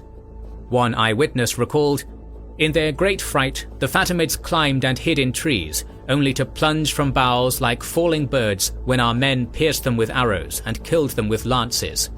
Later, the Christians uselessly decapitated them with swords. Other infidels threw themselves to the ground, groveling in tenor at the Christians' feet. Then our men cut them to pieces as one slaughters cattle for the meat market." Al-Afdal managed to escape into Ascalon and then sail back to Egypt, disappointed in how easy it was for the Crusaders to destroy his army. Not only that, but they captured a wide array of treasures from his camp. Reportedly, those featured gold, silver, long cloaks, other clothing, and 12 kinds of precious stones, helmets decorated with gold, the finest rings, wonderful swords, grain, flour, and much else. His sword alone was later sold for 60 gold pieces. The bounty was so vast that the army couldn't carry all of it, resorting to burning what was left behind. As for Ascalon, the port city refused to surrender to anyone but Remor, the only prince known to have kept his promise of safe passage during the sack of Jerusalem. Godfrey was insulted and didn't intend to give his rival such a crucial exclave that close to Jerusalem, so the Franks simply left. The strange combination of great martial success, followed by idiotic bickering, was still present. Because of this decision, the powerful Fatimid navy could maintain this foothold for more than half a century, and Al-Afdal would use Ascalon as a staging ground from where he would launch annual attacks. Regardless, the mission was complete, and the few survivors were some of the luckiest and toughest people in history, with an adventurous and miraculous story so colourful that it could rival that of Alexander. As summer passed, many of them were ready to tell that story back home, and in September of 1099, Robert of Normandy and Robert of Flanders, along with the majority of the Crusaders, sailed away. Remor lingered, and Godfrey was left with just 300 knights to hold Jerusalem. News of Jerusalem spread, but Pope Urban II died in Rome on the 29th of July, just 2 weeks before the news of his success could reach him. For the mighty warriors who returned, their treasures were almost entirely spent by the time they returned home. They were exhausted, sick, and broke, but revered as heroes by anyone who crossed them. Robert of Flanders, now known as the Jerusalemite, returned to find his homeland in a desperate state. While he was away, Emperor Henry IV had attempted to seize it. He then pushed him back twice. Another war was waged against Normandy, which he also won, and then in 1111, Robert fell from his horse in battle. The Crusader was trampled to death, but his reputation as a pious and victorious servant of Christ inspired many future Crusaders. A man who met the Byzantine Emperor, fought the Sultan of Rome, Vizier of the Fatimids, rescued Jerusalem, defeated the Holy Roman Emperor and English King. It is no wonder that Flanders, which was one of the most highly populated regions in Europe, went on to become one of the biggest contributors to the Crusades. Either by land or sea, recruits from this region were present in nearly every crusade that would follow. As for Robert of Normandy, his fate was considerably worse. To leave for the crusade, he temporarily sold Normandy's rights to his brother. To buy it back, he had to resort to marrying a young bride, but by this point, his brother Henri had taken the crown of England for himself, sparking a war. Robert landed in England and started an invasion, which was terribly planned. Lacking popular support, he was defeated and captured in 1106. He would spend the next 28 years being moved from one prison to another, including the Tower of London, until his death in 1134. In his cell, he reminisced how he regretted refusing the crown of Jerusalem, not out of reverence, but out of fear of the work involved. Many historians tend to gloss over these events, but the reality is that Robert had the claim and the supporters needed to take the English throne.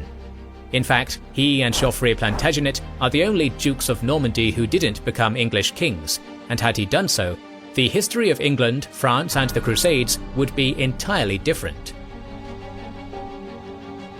Then there was Gaston of Beer, the mastermind behind the siege weapons at Jerusalem. he went on to assist the Reconquista in fighting the Moors.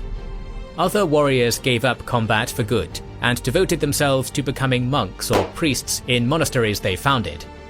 A man named Gilfer of Lestor, who was the first man on the walls of Maret, is said to have come back with a pet lion. Peter the Hermit also made it home, with a piece of the Holy Sepulchre, and John the Baptist. He founded a religious cult in France, which started a trend where pilgrims would make their journey to Jerusalem, enter the Holy Church, and open a flask to capture its essence, a souvenir to bring back home. Other examples of such tourism included palm leaves, single strands of hair from Christ's beard, a whole ball of the Virgin Mary's hair, pieces of the True Cross, and numerous holy lances. This would set the trend, and modern archaeologists have found thousands of these flasks meant to contain holy water or oil called ampullae. They would be worn around the necks of those who wanted a piece of divinity and something they could show off back home. The reverence and stories that came out of the First Crusade spawned the Christian version of the Hajj.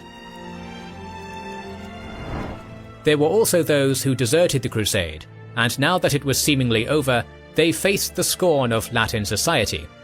Among them were Hugh of Vermandois and Stephen of Blois, who fled from Antioch and were now under the threat of excommunication. The overwhelming public shame was so powerful that it prompted a new third wave of Latin armies in the Holy Land, joined by numerous enthusiastic Franks who wanted either absolution, fame, or an artifact. However, this time the Crusade was proclaimed by Pope Pascal II and featured numerous Germans and Italians. This campaign is known as the Crusade of 1101, or the Crusade of the Faint-Hearted, highlighting two problems you must have already thought of. Wasn't the First Crusade over? And why wasn't it named the Second Crusade? Over the course of this long story, we went over many misconceptions, but now we will tackle the biggest one of them all. For many past and present historians, the Battle of Ascalon was the perfect place to end this chapter. The Crusade was a miraculous success, Jerusalem was taken, and some of the chroniclers went home.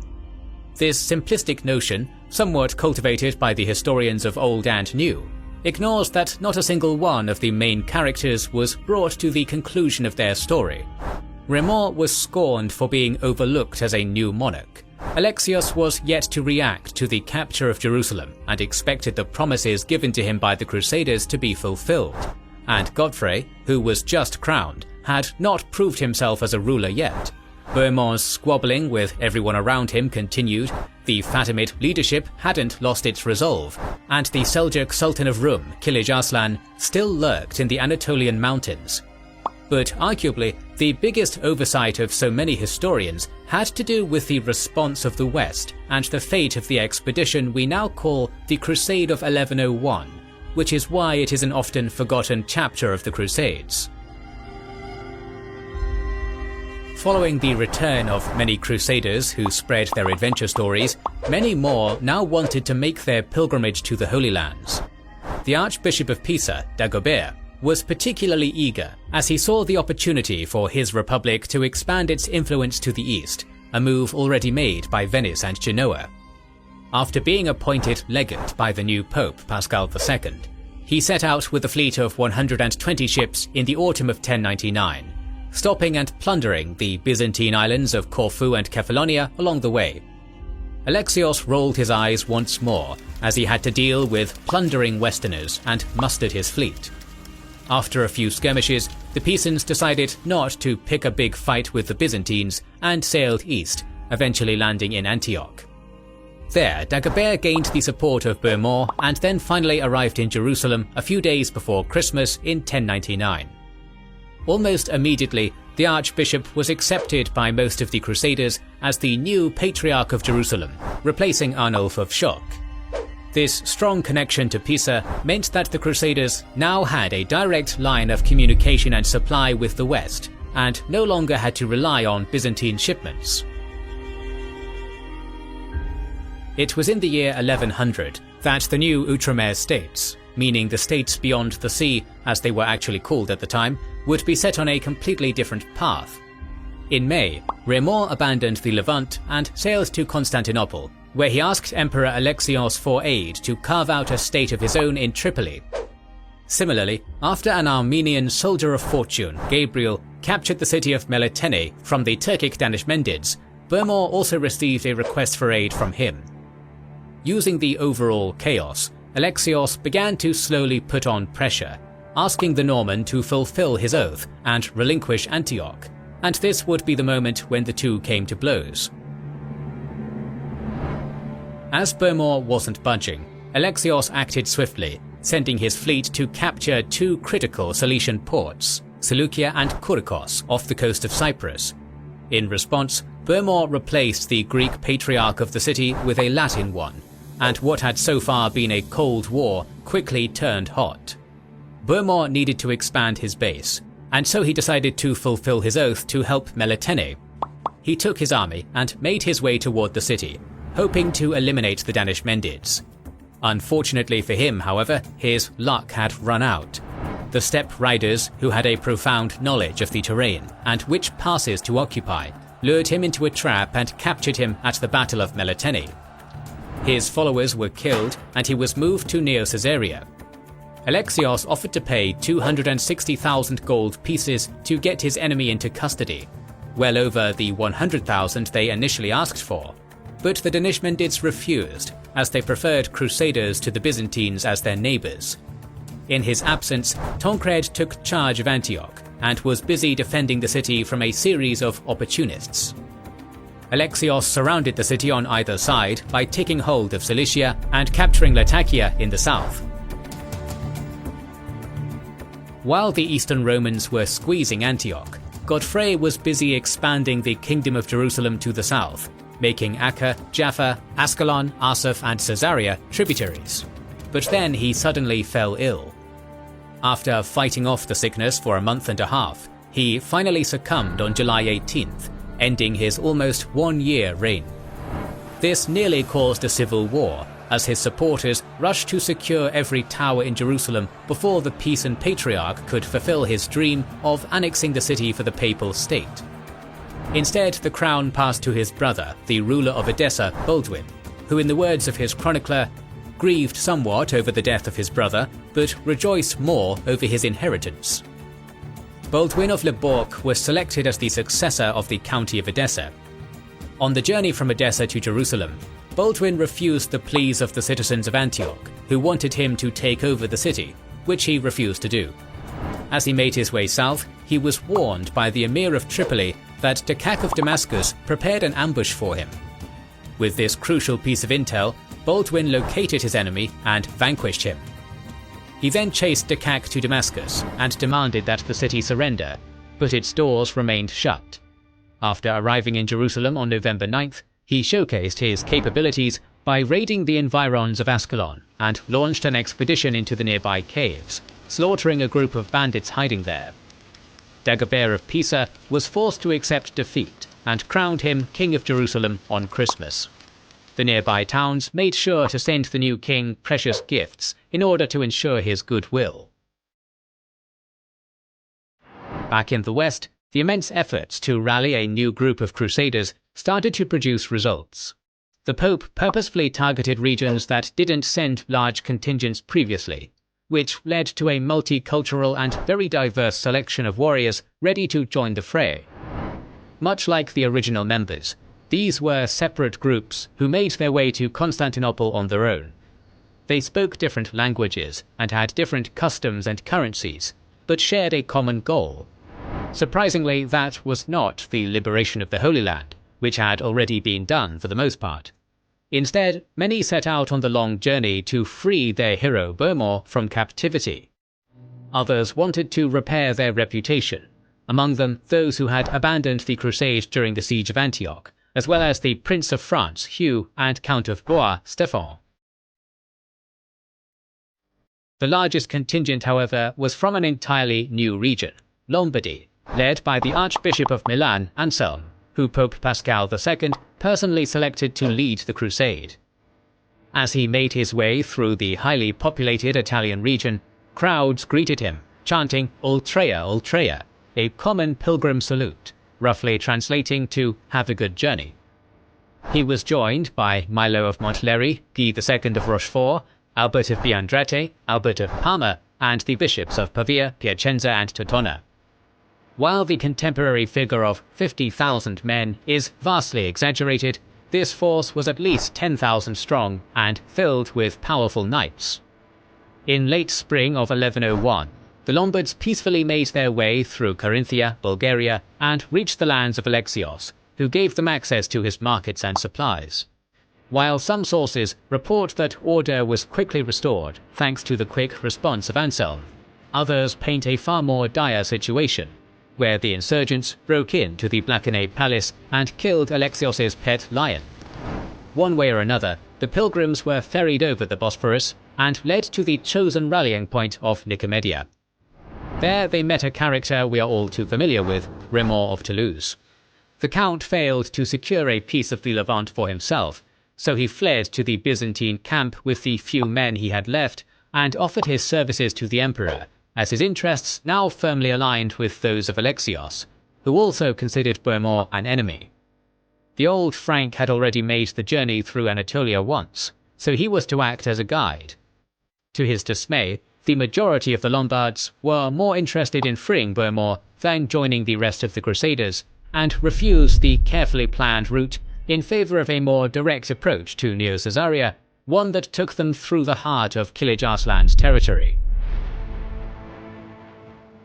While the men argued over their route and priorities, the second contingent arrived, led by Stefan of Blois, who was accompanied by Duke of Burgundy Odo, Count of Burgundy Stefan, and Jocelyn of Courtenay. Many of the Franks, such as the Viscount of Bourges, Arpin, sold all of their possessions in order to be sufficiently provisioned with equipment, horses, fodder and coin, betting everything they had on this mission. Once again, we are uncertain about the exact number, but in all likelihood it was around 10,000. Smaller groups from all over Europe arrived in Nicomedia, including the Constable of the Holy Roman Empire Conrad, leading a large German contingent. Overall, the army consisted of around 25,000 fighters, including a Pecheneg elite force led by Raymond. Spirits were high, and with each new recruit, the voices shouting for Bohemond's rescue were getting louder. On June 3, 1101, Raymond finally relented. By late June, the army arrived at Ankara, which was quickly captured from the Seljuks and returned to Alexios. Without even noticing it, the giant and sluggish host was shadowed by small groups of Seljuks, following their every move, as years after his defeat, Kilij Arslan saw his opportunity for revenge. The Sultan was busy ever since his defeat at Dorylaeum, creating a coalition with the singular purpose of repelling any future Latin incursions. He knew the land well, and was well aware not to underestimate his opponents again. Wells and cisterns were destroyed, towns ahead of the Crusaders were emptied, night raids were launched at the back of the columns, foraging parties were harassed, but beyond that there was no attempt at a pitched battle. The Westerners now made their way towards the safety of the Black Sea, bringing them to the territory of the Danishmends, who, alongside Ridwan of Aleppo, were part of Kilij Arslan's alliance. By August, their supplies were exhausted, and the heat had sapped their strength and morale. As the Crusaders approached Mercivan, they were organized into 5 divisions. The Lombards in the vanguard, followed by Raymond, his Pecheneg riders, and the Burgundians, the Germans behind them, and lastly the French. The horses were weak, the equipment heavy, and the army size made them slow down to a crawl, with communication between the different contingents extremely difficult due to distance and language barriers. Meanwhile, the nomadic warriors worked as one in the land they had known since their childhood. On the first day of this drawn-out engagement, Kilij Arslan cut off the separate armies and surrounded them after a feigned retreat maneuver. On the next day, Conrad led the German force in a failed raid that cost many lives. Unable to return to the main host, the survivors took refuge in a nearby stronghold, while the rest began to fear that Conrad betrayed them. The third day was uneventful, but added to the pressure and anxiety, which was drowning the Crusader camp by this point. On the fourth day, the Crusaders attempted to break out of the encirclement, inflicting heavy losses on their Seljuk enemies at a high cost. But then, on the next day, Kilij Arslan was joined by Ridwan of Aleppo and more Danishmendid princes. The Lombard vanguard was decimated, sending the Pechenegs in full retreat. Before long, the French and German contingents broke all cohesion and began fleeing. Remor fell and was left trapped, but Conrad and Stefan helped him, and together they made their way toward the coast. The camp was captured, where the nomads found many priests, women and children that they enslaved. Those who didn't possess horses, particularly the Lombards, didn't manage to go very far, as they were hunted down like wild game by the Seljuks. Remor, Stefan of Blois and Stefan of Burgundy fled to Sinope and sailed back to Constantinople. Anselm and Odo both died from the injuries of this battle, and the Holy Lance found in Antioch was now in the hands of Kilij Arslan. While one army was ambushed and annihilated, another formed back in Constantinople as more groups arrived. William, Duke of Aquitaine, Welf, Duke of Bavaria, William, Count of Nevers, and lastly the French Prince Hugh of Vermandois assembled, were given gifts, and swore oaths to Alexios. Together they had over 30,000 troops. The Count of Nevers was in no mood for waiting for the second group to ride out together, knowing there were others on their way to glory, so his contingent left Nicomedia and headed towards Burmoor. He came very close to the First Army on numerous occasions, but never caught up to them. At one point, he managed to lay siege to the Seljuk capital, Iconium, in mid-August, while the Sultan was distracted, but to no avail. Soon after he gathered the spoils from Mercivan, Kilij Arslan made his way against this new threat, and ambushed William at Heraclea Kabistra. The Seljuks anticipated the move towards the Cilician gates, and positioned themselves in the right place at the right time. Previously, we saw how a force of 10,000 crusaders won multiple battles and took several heavily fortified cities, but here at the plateau of Anatolia, this force would become little more than a footnote in history. Only Count William and a few dozen knights managed to survive and reach Antioch. Unfortunately, the details of the battle are lost, possibly due to the lack of European survivors. Lastly, there was the third group led by William of Aquitaine, Welf of Bavaria, Hugh of Vermandois, Hugh of Lusignan, and the first woman to lead an army on a crusade, the Margravine of Austria, Ida. Together they made their journey across Anatolia, oblivious to the fate of the other two forces. Thanks to the advice of Hugh, this army did follow the Byzantine plan to reach Antioch, but regardless it was still midsummer, and the same problems that plagued the rest of the Crusaders stalled their progress. Seljuk skirmishes and supply issues broke their morale as they were guided towards Heraclea like lambs to the slaughter. Once on the horizon, the city looked like a breath of fresh air, a place where they could restock and drink fresh water. But as they neared, they saw the destroyed cisterns and dead bodies of the previous group. There was not much of a battle to speak of. The Crusaders were exhausted, dehydrated, demoralized, and not suited for the warfare the Seljuks had perfected. Many, including Hugh and Welf, died, while others, including Ida, were captured. According to a later false legend, she then became a part of a harem and became the mother of Zengi, the future founder of the Zengid dynasty. While that claim was completely false, we cannot ignore the impact these expeditions had on the minds of the Western world. When they set out to the east, the Lombards were discussing plans on how to march on Baghdad, but in the end, this calamity reshaped the borders and mentality of the Christian world. In terms of numbers, the Crusade of 1101 is amongst the largest Crusader forces ever assembled, behind the First and Third Crusade. One can only imagine how big of an impact all these knights would have had on the depleted Crusader states, who were in dire need of reinforcements. Bavaria, Nevers, Lombardy and Aquitaine could have built entire lines of their proud Crusader lineage and continued to be active contributors to the cause, but within a single year, Kilij Arslan turned the tables. However, this failure didn't dissuade all future Crusaders. In fact, the colossal failure of these expeditions only reaffirmed the legendary status of Godfrey, Baldwin and Bohemond. It also highlighted the dangers of Anatolia and incentivized the sea route, an incentive the merchant republics of Italy were more than happy to facilitate. The Crusader states themselves were never actually called that. Instead, they were referred to as Outremer, meaning land beyond the sea in French. But if this expedition, which was clearly tied to the First Crusade, had such a profound impact on the world, why was it ignored by Western historians for centuries? Hopefully by now you will realize that this was a choice made for convenience, as well as an attempt to simplify the incredible story of the First Crusade. Not to mention that going forward, historians would continue to make the same mistake of numbering some crusades, even if they had a smaller impact, like the 8th and 9th, while other very important crusades, such as the Venetian and Barons, are not among the numbered ones.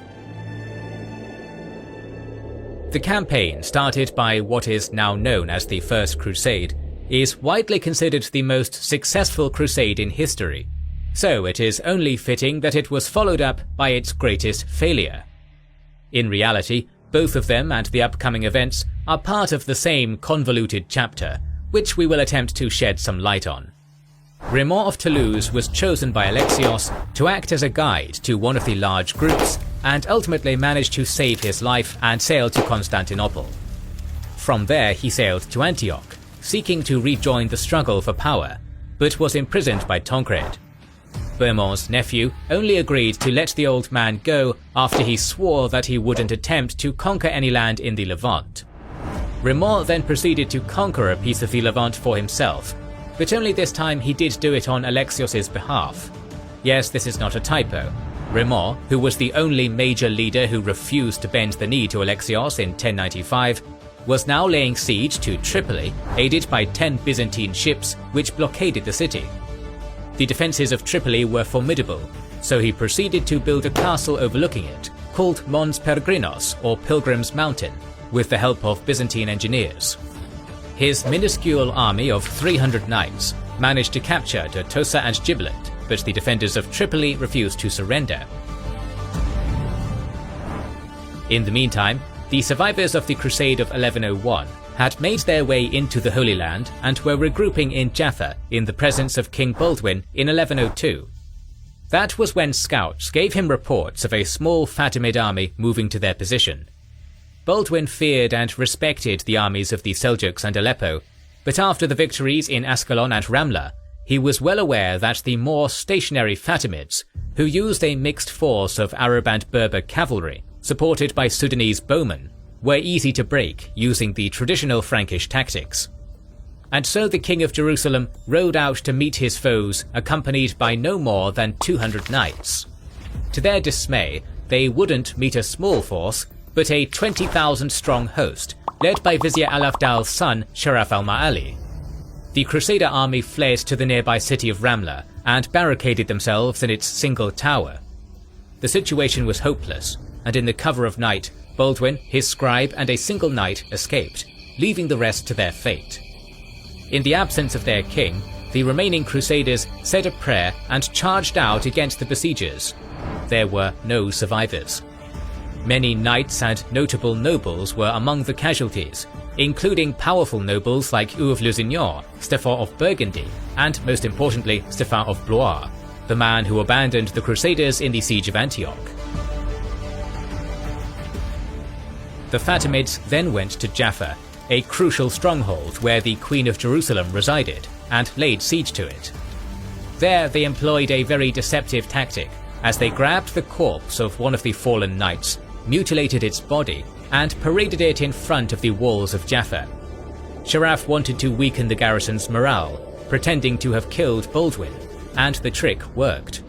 But just as the defenders were getting ready to surrender, the king returned. Baldwin, who had made his way to Arsuf and boarded an English pirate ship, now ran through the Fatimid blockade, while Hugh of Fauconberg and 80 knights broke the lines near the coast. Once inside, Baldwin assembled a force of 8,000 and charged at the Fatimids, scattering their siege lines and forcing them into a full retreat. In 1103, the close call was followed up with more successes for the Crusaders, as Tancred sacked the city of al-Muslimiyya, taking many Muslim captives and ransoming them back to Aleppo. He had also managed to secure the Byzantine cities of Tarsus, Edana and Mamistre, and in that very year, Bohemond's ransom was paid, and he was released from Danishmendid captivity. Bohemond then proceeded to attack Kefallatha, but was repelled by a resilient Banu tribe. Despite this minor setback, trade with Genoa, Pisa and Venice was flourishing, and each of them soon had their own quarter in every major Crusader city. However, things started to change for the worse for the Crusaders in 1104. It all started with Baldwin of Bourges, ruler of Edessa, who laid siege to the city of Harran. The influential Crusader needed aid and requested assistance from both Antioch and Jerusalem. For a moment, the Crusaders reunited with a common goal, as Bohemond, Tancred, Josselin of Courtenay, the Archbishop of Pisa Dagobert, and Archbishop of Edessa Benedict were all on the same side. Together, they mustered a force of around 1,000 knights, supported by 9,000 infantry and archers. This unity would not last, as the Seljuk rulers of Mosul, Jekemish, and of Mardin, Sokman, launched an attack on Edessa with 7,000 horse archers, hoping that it would force the Crusaders to lift their siege. Indeed, both armies lifted their siege in order to meet at the Battle of Harran in 1104. The Crusaders were so rushed that Baldwin and Bohemond didn't even wear their armour. What happened next was a 2 or 3 day long feigned retreat, the classic move that armies throughout history never stop falling for. The Crusaders from Edessa were positioned on the left, while those from Antioch took the right in a loose formation that kept changing as the days passed. The chase began near the city of Recca and continued until Harran, a distance of just over 100 kilometers. The Crusaders were decisively crushed, with Josselin and Baldwin of Bourges captured, while Bohemond and his nephew barely escaped. This was another decisive defeat, which stopped the seemingly unstoppable momentum of the First Crusade. This defeat cost Bohemond so many men that almost instantly the cities Tancred fought so hard to take from the Byzantines rebelled and flipped to Alexios. Cilicia was lost, but even worse, the harbour of Laodicea was taken by a Byzantine admiral. Bohemond barely held out in the city's citadel, knowing that his days were numbered. He was well aware that unless he gained reinforcements, his cause was hopeless, especially with his lifeline to the west now being cut. Only a few weeks after the battle, Baldwin of Jerusalem managed to take Acre with the help of the Genoese and Pisan navy, putting even more pressure on the Prince of Antioch to act. As we covered earlier, in 1081, Robert the Fox Guiscard and his son Bohemond launched the first Norman invasion of the Balkans, giving Alexios his first test merely months after he took the throne. Together they took Larissa and won several major victories. Alexios proved to be more cunning and outmaneuvered Robert, forcing him to leave a young Bohemond in charge, who the emperor then beat. In the following years, the Byzantines hired Normans to fight Seljuks, and Seljuks to fight Normans, before Alexios weaponized Christian fever to create an amalgamation which was already spiraling out of control. And now in 1104, exactly 100 years before the sack of Constantinople during the Fourth Crusade, Bohemond of Taranto, Prince of Antioch, decided to set sail for the destruction of the Eastern Roman Empire.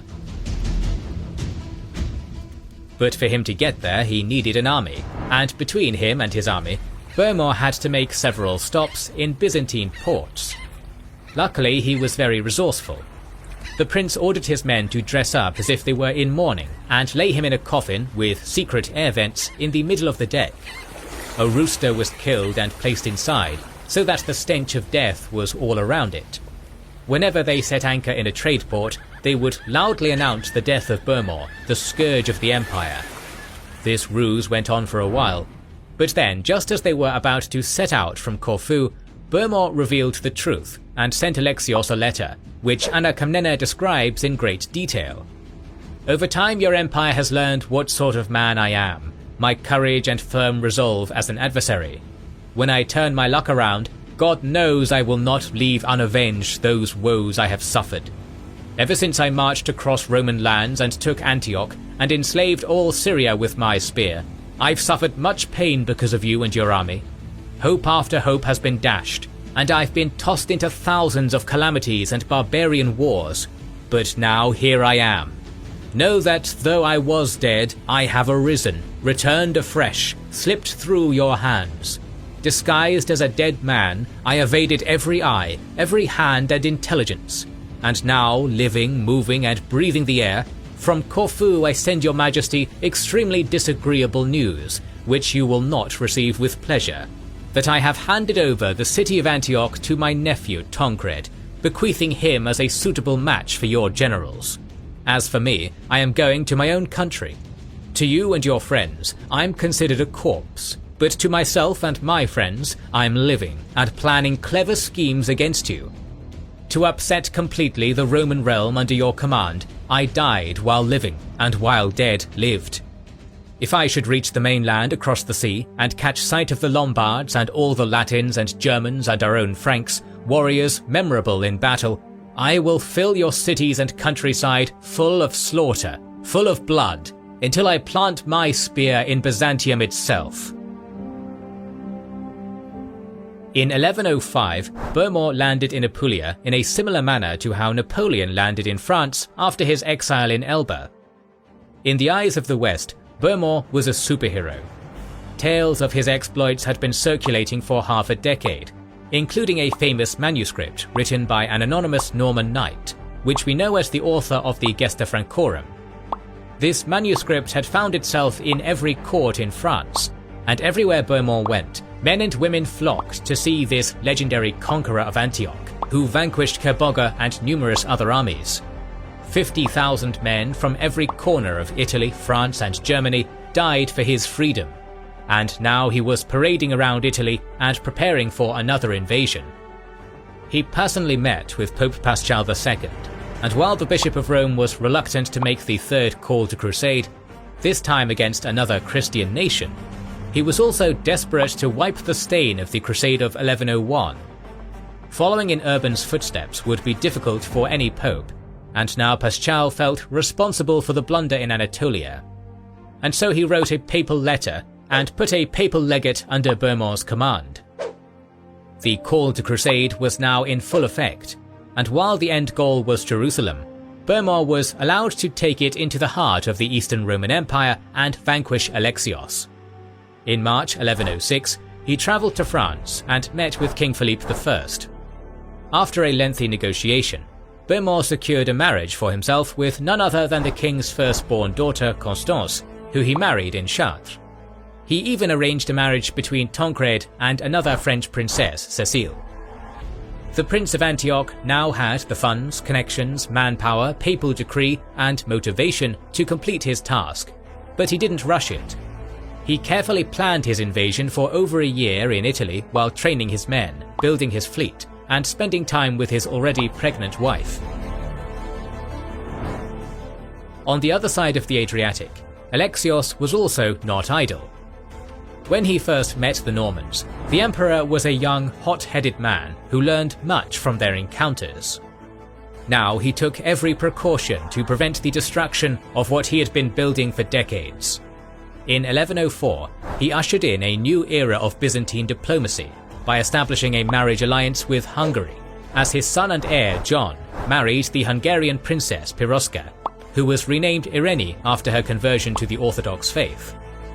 Alexios called upon his Venetian allies, who fulfilled their oath by patrolling the seas and slowing the Norman progress. For a while now, he had been training 300 sons from the most powerful noble houses, preparing them to lead. Each of them was given a contingent and ordered to patrol and fortify the Balkans so that they became accustomed to its difficult terrain. Then the emperor left the comforts of the capital and made his way to Thessaloniki, reminiscing the actions of Basil II and surviving yet another assassination attempt. There he established a base camp and ordered every governor in the Balkans to stockpile supplies and fortify their defences, giving them the necessary funds to do so.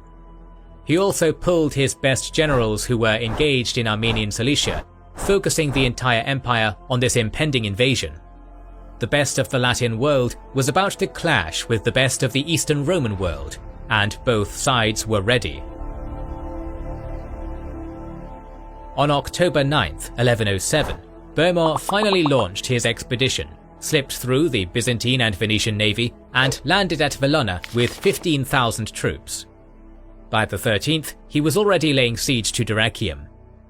Alongside the numerous ferocious warriors, he also had a member of the Diogenes family, a relative of Romanos IV who was defeated at Manzikert in 1071, a puppet he meant to install on the throne. In almost every way, this was a repeat of his father's invasion, but this time the Byzantines were ready for him. Bohemond's scouts reported that the defences were impenetrable, and that every valley and mountain pass was blockaded by small bands of soldiers, so the Normans pulled back to the safety of Valona and reassessed the situation. Although Bohemond was a master tactician, Alexios left him with no available moves on the board, and in frustration, he besieged Dyrrhachium again in the spring of 1108. Rams were built and rolled towards the gates before being set on fire. Tunnels were dug, but the defenders dug tunnels of their own, and once they connected with those of the enemy, fires were lit to smoke them out. Finally, Bohemond built a massive siege tower, similar to the one in Antioch, but it too was set ablaze, probably by the use of Greek fire. He then ordered his men to try and break the encirclement by attacking the Byzantine positions in the mountains. Both sides took heavy casualties, but there was no breakthrough. As time went on, resources became more scarce. Bohemond had brought over 15,000 well-trained, well-armed, inspired men, but thanks to the Venetian blockade, they were now starving and wasting away. Rumours began to spread as his followers questioned his greatness and the value of this entire expedition. If they couldn't even take Dyrrhachium, how could they hope to take Constantinople? Others questioned the entire journey altogether, wishing they had sailed to the Holy Lands. And then a letter arrived. Alexios knew that he had Bohemond in the corner again. The fact that the emperor wrote a letter promising lands, titles and riches to all those who defected to his side was to be expected at this point. However, he did something else, which was brilliant. He wrote the letter as if it was a reply. This clever act of deception made it seem as if the Norman leadership had already asked the emperor for these gifts in return for them changing their allegiance, and as a result, rumours and paranoia spread throughout the camp, alongside the diseases which were becoming rampant. Bohemond didn't fall for it, but many did, and after months under immense pressure, the most legendary figure in all of Christendom walked over to the imperial tent near Devol unarmed. If it were any other Byzantine emperor, Bohemond would have been imprisoned or even killed on sight, but Alexios chose to show mercy and treated him with humility. Together they discussed terms and signed the Treaty of Devol, the ultimate triumph which Anna recorded in great detail since her husband was present during the negotiations. Later, she even took it out from the imperial archives while writing her Alexiad. The lenient terms allowed Bohemond to keep Antioch and be its governor as a vassal to Alexios. He was even given the titles of Sebastocrator and Dux, which came with a nice salary of 200 talents.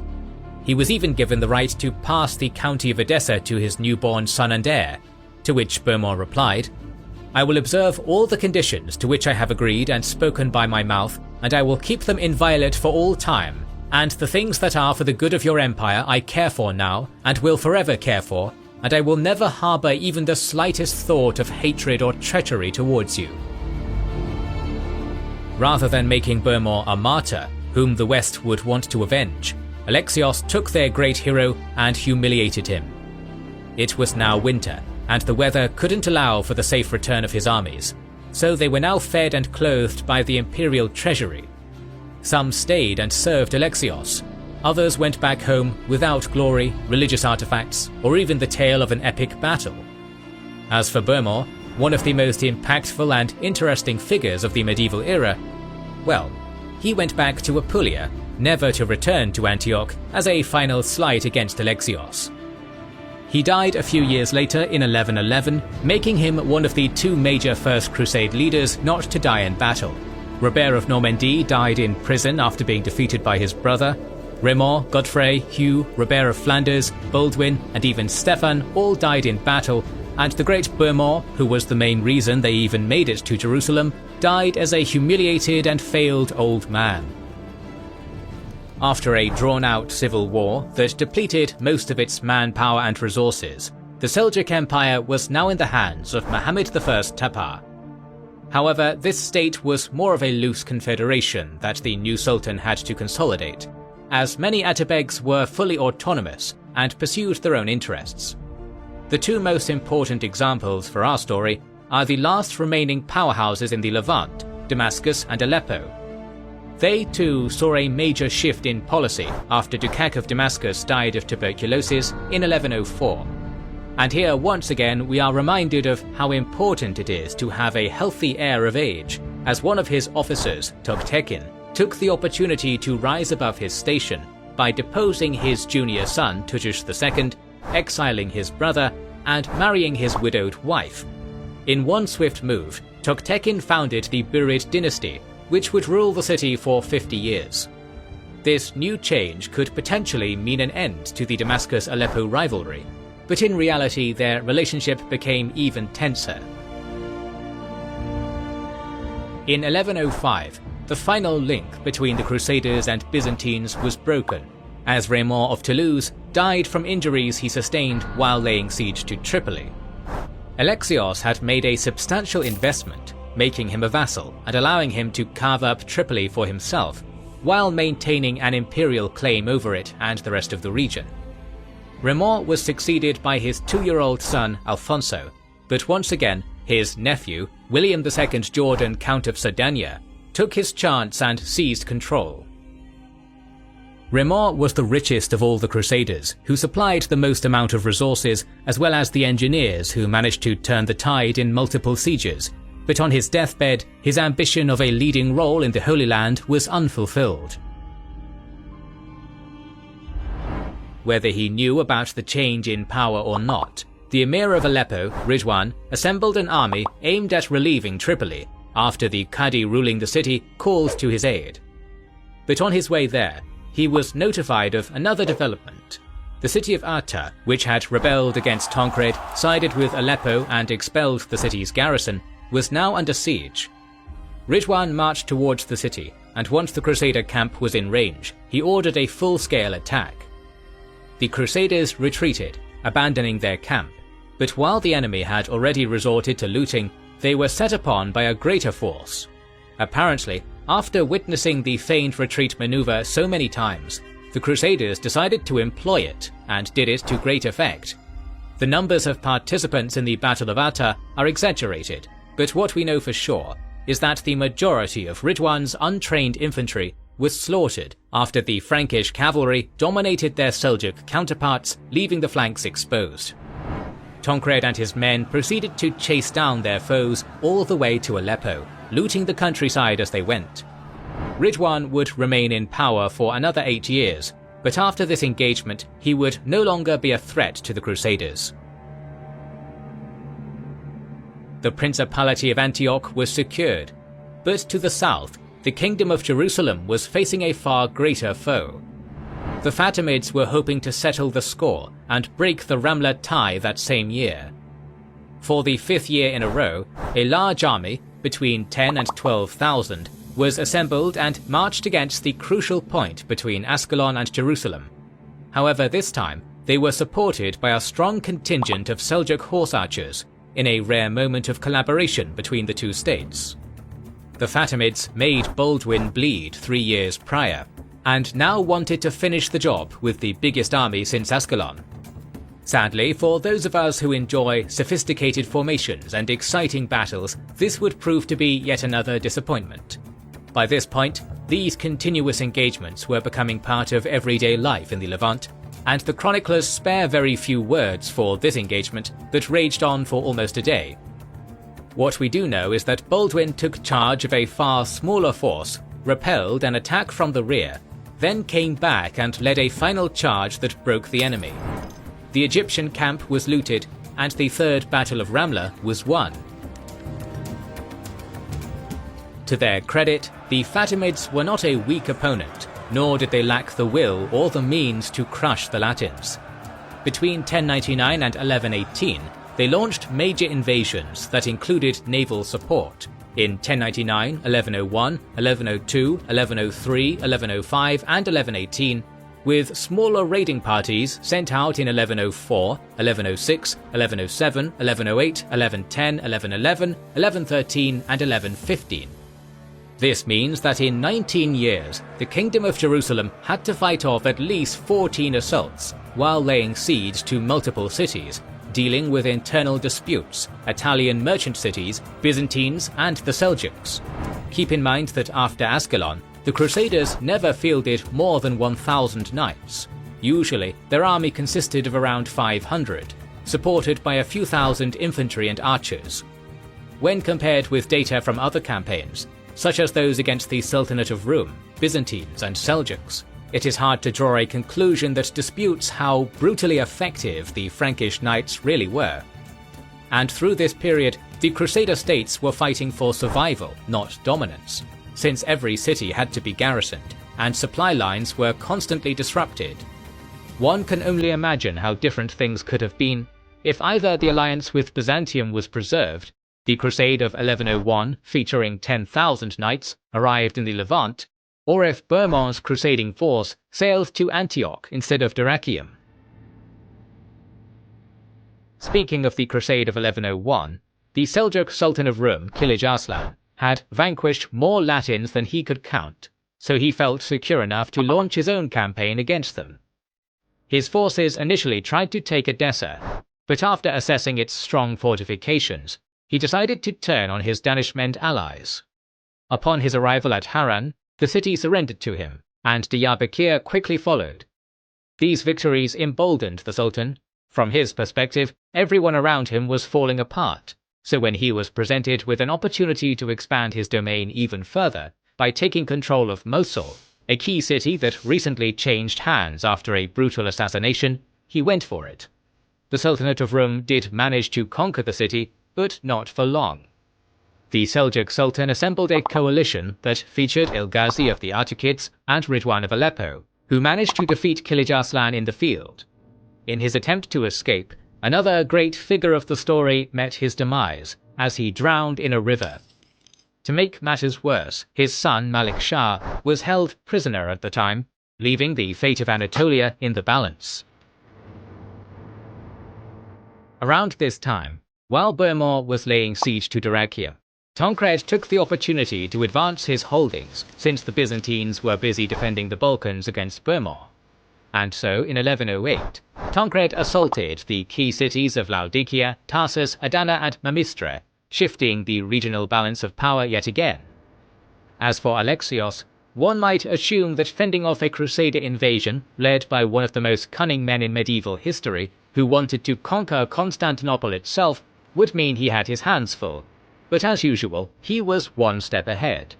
Raymond's death was a significant loss, but the emperor was willing to go all in, and offered rich gifts to both claimants of Tripoli. On the one hand there was William Jordan, who received and ignored his embassy, but on another there was Bertrand, Raymond's eldest son, who sailed east on Genoese ships at the head of a 4,000-strong army that raided Thessaly. Normally this would have been severely punished, but Alexios knew how to turn enemies into allies, so instead he invited him to the imperial court, where he offered rich gifts instead of an oath of vassalage, which Bertrand accepted. The Provençal then sailed to Antioch, where he met Tancred.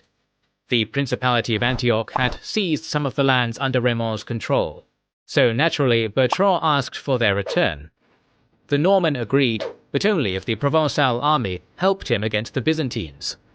In a rare show of loyalty to one's word, Bertrand refused, suggesting that they take Gibel from the Seljuks instead, but Tancred was uninterested. Bertrand departed empty-handed and made his way to Tripoli, where he found William's siege camp, and a conflict erupted over succession rights. The situation started to spiral out of control, so outside forces got involved. Baldwin decided to mediate the conflict and offered a resolution where once the city was taken, its lands would be divided equally between them. The two sides begrudgingly agreed, and Bertrand was then made to swear another oath of vassalage, but this time to Baldwin, while William turned to the aid of Tancred, creating a cold proxy war between the Crusader states. Then on July 12, 1109, the Crusaders, supported by the Genoese fleet, made an assault and successfully captured Tripoli. The resistance was strong, and many men lost their lives, but most notably, William sustained an injury to which he succumbed in days. Suddenly, Tripoli had only one ruler, who owed his allegiance to both Jerusalem and Constantinople. Unfortunately for Tancred, his sphere of influence was diminished even further after both Jocelyn of Courtenay and Baldwin of Bourg were ransomed in 1107 and 1108. During their absence, Antioch held control over Edessa, but now that they were free, they refused to bend the knee to him, especially since Bourmont was nowhere to be seen. The two then openly went to war against each other, with Baldwin seeking aid from an Armenian king who supplied him with an army and 300 Pecheneg mercenary riders. These punitive raids caused severe damage to Tancred's lands and angered his subjects, which led to the clergy getting involved. A council was formed, and the prelates ruled in Baldwin's favour, restoring his rights as Count of Edessa, a semi-autonomous Crusader state under the vassalage of the Kingdom of Jerusalem. 4 considerable Crusader victories mark the following year of 1110. First, in the spring, a large army, assembled by the Atabeg of Mosul, attempted to lay siege to Edessa, but was forced to retreat after King Baldwin arrived with a relief force. Then, after a 2-month blockade, Baldwin, Genoa and Pisa assaulted and brutally sacked Beirut, killing most of its inhabitants. Fatimid ships from Tyre and Sidon tried to break the blockade, but were unsuccessful. Then in October, Baldwin welcomed the first ever European monarch to visit the Crusader states, King Sigurd I of Norway, whose incredible adventure story deserves its own video that we hope to make in the future. After stopping by England, Iberia and Sicily, the Norwegian king finished his pilgrimage by praying in Jerusalem, bathing in the River Jordan, and laying siege to Sidon. This time, however, the Fatimid fleet nearly broke their navy, but a last-minute action by a Venetian squadron under Doge Faliero saved the expedition. Sidon fell on December 4th after surrendering to Baldwin. And then, finally, Tancred led his own assault against the castle that would end up becoming Crac de Chevalier, solidifying his domain. By this point, Bourmont had signed the Treaty of Devil, but did nothing to enforce it. Alexios offered him an annual salary of 200 gold pounds, the title of Sebastos, and a generous amount of land, as long as he held them in his name, but the Norman didn't even write a letter to Tancred. Alexios opened Pandora's box, and was now willing to do anything to close it. So he started writing letters and sending gifts. In 1110, the Pisans were approached and offered not just an end to hostilities, but special trading privileges, similar to the ones he granted to the Venetians. Normally, merchants had to pay a 10% tax, and while the 4% he offered wasn't as good as the 0% Venice paid, it was still a bargain. Additionally, Pisa would receive yearly payments from the empire, special legal rights, titles, and lucrative trade opportunities. In return, the merchant city agreed to become a Byzantine vassal and assist them in war. The treaty that both sides signed has survived and illustrates many important points. Nor will we, inhabitants of the city and land of Pisa, combine with any other person or people at enmity with you for the purpose of taking from you your empire, whether Romania or any other lands or islands which you hold under your imperial power, now or from this time forth, in Croatia, Dalmatia or Dyrrachium, as far as Alexandria itself. Note that Alexios was not simply interested in reclaiming Anatolia and Antioch. His ultimate goal was a full restoration of the Eastern Roman Empire.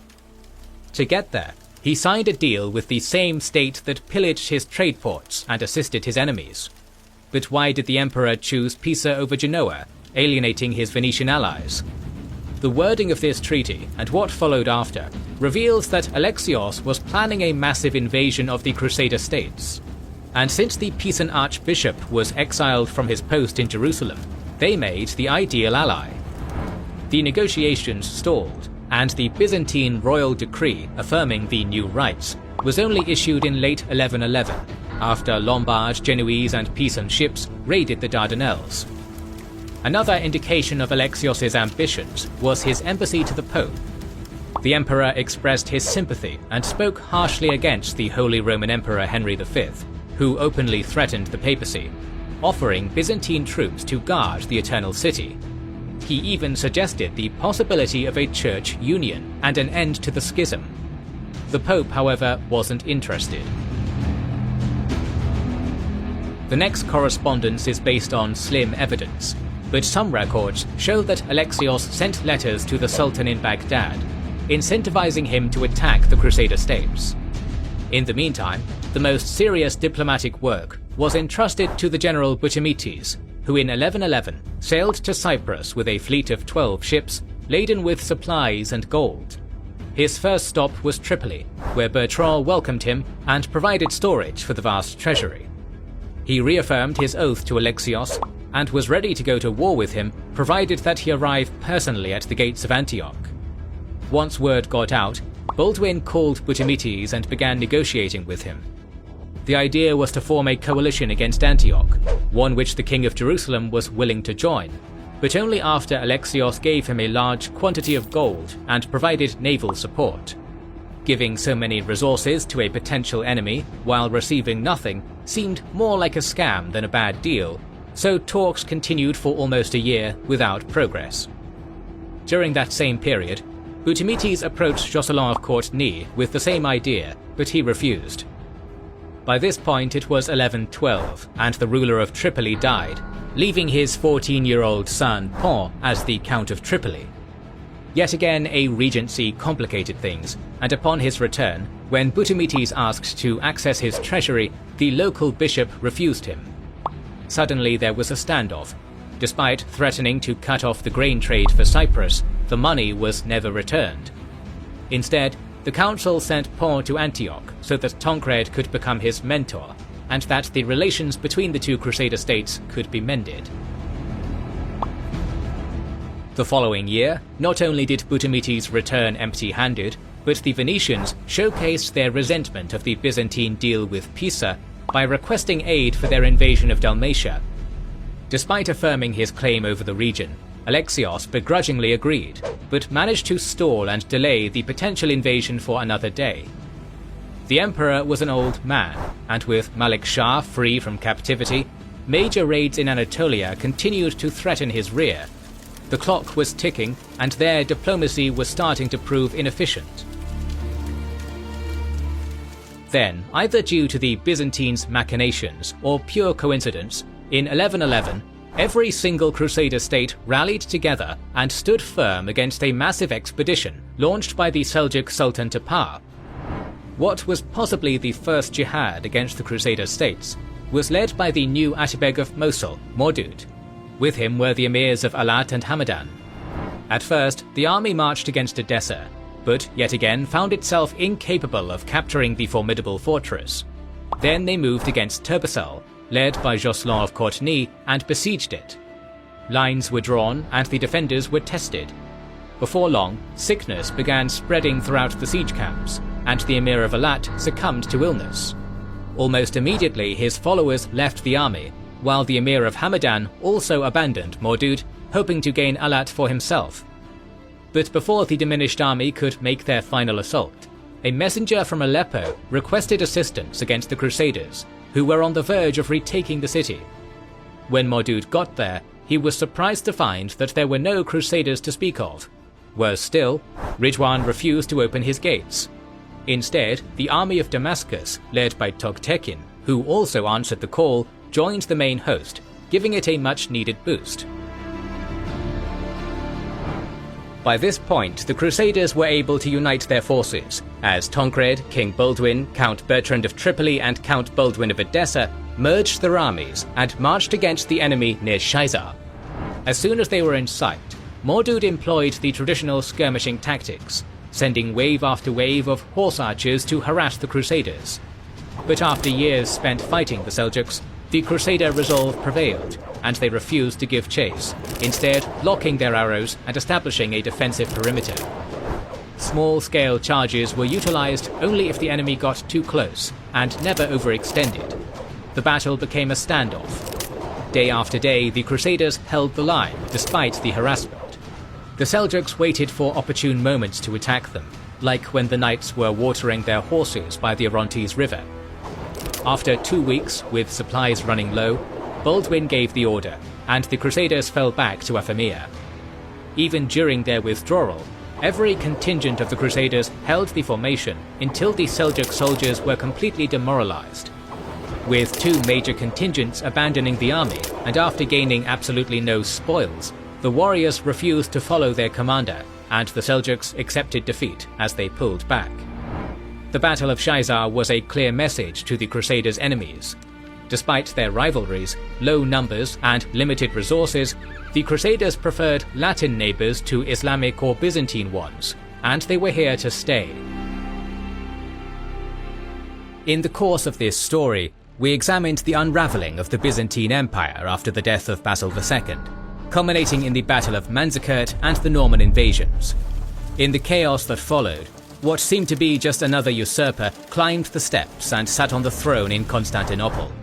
Alexios Komnenos had no treasury, no army, little legitimacy, and few allies, so he conjured up a story and meticulously aimed it at the Latin world, sprinkling religious artifacts as trinkets that spurred the imagination of peasants, nobles, and clergy alike.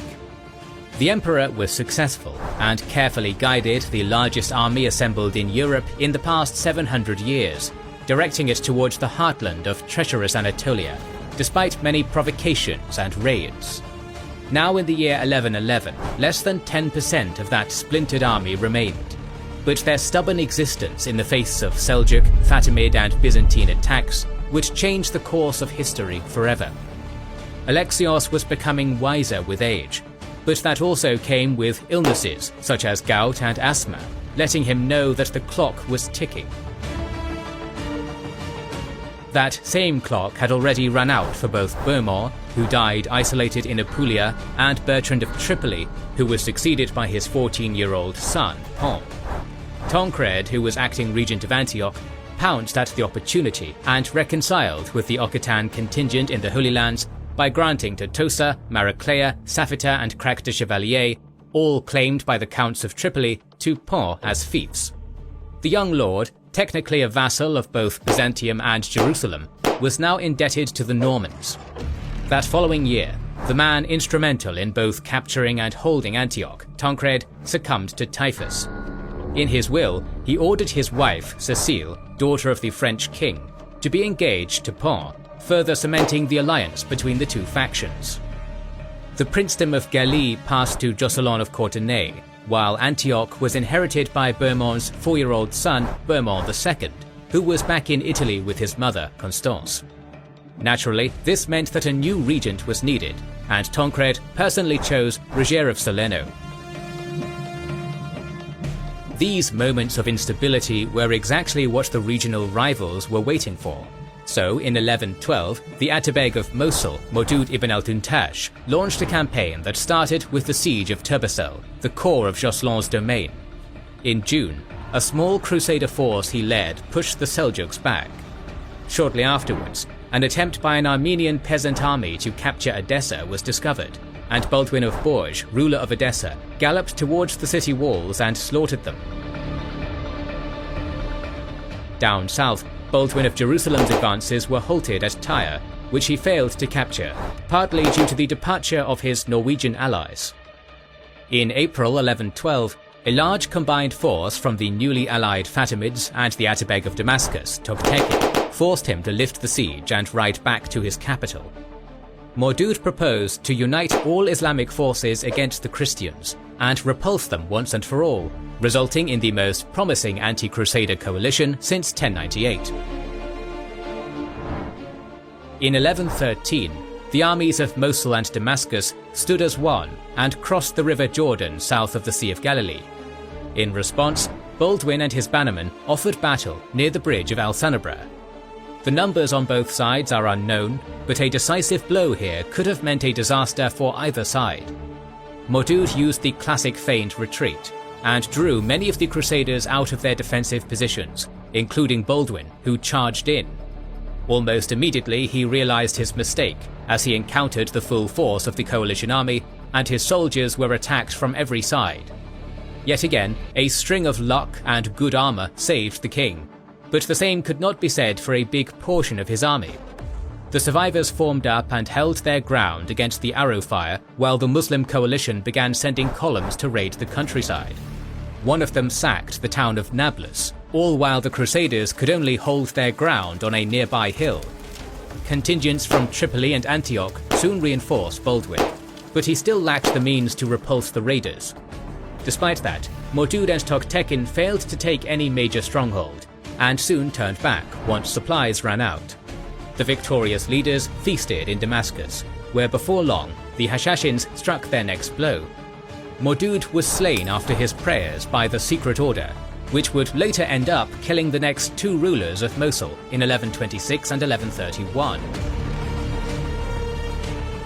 Later that year, Emir of Aleppo, Ridwan, died of old age, and the streets of Aleppo were flooded with violent militia who captured every supporter of the Order of Assassins and executed them for conspiring with the Crusaders. The successor, Alp-Arslan, was 16 then, but suffered from a severe speech impediment, which gave him the nickname Al-Akras, or the Mute.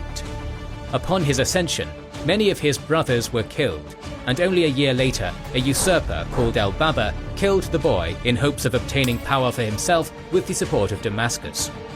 Taking advantage of the fact that his enemies were distracted and killing each other, ruler of Edessa, Baldwin of Bourg, hatched a plot of his own by inviting Josselin of Courtenay under the pretense that he was writing his will. Upon arrival, Josselin was imprisoned and forced to relinquish all his fiefs except Galilee. Soon after, the two sides mended their relations with the classic marriage alliance pact as they married each other's sisters. The latter phase of the First Crusade is a constant rotation between years where all sides are taking a pause and preparing for the upcoming conflicts, and ones filled with impactful events. 1113 is easily one of the busiest of those years.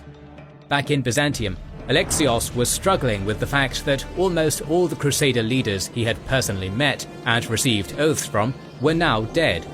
This new generation of leaders didn't experience his hospitality firsthand, and was quick to forget the many shipments that prevented their annihilation, as well as the guides that got them through Anatolia. They knew him as the treacherous emperor who abandoned them at Antioch and attacked the hero Bohemond.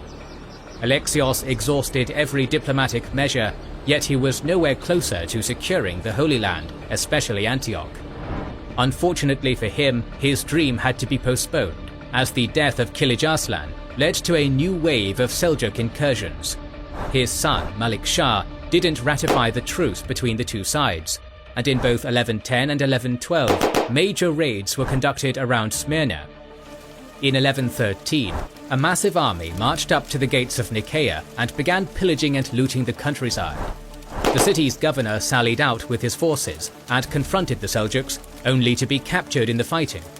It was then that Alexios did the unthinkable and crossed over, personally leading his army as he tried to catch up to the enemy. The emperor rescued vast amounts of loot and prisoners after a quick skirmish, and the governor of Nicaea was saved. Unfortunately, all hope of securing the Holy Land was abandoned, as a new war with the Sultanate of Rum was at hand. In 1114, all sides were licking their wounds, and there was little to no activity, especially since a massive earthquake destroyed most of Antioch's formidable defences, forcing its regent to devote most of his time to restoring them.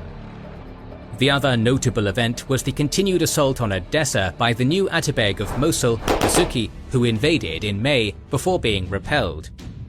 The following year, however, would be filled with action on nearly every front. In 1115, the The Seljuk Sultan Muhammad Tapa, who had been calling for action against the Crusaders, appointed Bursuk II, the Lord of Hamadan, as the leader of a large force made up of soldiers from Upper Mesopotamia, numbering between 8,000 to 10,000. News of this force shocked not only the Crusader princes, but other regional powers too.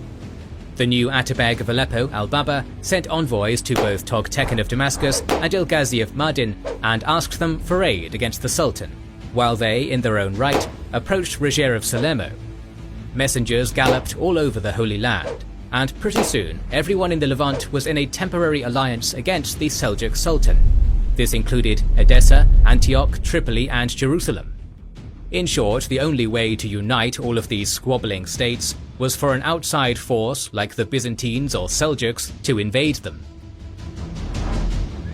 The Allies gathered their armies and moved 80 kilometers south to the walled town of Apamea, strategically located at the crossroads between Aleppo, Damascus and Antioch, allowing them to maneuver and rescue whichever city Bursuk headed to. The next time scouts reported movement of the Seljuk army was when it captured Hama, a town 30 kilometers from their location, before camping at Shaizar. Baldwin of Jerusalem immediately mobilized 500 knights and 1,000 foot soldiers and marched north. Along the way, the now adult Count Pawn of Tripoli joined the fray with 200 knights and 2,000 infantry. The king sent a message forbidding Roger from engaging the enemy before reinforcements arrived. Bursuk's forces soon closed around Roger's armed camp, attempting to lure the Antiochenes and their allies into a charge. Their skirmishing tactics severely provoked the Latins. Things were so tense that Roger threatened to put out the eyes of any man who sallied out of the camp without permission. Later, he rode through the camp with his sword drawn to emphasize his point. When Bursuk heard of Baldwin's relieving force, which included 5,000 Muslim allies, he withdrew to the east. Baldwin's combined army may have been as large as 10,700 men. The coalition quickly followed and burned much of Shaizar as punishment for allying with the Seljuks. When Bursuk didn't turn back to defend the town, the allied leaders assumed the campaign was over and left for home. As soon as the allied host dispersed, Bursuk invaded again and captured the Christian-held town of Kafatab near Apamea. A weary and abandoned Roger recalled his Antiochene army and took to the field again with just 700 cavalry and 2,000 infantry, supported only by Baldwin of Bork's contingent from Edessa. Meanwhile, Bursuk took his army towards Zardana, not far from Antioch. Roger stationed his army south of the city at the castle of Rugia, near a bridge on the Orontes River. Early on September 14th, Roger received intelligence that his opponents were carelessly going into camp near Samin to water their horses. He rapidly advanced and took Bursuk's army by complete surprise. As the Crusaders launched their attack, some Turkic soldiers were still entering the camp. Roger divided the Frankish army into left, centre and right divisions. Baldwin led the left wing, while Prince Roger personally commanded the centre.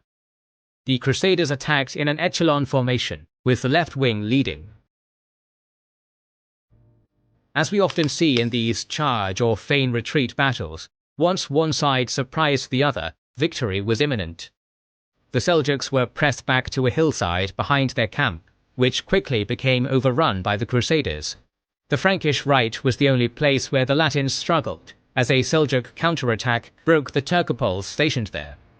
The fighting continued for some time, but ultimately Roger was victorious and proved himself a worthy successor to Tancred. At least 3,000 Seljuks were killed and many captured, along with property worth 300,000 bezants. In contrast, the Frankish losses were minor. This victory solidified the Crusader domains in the north, and neutralized the danger of Mosul for a whole decade. With the Seljuk threat eliminated, the Muslim Atabegs quickly broke their alliance with the Crusaders, and some personally travelled to Baghdad to obtain a pardon from Muhammad Tapa. Baldwin of Bourges made good use of this victory by moving against some small Armenian principalities in the valley of the Euphrates, taking Berejik and a few other towns whose population he resettled elsewhere. As for Baldwin of Jerusalem, he decided to make a move against the Fatimids, who were attempting to capture Jaffa. The Latins rescued the city and pushed further into Jordan, even establishing some crucial outposts, such as Montreal. The following year, he returned to the region and marched as far as Aqaba on the Red Sea. After the local inhabitants fled, Baldwin constructed castles in the town and on a nearby island, leaving a garrison in both fortresses. The three strongholds, Montreal, Eilat and Pharaoh's Island, secured the control of the rich caravan routes between Syria and Egypt. They also enabled Baldwin to survey the movements of the Egyptian troops continuously. From the Red Sea coast, Baldwin hastened to Tyre and began the construction of a new fortress at the ladder of Tyre known as Scandalian Castle, which completed the blockade of the town from the mainland. Tyre was a major stronghold that continued to resist the Crusaders and was a vital front they had to close. But late in 1116, Baldwin fell seriously ill. On his deathbed, he ordered all of his debts to be paid off and began distributing his wealth and considered his successor. But this was not the end of Baldwin. The man who travelled all this way still had one good fight left in him, as did the other main protagonist of this story. In 1116, Alexios Komnenos got tired of waiting for someone else to finish the job and rode out in force. The Byzantine emperor, who had saved eastern Rome from annihilation, mustered an army aimed at reconquering Anatolia by striking at the very heart of the Sultanate of Rome. But as his troops were still being drilled near Nicomedia, several nomadic groups began raiding western Anatolia. This didn't dissuade the emperor, so he marched along the known route from Nicaea to Antioch in Pisidia, as he headed towards Iconium. Smaller fortresses and outposts were captured, and many captives were rescued. Then the army entered the plateau. Malik Shah had gathered his own army and awaited the Romans in an ambush. However, in a rare sight of character growth, the 59-year-old Alexios, once the stubbornly impulsive young man who rushed headfirst into danger, felt disaster looming and decided to turn back. As he withdrew, he gathered numerous local Romans and escorted them back east. Aware that danger could loom around every turn, the emperor commanded that his soldiers make a hollow square formation. The soldiers made firm rectangles with civilians at the center, slowly moving through the dangerous landscape. Indeed, the now returning raiders from the west stumbled upon the large host and began attacking them with their usual hit-and-run tactics. At the rear, Malik Shah also pounced with his men. Day and night, the discipline and morale of the Byzantine soldiers were tested, but they did not falter under the Komneni standard. After realizing he could not break the formation, Malik Shah sent envoys and called for a truce. Sultan and Emperor met in person and shook hands as they ratified the treaty made under Malik Shah's father. The Sultanate of Rome kept control of central and eastern Anatolia, while the wealthy Byzantine western Anatolia would be free from raids. This was the best that Alexios could hope for, and while not all of Anatolia was in his hands, every major city in the region was under his rule. But yet again, fate had different plans. As Malik Shah returned to his camp, his officers captured and blinded him as punishment for complacency. The source of their wealth was raiding, and this treaty could harm their way of life and their power. Alexios had saved the lives of thousands of his citizens, but yet again, he worked so hard to obtain so little. Only 2 years later, after 37 years on the throne, Alexios Komnenos finally succumbed to his illnesses. Few rulers have a resume as rich as his. His deeds are still being discussed today, with some historians laying the fault for the impending crusades and rivalry with merchant states flatly on his feet. To them, he is the man who opened Pandora's box while trying to save his empire. Others see him as the greatest Byzantine emperor, surpassing the likes of Justinian and Basil II for his reforms of the clergy and monetary system, as well as the successful defense against the Normans, Pechenegs and Seljuks, and the reconquest of western Anatolia, despite a dozen assassination attempts and starting with nothing. But both sides agree that few rulers have ever been as devoted to their state and people as Alexios.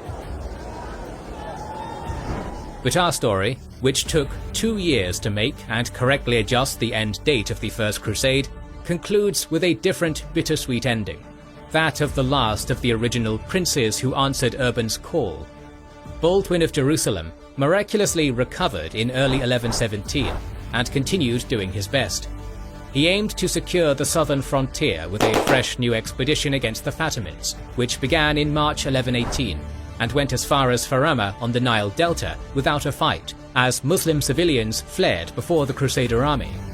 Baldwin's retainers were hopeful and urged him to attack Cairo itself, but suddenly, an old wound to his kidneys, received in 1103, reopened.